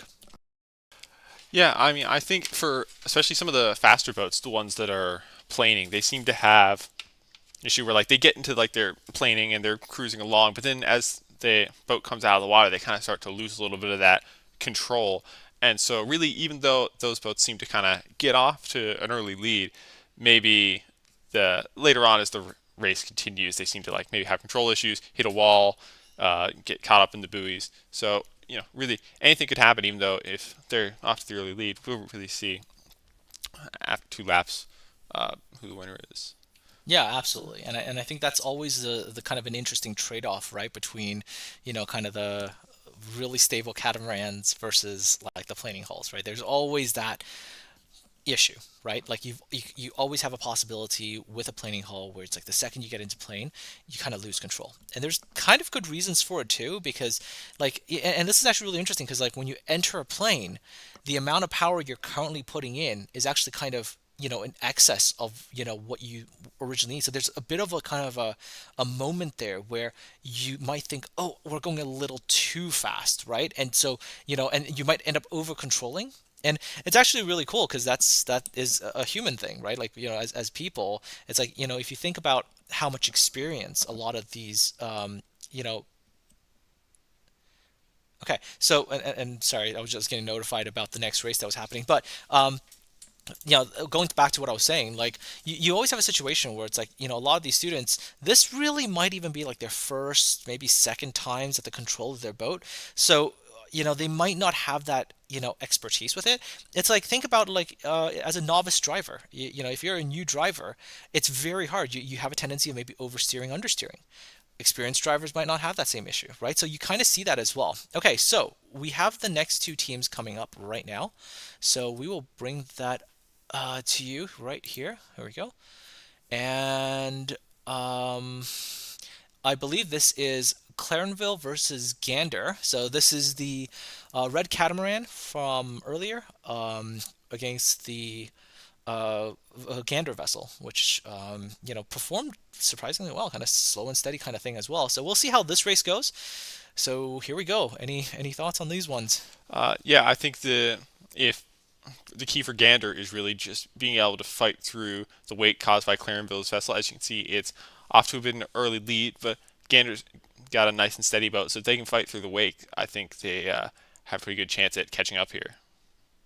Yeah, and of course, if you also look at it, when the catamaran also goes around a turn, it doesn't heel over as much, which is another thing that helps with turning, right? It just kind of stays in the water and then it just turns, right? It's more, almost more like the way you think like you would experience, I guess, maybe a car going around, right? Just kind of stays on the road. Where sometimes with like the monohulls, when it goes into a turn, you can see a lot of those heel over. And again, for an inexperienced pilot, that actually might be a detriment, right? They might all of a sudden be like, whoa, am I losing control? And they might overcompensate. And it has a lot to do, again, like I said, with the way people as humans are when it comes to control, right? Like, if you don't have a lot of experience with it, you can just suddenly, and you overdo it, and then your vessel just goes out of control, right? Oh, it seems like Clarenville seemed to have missed going around the buoy and turned away. Oh, where did Clarenville go wrong at the end? Oh no! Oh, they had it good on the last what a turn. turn of events! Yeah, what a turn of events there. They were good all the way till the end, and then just lost it on the final turn. Wow. Okay. Well, congratulations to Gander for that. Great win for them. Slow and steady again. Exactly. Like slow and steady. Like they just kind of kept their nerve and didn't do anything crazy. Wow. Good job, Gander, right? And see all the advantages. And again, maybe that inexperience or something going wrong right at the end. And it can really cause some issues. And again, you notice the water that just comes right out of the water, out of the boat at the end. And you wonder, right? Like, could that have just been that little bit of something getting somewhere that like the signal didn't send or something happened and then, oof, who knows? But that must be disappointing for Clarenville. But yes, congratulations to Gander. Very good job there. Yeah, for sure. A great win for them. Like you said, anything can happen with a little bit of water getting in. We don't know what's happened. Maybe we'll get an interview where we can kind of get some sort of clarity on what went wrong. But I mean, now Gander's in the finals. You get to move on to face the winner of the loser bracket, and so. Yeah, I mean, we're nearing the end of the competition here. We're almost going to have a winner shortly. Yeah, and this is currently, the bracket. And wow, this is lots of surprises today, I think, especially with the head-to-head races. There's been a lot of surprises, right? Clarenville had been looking really good up until this race and even looked good through this race until that last final turn. And then you watch them like turn way off and you're like, oh. And then at the time, as long as Gander's vessel didn't have an error and just kept plodding slow and steady to the end, makes them the winner. So an issue of reliability is always going to come up, right? Like, how reliable is your vessel, right? Because when it comes to real life, and this is the big thing, right? If you are a company that is investing, let's say, millions of dollars to build a vessel for a commercial trade, think about the disruption that it'll have if your vessel breaks down. It's tons of money, right? Like, I think a really good example for those of you in Newfoundland and Labrador is like the Marine Atlantic Ferry, right? If you have a Marine Atlantic Ferry that is, just breaking down randomly, what happens then, right? Like, how much money do you lose by having a ferry breakdown, right? Like all the passengers that need to be refunded and all, it is a nightmare for a commercial vessel for it to have poor reliability. So, again, maybe the students, as they go through this, they'll start to realize that, like, oh, so there's some of these other factors that affect their designs. Okay, so I do believe that there is another race coming up here, and I believe this is going to be, I think this is Ascension and Fatima. I think they're the ones who are going to decide the other finalists, and I think that's who's coming up right now. Let me just double check with the crew down on the deck just to make sure, and I'll get back with all of you shortly.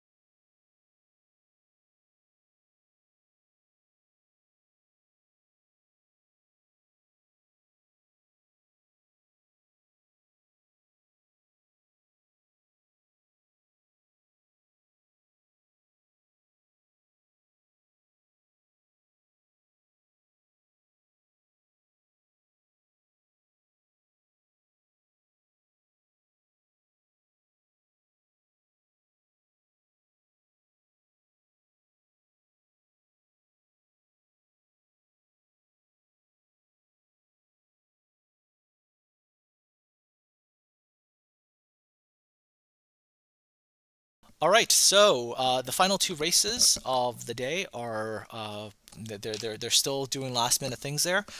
We will have an interview coming up, so we will be going to that.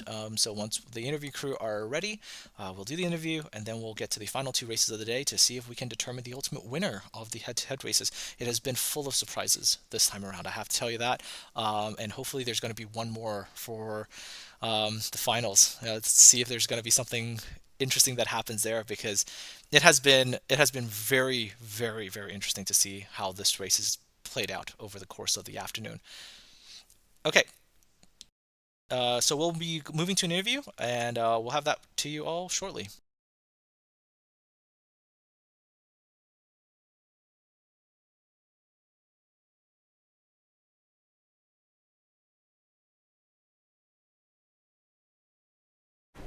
Hello, everybody. I'm here with Ryan Hayward from St. Bonaventure's College. And this is your first model boat race competition, is it? It is, yes. We started this about, I'm going to say about 2 weeks ago. We decided to enter, and yeah, we came up with this design and 3D printed it, and unfortunately we didn't win, but we had a lot of fun. That's the main thing at the end of the day? Yes. So what was some of your favorite aspects of today so far? The different designs. I was impressed with the different levels of design, but also the different styles. There was a couple of catamaran type designs, a couple of speedboat type designs, and some that I wouldn't have even expected to float. Yeah, absolutely. So will you be coming back next year and compete for next year's competition? I think so. Yes. Yes, absolutely. We had a very big interest this year, and I'm thinking we may end up having to do 2 teams next year. Wow. So excellent. Fingers crossed. That's the thing we can do. More competition. Exactly. There you go. So for next year with your design, how will you improve it upon this year? Make it a bit more waterproof, having the open top, and we ended up using gaffer tape to seal it up. Unfortunately, it still leaked a little bit of water. That didn't hurt us too badly,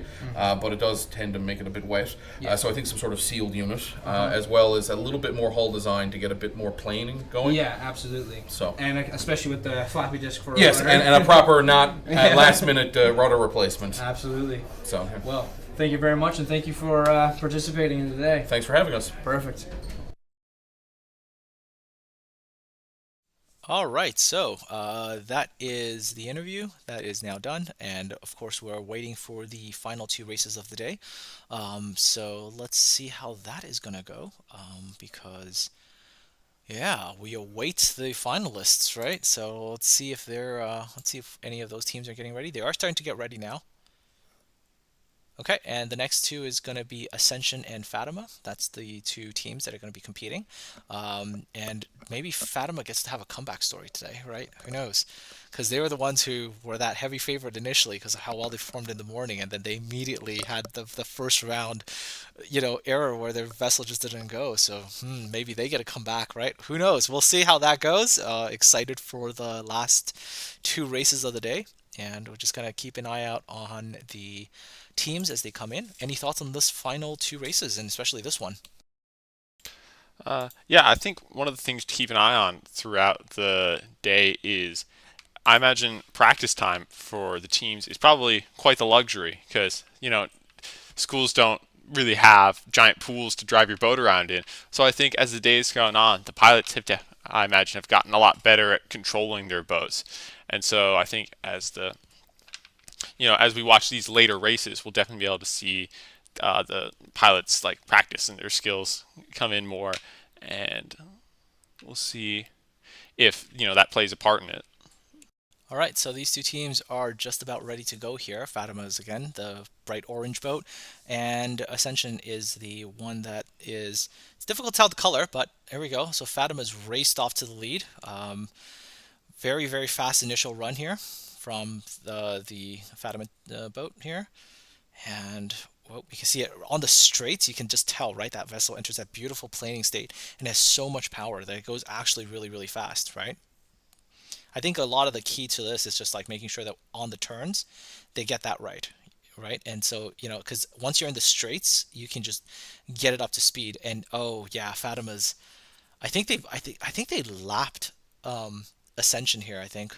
Yeah, I think you're right. I think they did. I think they lapped Ascension. Yeah, I think that was pretty dramatic of the difference in speed between those 2 vessels. So yeah, congratulations. Fatima is moving on to the finals, and Ascension, I think definitely, I think they'll go back after the end of this, and I think they'll make some modifications for next year, right? I think one of the teams I mentioned earlier is that there's so much interest they're thinking maybe next year they'll bring 2 teams. So I would love to see that, like one school, 2 teams with different designs for their vessels. That would be incredible to see. So, or yeah. So now there's gonna be. Wait, what happened here? Oh, we got a semifinal matchup. We have a semifinal, right? Yeah. So there's a semifinal matchup. And that's between. Yeah, so does that. Okay, so I don't know if that's just because the bracket's little. I think that might just be the bracket, right? Yeah. That's okay. All right. That's fine. I mean, we're volunteers. Yeah. We have the little occasional whoopsie daisies, so that's okay. I mean, I hope you're all enjoying it anyways. I hope the show has been entertaining. Okay, so we have an interview for all of you, and we will be jumping to them in just a second here.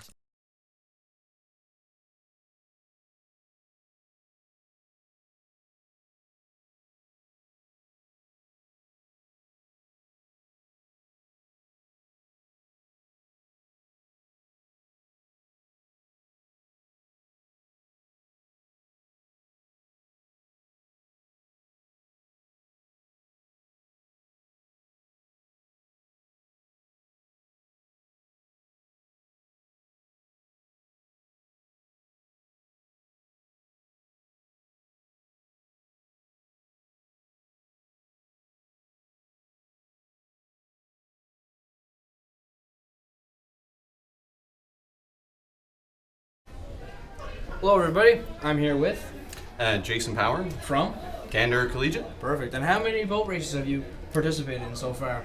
Well, this is our first one, our first competition. Okay. Right. Gotcha. Yeah. So, which boat did you have? Well, we've got a wooden boat, black taped up, cardboard on top, right? Yeah, gotcha. Yep. With the Lego rudder, right? That's the one, yeah. Gotcha. So, in terms of that boat, how would you improve your design for when you compete next year? Oh, gee. There are so many things we could do. I'm Yeah. sure we could come up with a lot of stuff. Our design was pretty last minute, so... but we can expect you back next year. Absolutely. Perfect. Yeah, for sure. Well, thank you for your time. Of course. Thank you. Thank you.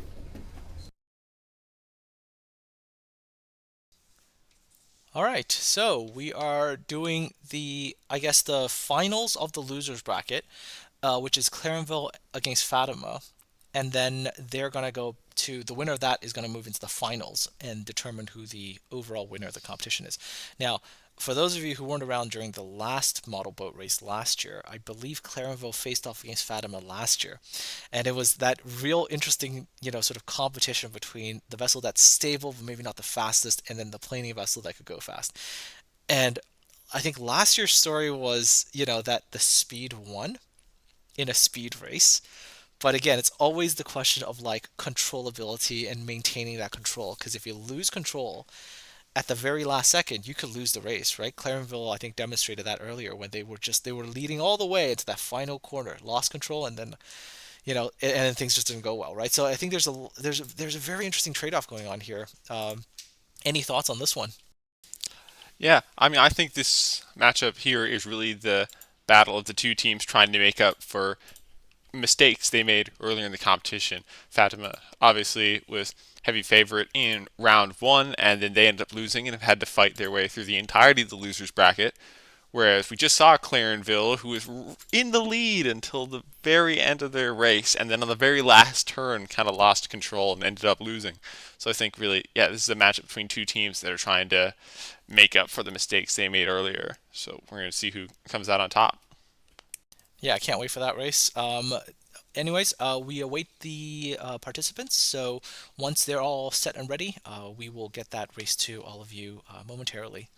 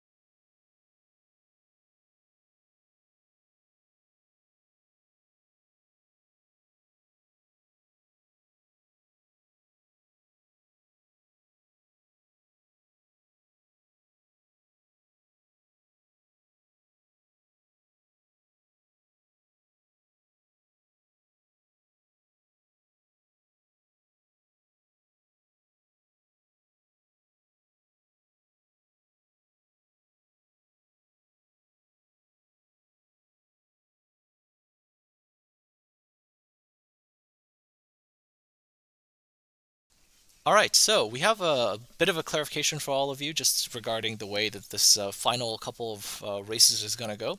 So first up, it's going to be the finals in the losers bracket between Clarenville and Fatima, and then the winning team there goes up to face off against Gander. Now, because Gander has not lost a single round today, they have a winner's advantage, which means that whoever comes from the losers bracket has to beat them twice, where Gander just has to beat them once, and that's the end of that, right? So we'll see how that goes, but that's the current, I guess, way this whole tournament is going to end, and so We'll get back to you when the teams are ready to go, and then hopefully we'll bring you some real exciting races to finish off the day, and then ultimately decide who is the grand winner of today's head-to-head races. There's been some really interesting upsets so far, I would say, and looking forward to seeing what happens in the final couple of races. Yeah, for sure. I mean, I'm excited for the finals. It's always great to crown a winner, although, you gotta talk about every team that has come out today has put on a great showing. It's great to see lots of teams coming out and competing in the competition. And, hopefully next year we have even more. Like one of the teams mentioned earlier, they're thinking about having 2 teams next year. I mean, can you imagine having 2 teams from the same school facing off against each other? That's got to be fun to watch. Yeah, I can imagine the rivalry there afterwards too, right? Exactly. And they're like, you have those like that rivalry. Maybe that ends up being even better, right? As like the years go by, just the more heated rivalry within the school between 2 teams, Who knows? Maybe there's some secrets there to be held as well, right? As one team starts to design something, they're like, yeah, we better not let the other team know. Like, kind of, keep things close to the, maybe some inter-school espionage going on. Like, come over, like, take a look at your blueprints, see what you're doing. Who knows? Maybe we'll write a book on that in the future as we get to it. But we'll see how the final couple of races go, because it's definitely it's been real cool to see that. I think especially with a lot of the first-time teams, I think they're going to learn a lot of really cool lessons. And I think they're going to go back, and I think they're going to refine their designs and come up with even better designs, I think, for the future races, right? So I can't wait to see, a situation next year where we have like 8 experienced teams where everybody is, having done at least once this competition, and really start to kind of improve their designs, right? Like there's some teams that came back this year, let's say, with designs that they sort of refined from a previous year. Well, maybe this time they got to go back and say, look, there are some things there that maybe didn't go the way that we wanted to, right? So I think a good example, for example, is like St. Mark's. St. Mark's, their design from last year to this year was mostly, I think, a change in material, but the overall hull form shape didn't really change. So they kind of stuck with it. But if they look at the whole competition today, they might say, it's interesting how some teams are able to go faster. Maybe there's something that we did in our vessel that wasn't great, right? So maybe that's something they can think about, right? Because there's always going to be trade-offs that, with any kind of boat design, right? Like, do you go a little bit longer? Do you go a little bit wider, right? Because those all will play a role in how your vessel will perform. So it'll be super interesting to see the 11th, annual competition next year, to see like what comes from the different teams, right? Like what kinds of things they bring, because I'm sure some of them this time around will go back and say, okay, we got to make some changes.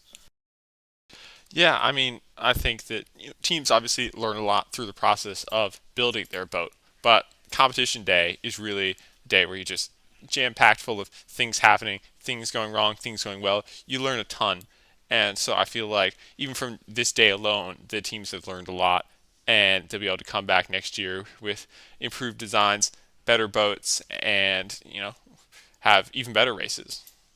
Yeah, exactly, right? And also, for those of the students here who are in grade 12, who are graduating at the end of this year, maybe this experience is what pushes them towards going into a field that is somewhat related to naval architecture and the marine industry as a whole, right? And both Marine Institute and Memorial University have programs that are related to that.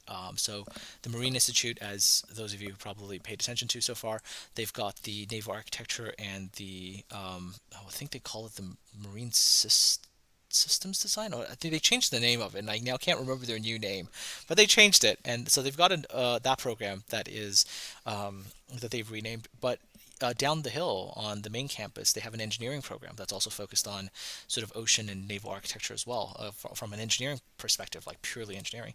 And so I think there's a lot of opportunities to get involved and then to in the future go work in the industry. Now, for those of you who are unaware of Canada's current situation when it comes to the maritime industry, and this has to be said because it's very important for anybody who's thinking about the future, Canada, as of the moment, has a lot of shipbuilding work that is going to be there for a good number of years. And I think I say this especially for a lot of parents who are, looking at this and going, well, what's the future like, for my kids who decide to go into like naval architecture, marine systems engineering, things like that.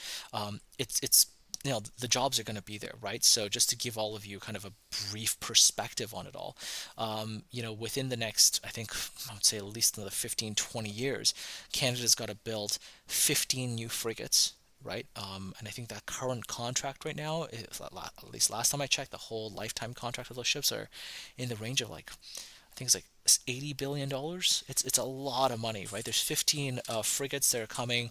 There are 2 new polar icebreakers coming. There's an assortment of new vessels for the Canadian Coast Guard that's coming. If you want to do any research on this, take a look at the National Shipbuilding Strategy, and all the vessels that are currently spread out all across Canada. Major yards in Halifax, Vancouver, in Quebec, I think at Davie. They're all out there, working on all of these new vessels for the Canadian military and the Canadian government. So there's a lot of work there, and I think that's probably good 30 years of work in there. So coming out of that, get into that industry, I think it's really, really stable, and it's going to be really good. Okay, so let's get you all back to the race, because the last 2 teams are coming into the tank right now, the flume tank. That is Fatima and Clarenville, and so this is the really fast planing one versus the cat. So we'll see if we'll see how this goes, because this is a very, very, very interesting race to keep your eye on, because these are both vessels that I think started really, really well earlier on. And Fatima, look at that speed, right? Off to a great start. They just take off at the beginning, especially and you can see they're getting better. Like every time they get in the water, they're just getting a little bit better, right?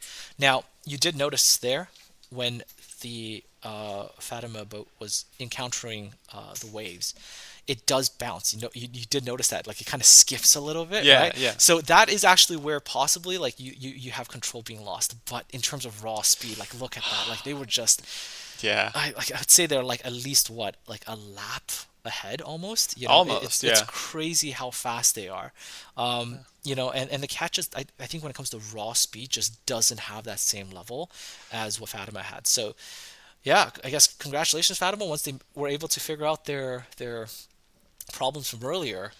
Their vessel really takes off. So the final is going to be really interesting, because it's going to be down to the reliability and all that.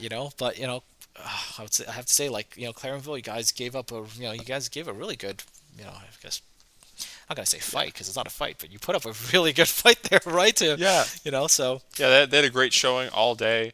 It's a great vote. I mean, they've got a lot to be proud of, and and a lot to learn from all the teams they've competed against so far today. They've definitely got some stuff that they can improve upon for next year. Maybe be a little bit faster, catch up to Fatima, and have a great chance of winning, because obviously they made it super far this year. So got great prospects for next year. So one of the things that, like, coming from an AVARC's perspective, right? If I was Clarenville and I wanted to stick with a catamaran type design, I think the major thing I would look at, if it was me, is to streamline the hull form. So right now, for example, Clarenville, like, they never enter the planing stage ever. Like their vessel just stays very much in the water. But if you look at like catamarans in the real world, their hull forms, some of them can be very, very, very streamlined, right? Like there's some incredibly streamlined vessels with very, very, very fine hulls, and maybe that's the thing that they can improve on. Just instead of having kind of two wider type pontoons, to have two very streamlined, optimized for speed type of, so give up some of that controllability and some of that stability that they value so much, and opt for something with a little bit less frictional and wave making resistance, right? Just have a little bit less of that. And maybe if they can enter a bit of a plane, I don't know how that might work, but who knows, right? If they have that great controllability during the plane, maybe they will be able to go a lot faster. So that could be something for Clarenville in the future. But yes, congratulations to Fatima, obviously, but good job to both teams. Excellent vessels that really do showcase the strengths, of their vessels, right? Like, I mean, we saw all day through the competitions, right?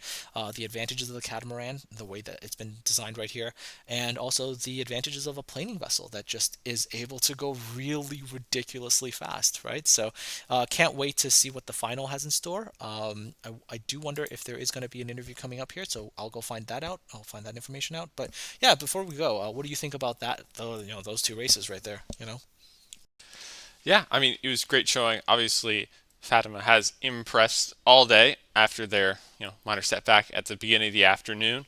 They've they put on a great show. They've gotten out to early leads. They have flown around the course with their super fast boat. It's almost like the boat when it's planing is so far out of the water. It's almost like it's just like hovering along the top of the water, and it's really flying, and it looks fantastic out there. So I think they're going to put up a good fight in the final now against Gander, for sure. Yeah, I definitely think so as well. I think there's going to be a very interesting final showdown happening here. Right now, it does have to be said, Fatima will have to win twice, and that question of reliability is always going to factor into this, right? I mean, another thing, and I'm not sure how, and this is something that I guess I just am not 100% on because I haven't got that information, but, is there a limit to how much power in the batteries you have? Because if the motor is running at peak efficiency when the battery is full, and you're constantly running at high RPMs and just kind of, getting as much power and speed out of it, do you have enough juice at the end for two races, especially if you're coming from the losers bracket, right? It's like, if they do, then that might be enough, but what if they don't, right? I mean, those are all interesting questions to contemplate and think about as well. So, but we'll see how the final races go. I mean, it'll be exciting, I think, to see that, and yeah, so we'll be back momentarily with all of you. So just hang tight, and we'll be right back.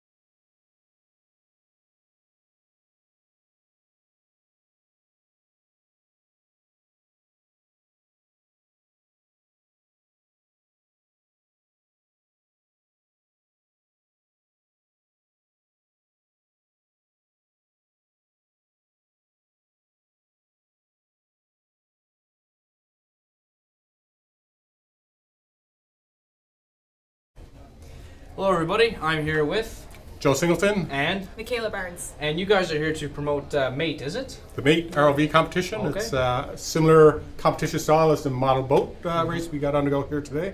Okay. It's geared towards junior high school students and high school students, so two different classifications. Right. But essentially, it's all about STEM-based learning, and it's building ROVs, so underwater robots. So Gotcha. today we're on top of the water. In about 6 months from now, first week of May, we have our regional competition. This will be our, I'm going to say, our 18th year, Okay, 17th, wow. could be 19th. Yeah. But it's building ROVs for doing tasks underneath the water. Nice. Every year the tasks change. Right. A lot of them are based around marine renewable energies, healthy environments, stuff like that. So we build robots, or the students build robots Gotcha. to do specific tasks, get lots of points. Mhm. The great thing for the high school or the ranger class is the top two teams win a berth to the World Championships. This year it's in Kingsport, Tennessee. But Oh, wow. they've had lots of other cool places, Neutral Buoyancy Lab in Oh, okay. Houston, California, Seattle. So it's a great opportunity actually to compete on the world stage with high school students around the world. Or there's even a post-secondary class that Michaela has competed before in Memorial University or MI team in the Explorer class, competing against other universities and colleges from around the world. Oh, okay. Nice. So could you tell us a little bit about the competition, please? Yeah, so I've competed since I was in the 8th grade. So it's really kind of what started me on the journey for ocean STEM, and here I am still. I do ocean mapping, so I'm still in the industry now, and back here volunteering and mentoring the university team. And the competition is just a lot of fun for students. The energy is always really fun, similar to Model Boat. Absolutely, yeah. Yeah, and it's a really cool opportunity to get to go, like you said, to the world stage. And not only do our Newfoundland teams go to internationals, they also really perform well. They really show up on an international stage, so it's a really cool competition. Excellent. Well, thank you very much. All right. Thanks. Thank you. Thank you.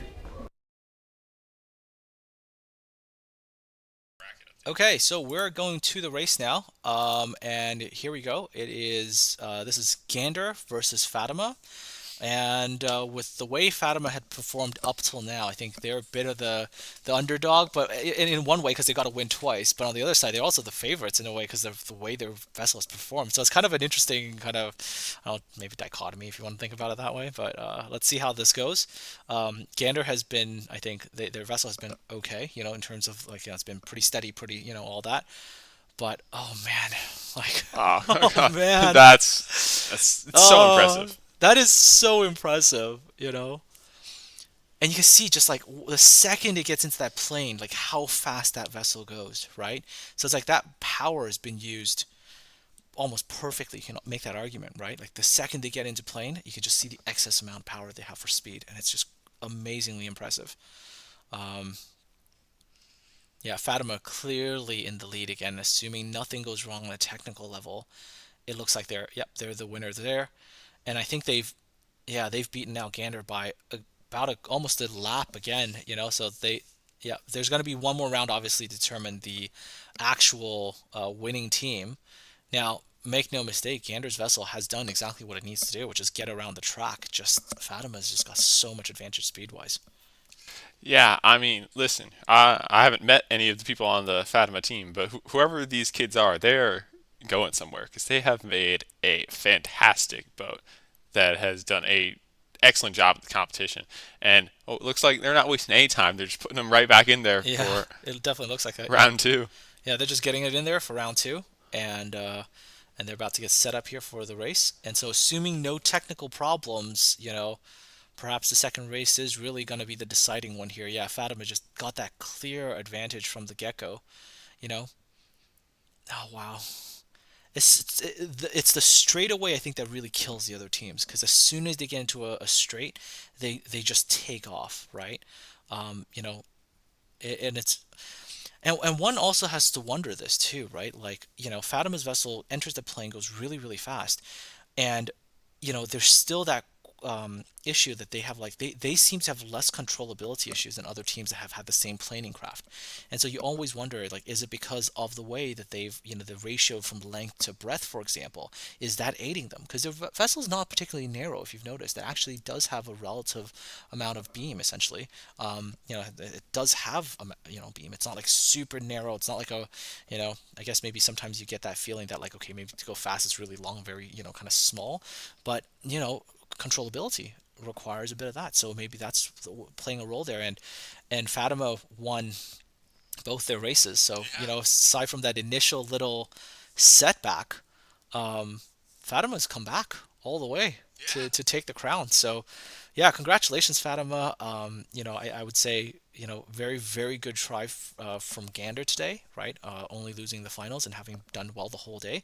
And of course, this is the first time for Gander as well. So, I can only imagine that, from this experience, they're gonna come back next year and they're gonna be a stronger team next year. So, I don't know, final thoughts from you, because the races are done. Final thoughts. Yeah, I mean, this was a great showing from Gander. As a first-time team, it was very impressive to see them make their way all the way to the finals. And yeah, like you said, they've definitely learned a lot. They're definitely going to be an even better team next year. And I mean, I'm expecting great things when they compete again. And I mean, Fatima they were fantastic all day. They were just the fastest boat. They had great control, even though they were flying on the straightaways. They still, they could turn easily. It was really well designed. Very impressive stuff from them. And I mean, congratulations to both of them, first and second place. They did a great job. Yeah, absolutely. And look forward to all the teams coming back next year. And, at the end of the day, I hope for all the students who participated that, like, this learning experience was the thing that they really get out of it, right? Winning, losing, yeah, okay, that's all fine and good. But, like, actually having, really learned something from it, I think is the most important thing for them, right? So we do have an interview lined up for all of you with the winning team. So once they're ready to go, we will bring that to you all shortly. So hang tight and we'll have an interview with Fatima.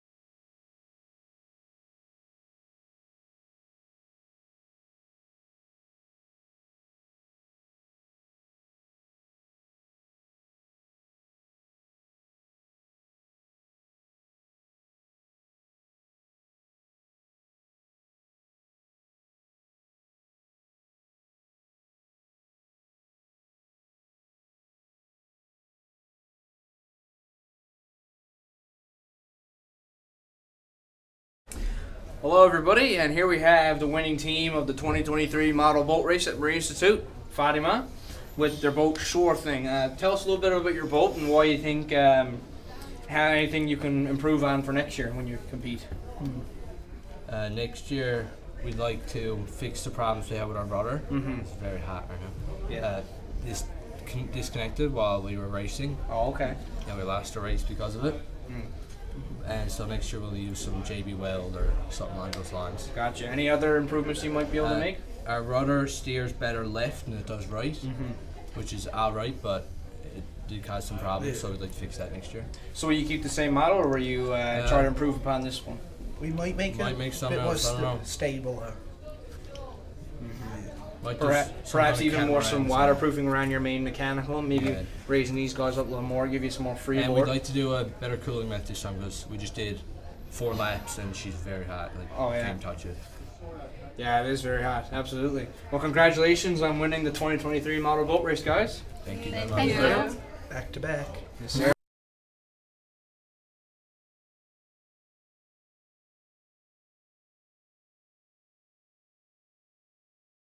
Okay, so that's the interview with Fatima. Now what we're going to do is we're going to go to a short intermission before the closing ceremonies.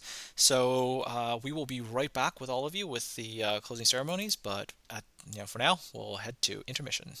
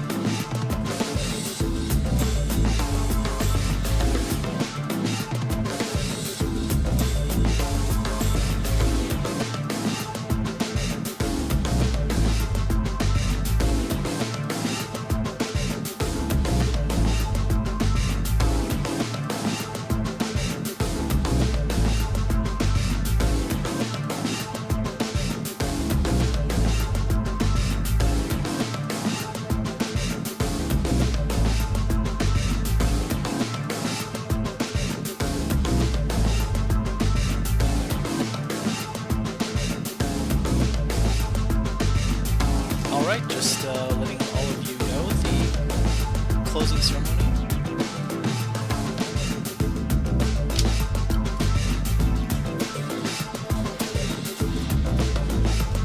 Okay, I have just been told that the closing ceremony will be starting momentarily, so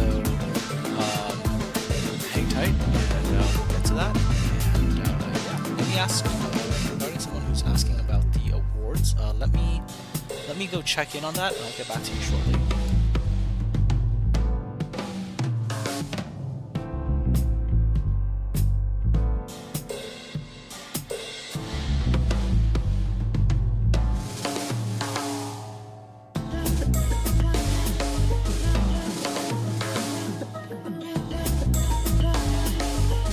Alright, so we are going to be taking you to the view of the closing ceremony, I guess, area, and, when the actual, ceremony happens, you'll be able to see it live. So, yeah, it's been a pleasure for us to be your broadcasters for today, and we hope you enjoyed the broadcast as well, and you picked up some interesting stuff along the way, and so here we go.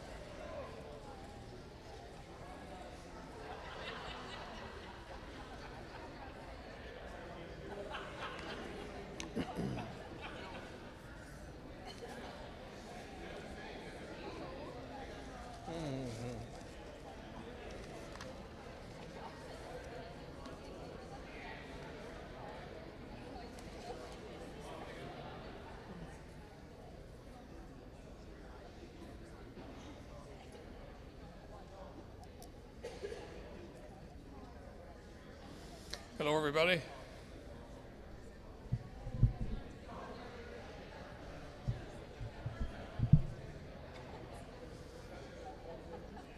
How's everybody doing? Did everybody have fun at the model boat race today? 10th annual.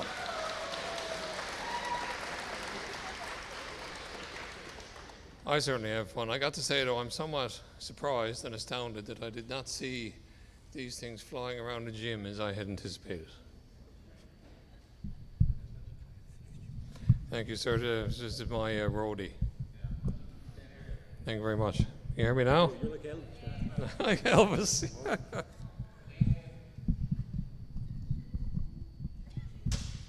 You must have done. You must have done this. You must have done this before. Oh, there you go. There you go. Thank you very much. Thank you. Perfect. Thanks, Mike. Everybody hear me now? Excellent. I got to say, I'm amazed I didn't see these things flying around the gym today. Right? They actually do, you know. Whoop. That's a freebie. Anyway, have fun with them. Glad everybody had a good time. It was a great day of racing, for sure. Congratulations to all teams for your participation. I was quite pleased to see, in spite of our technical difficulties this morning, everybody made it to racing, and everybody made it around racing, at least one lap. So that was great to see that everybody was able to bounce back. We had 8 teams this year, as you know. Special mention to the 2 new teams this year. St. Bonaventure's College was here for the first time. Woohoo!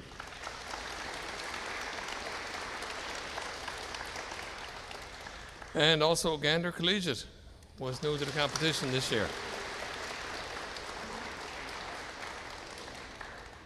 And you know, without the participants, obviously there is no competition or no event. I would like to thank in particular the mentors of these students from the schools, parents, science teachers, whoever happens to be guidance people, whoever happens to be mentoring these students. It really makes a difference in their lives. I'd like the participants, the students, to give a round of applause to their mentors at this time.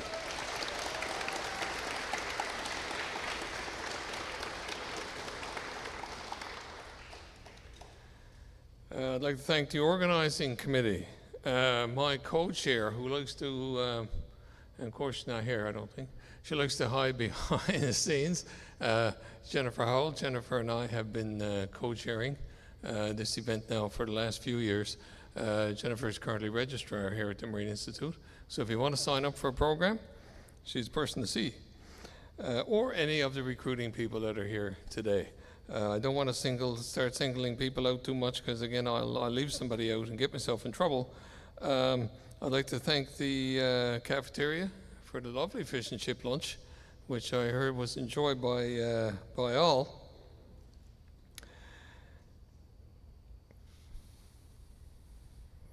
And again, to the participants for your hard work and dedication. And you know, there was a lot of helping of other teams that I observed today, which is also in the spirit and one of the core values of this competition. I'm going to hand the mic over for a few minutes to Captain Christopher Drudge. Chris is the head of the School of Maritime Studies, and he would like to have a few words with you guys. So Chris, you can take over.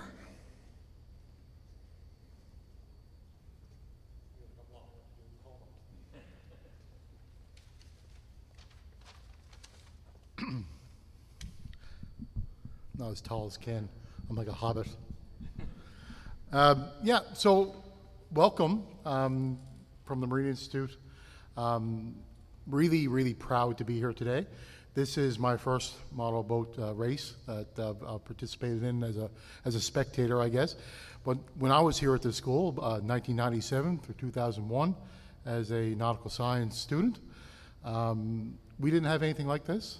I think that events like this, I think that bringing in students from high schools across the province not only gives you accessibility to the programs that we offer here, but also gives us the opportunity to collaborate and to build the industry that we want to prepare for through our programs.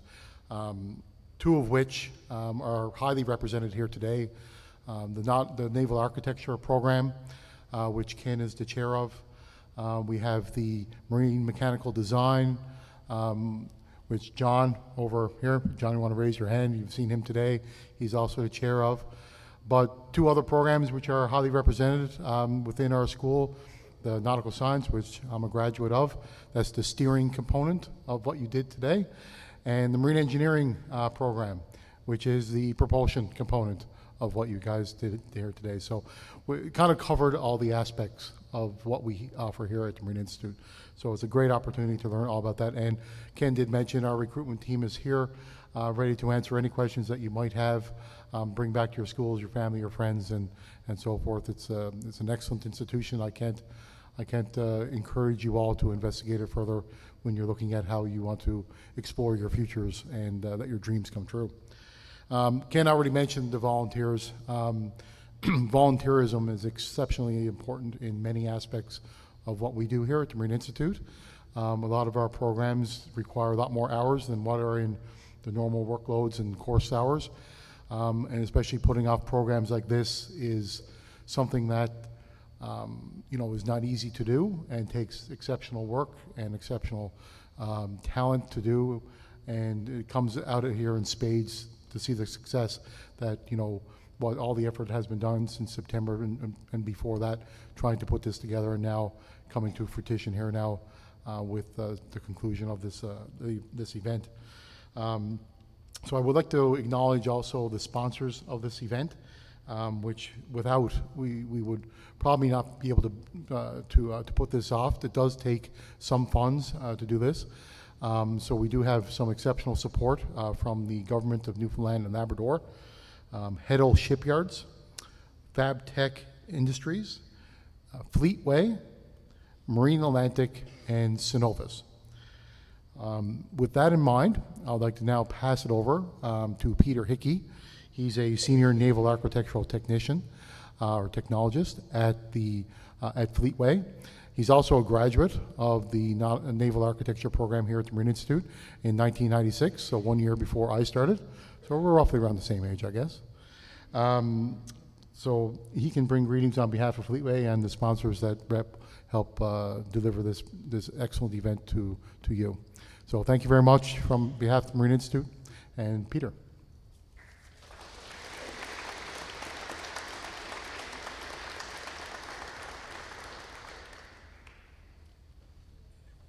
Good day. So where's Gander to? I'm hometown Gander. Who's from Gander Collegiate? Did you enjoy yourself? Going to do better next year? I mean, you're representing, right? You're representing Gander, right? All right. Anyway, thanks for this opportunity thanks to the Marine Institute for this opportunity. This is my old stomping ground. And I'm very proud I was a graduate of this program back in '96. And on behalf of Fleetway, we'd like to congratulate everyone here to Marine Institute for doing this for the 10th year, I believe. Is that correct? Yeah, for the model boat race event. And well done to everybody here. You should be proud of yourselves. Anyway, your hard work and dedication were clearly visible through your unique boat designs and your team spirit. Really impressed with the shore thing. I think that was a nice little touch. It was a very nice boat, but I like that additional touch. I'm really and truly impressed with all your ingenuity, your creativity, your teamwork. I tell you, your buddies are your best friends. Like, we're not individuals. We all work together, just like here at Marine Institute. At Fleetway, we all work together. No one knows everything, and we all depend on each other. And that's what I hope you learned today, how to depend on each other and work as a team. And again, congratulations to everybody. You should be proud of yourselves. Anyway, okay, thank you very much.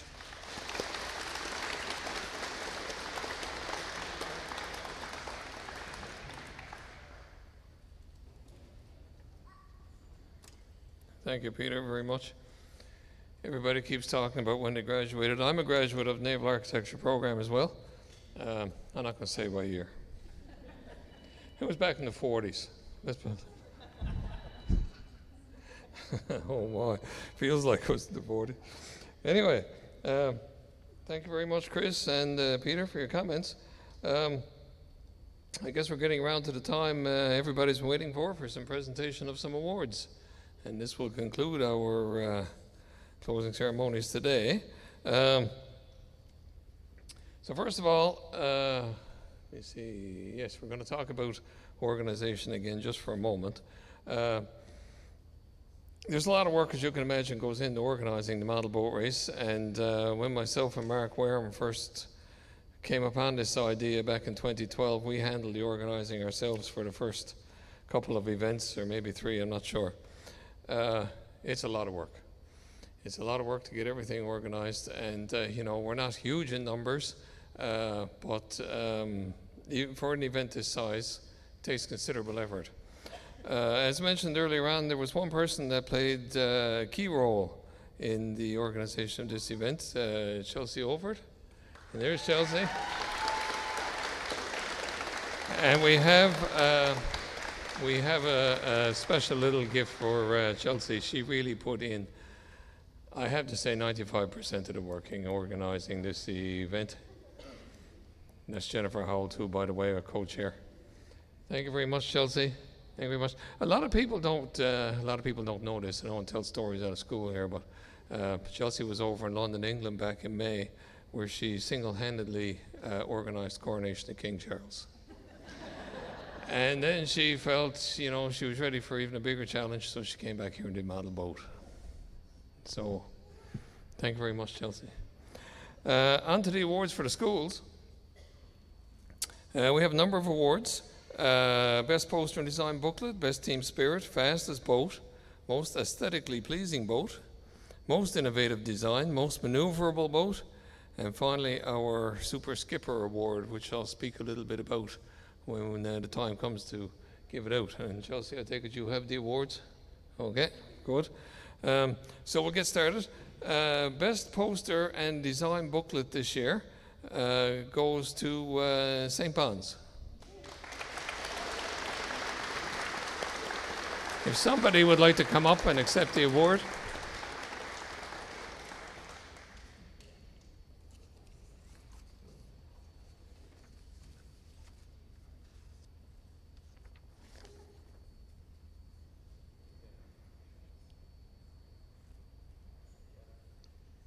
And please feel free to hang around for a photo. And I'm going to get everyone to hang around at the end, but I'll mention that at the end as well. Get a couple of pictures. So congratulations, St. Bon's. Best team spirit. We always keep an eye out for this one. Best team spirit. Who's cheering their team on the most? Who cheers on sometimes other teams, which is always good to see.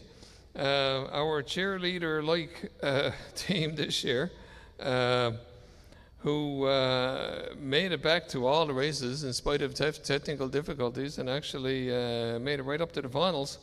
The team with the Lego rudder, Gander. Gander Collegiate.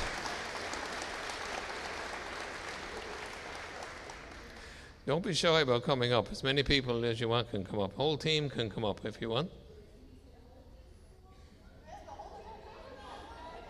Yes, come on up, guys.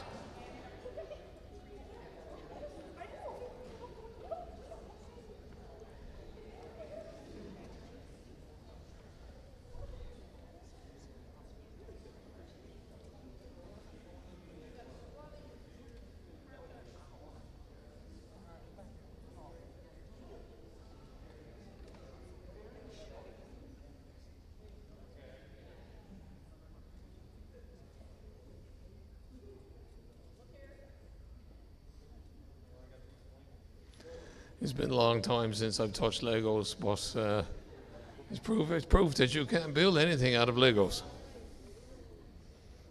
Rudders, boats. Congratulations, Gander Collegiate. Fastest boat. Well, the coveted Fastest Boat Award this year goes to the winner of the overall winner of the boat races, Fatima Academy.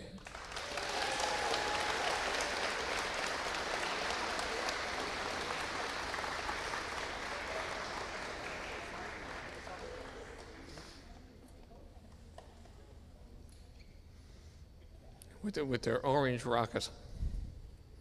Reminded me a bit of Relic's old jet boat on the Beachcombers, but of course none of you guys would know what that is. But some people do. I never did, no. You don't have a record? I don't. I haven't looked, to be honest, but we will check. Okay. Yeah. Congratulations, Fatima.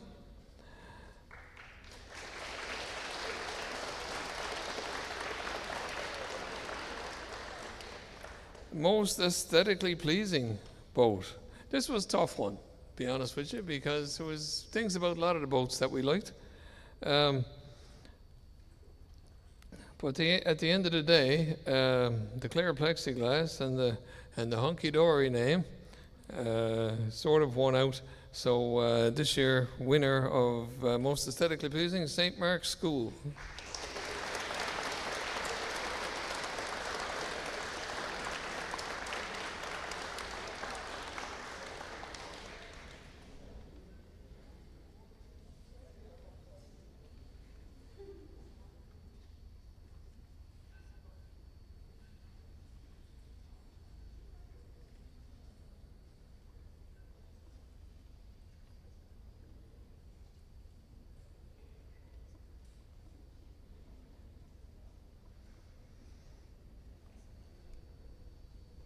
Congratulations, St. Mark's. Most innovative design, another tough one. We had a little squabble over this one, but anyway, managed to come up with something. There were a couple of boats that had different designs, different aspects of designs in the rudders, things like that. But at the end of the day, looking at the whole form overall, Mount Pearl Senior High with their pontoon boat.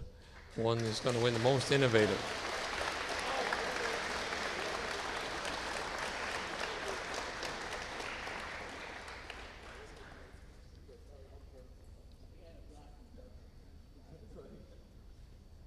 And the neatest duct tape job also. But the V-shaped hull and the, what I assume was electrical conduit pontoons, were quite innovative.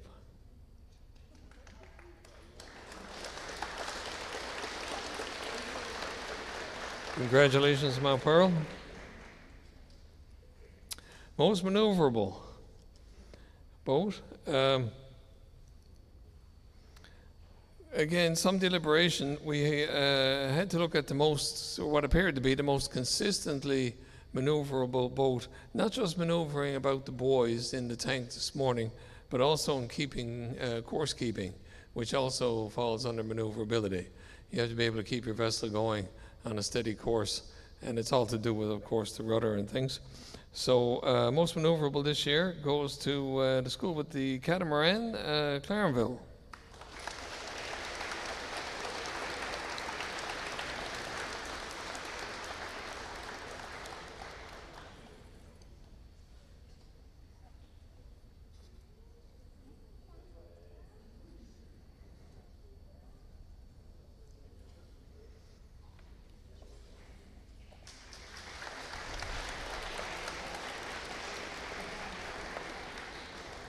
So yes, congratulations, Clarenville High School. Our last award, Super Skipper. Super Skipper. This was an award came about. My neighbor, my office neighbor upstairs, Captain John Ennis. You may have seen him here this morning. He was looking after the timekeeping for the maneuverability this morning. John is Master Mariner. And he, up until recently, was chair of our nautical science program, still teaching here. And John came up with the idea of Super Skipper. He said we should have an award for the best captain of the boat. Who's the best at boat handling, regardless of what the boat looked like or whether or not it won any other awards.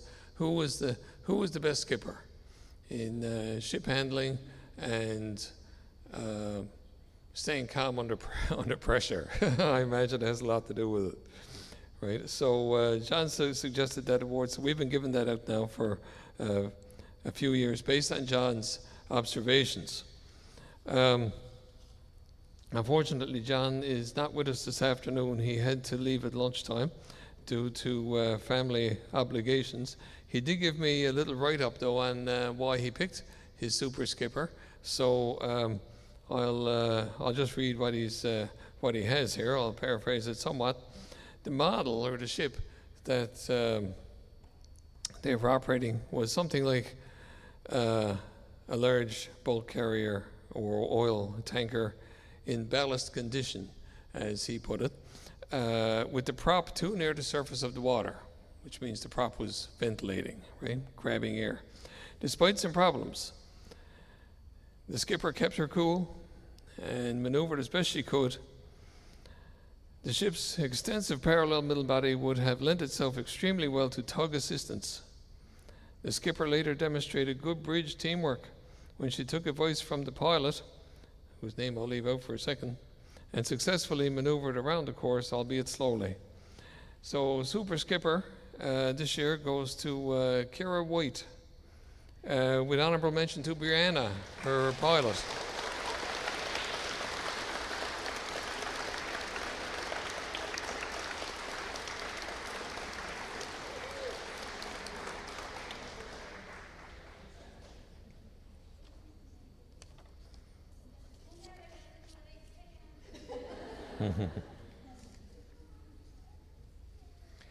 Kira's in St. Peter's Junior High.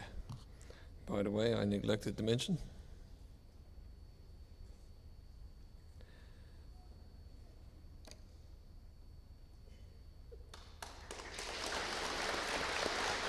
Congratulations, Kira.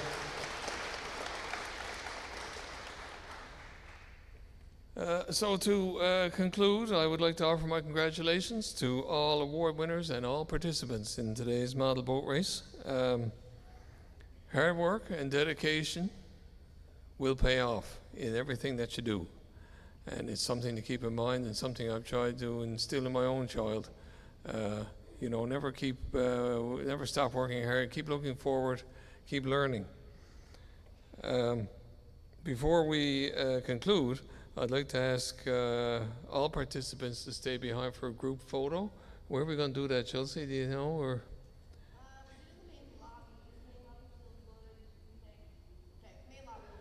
main lobby is probably good. I think we'll try to get you under one of the banners out there in the main lobby.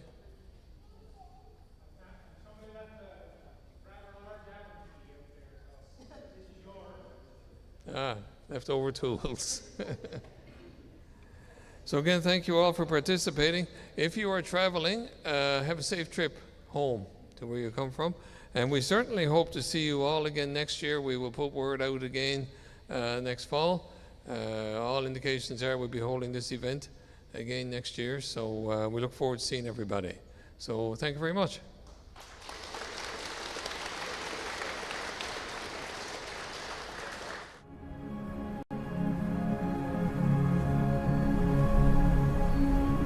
The launch is incredibly unique for a number of different reasons, one of which is its location. So we're located in the town of Holyrood. The Marine Institute has a fantastic partnership with the town. We're actually located at the most southerly point of the Labrador Current, so that provides near Arctic conditions, which are fairly unique, but in a safe, sheltered environment. So a living lab environment, a real-world environment to conduct at-sea training, technology development, and research and development. The launch is for everyone, and that's a key aspect of what the Marine Institute has built here. In the very design of this facility and its ability to bring together, multiple different initiatives, multiple sectors, multiple clients, what that creates is an opportunity for collaboration. That's what really sets the Marine Institute apart, is that experiential learning component of all of our programs. For organizations that are interested in working here at the launch, please just reach out. Reach out to myself, reach out to the Marine Institute. We have a tremendous team, and are able to support as much collaboration, innovative thinking, and problem solving as we can under this one roof and in this one location.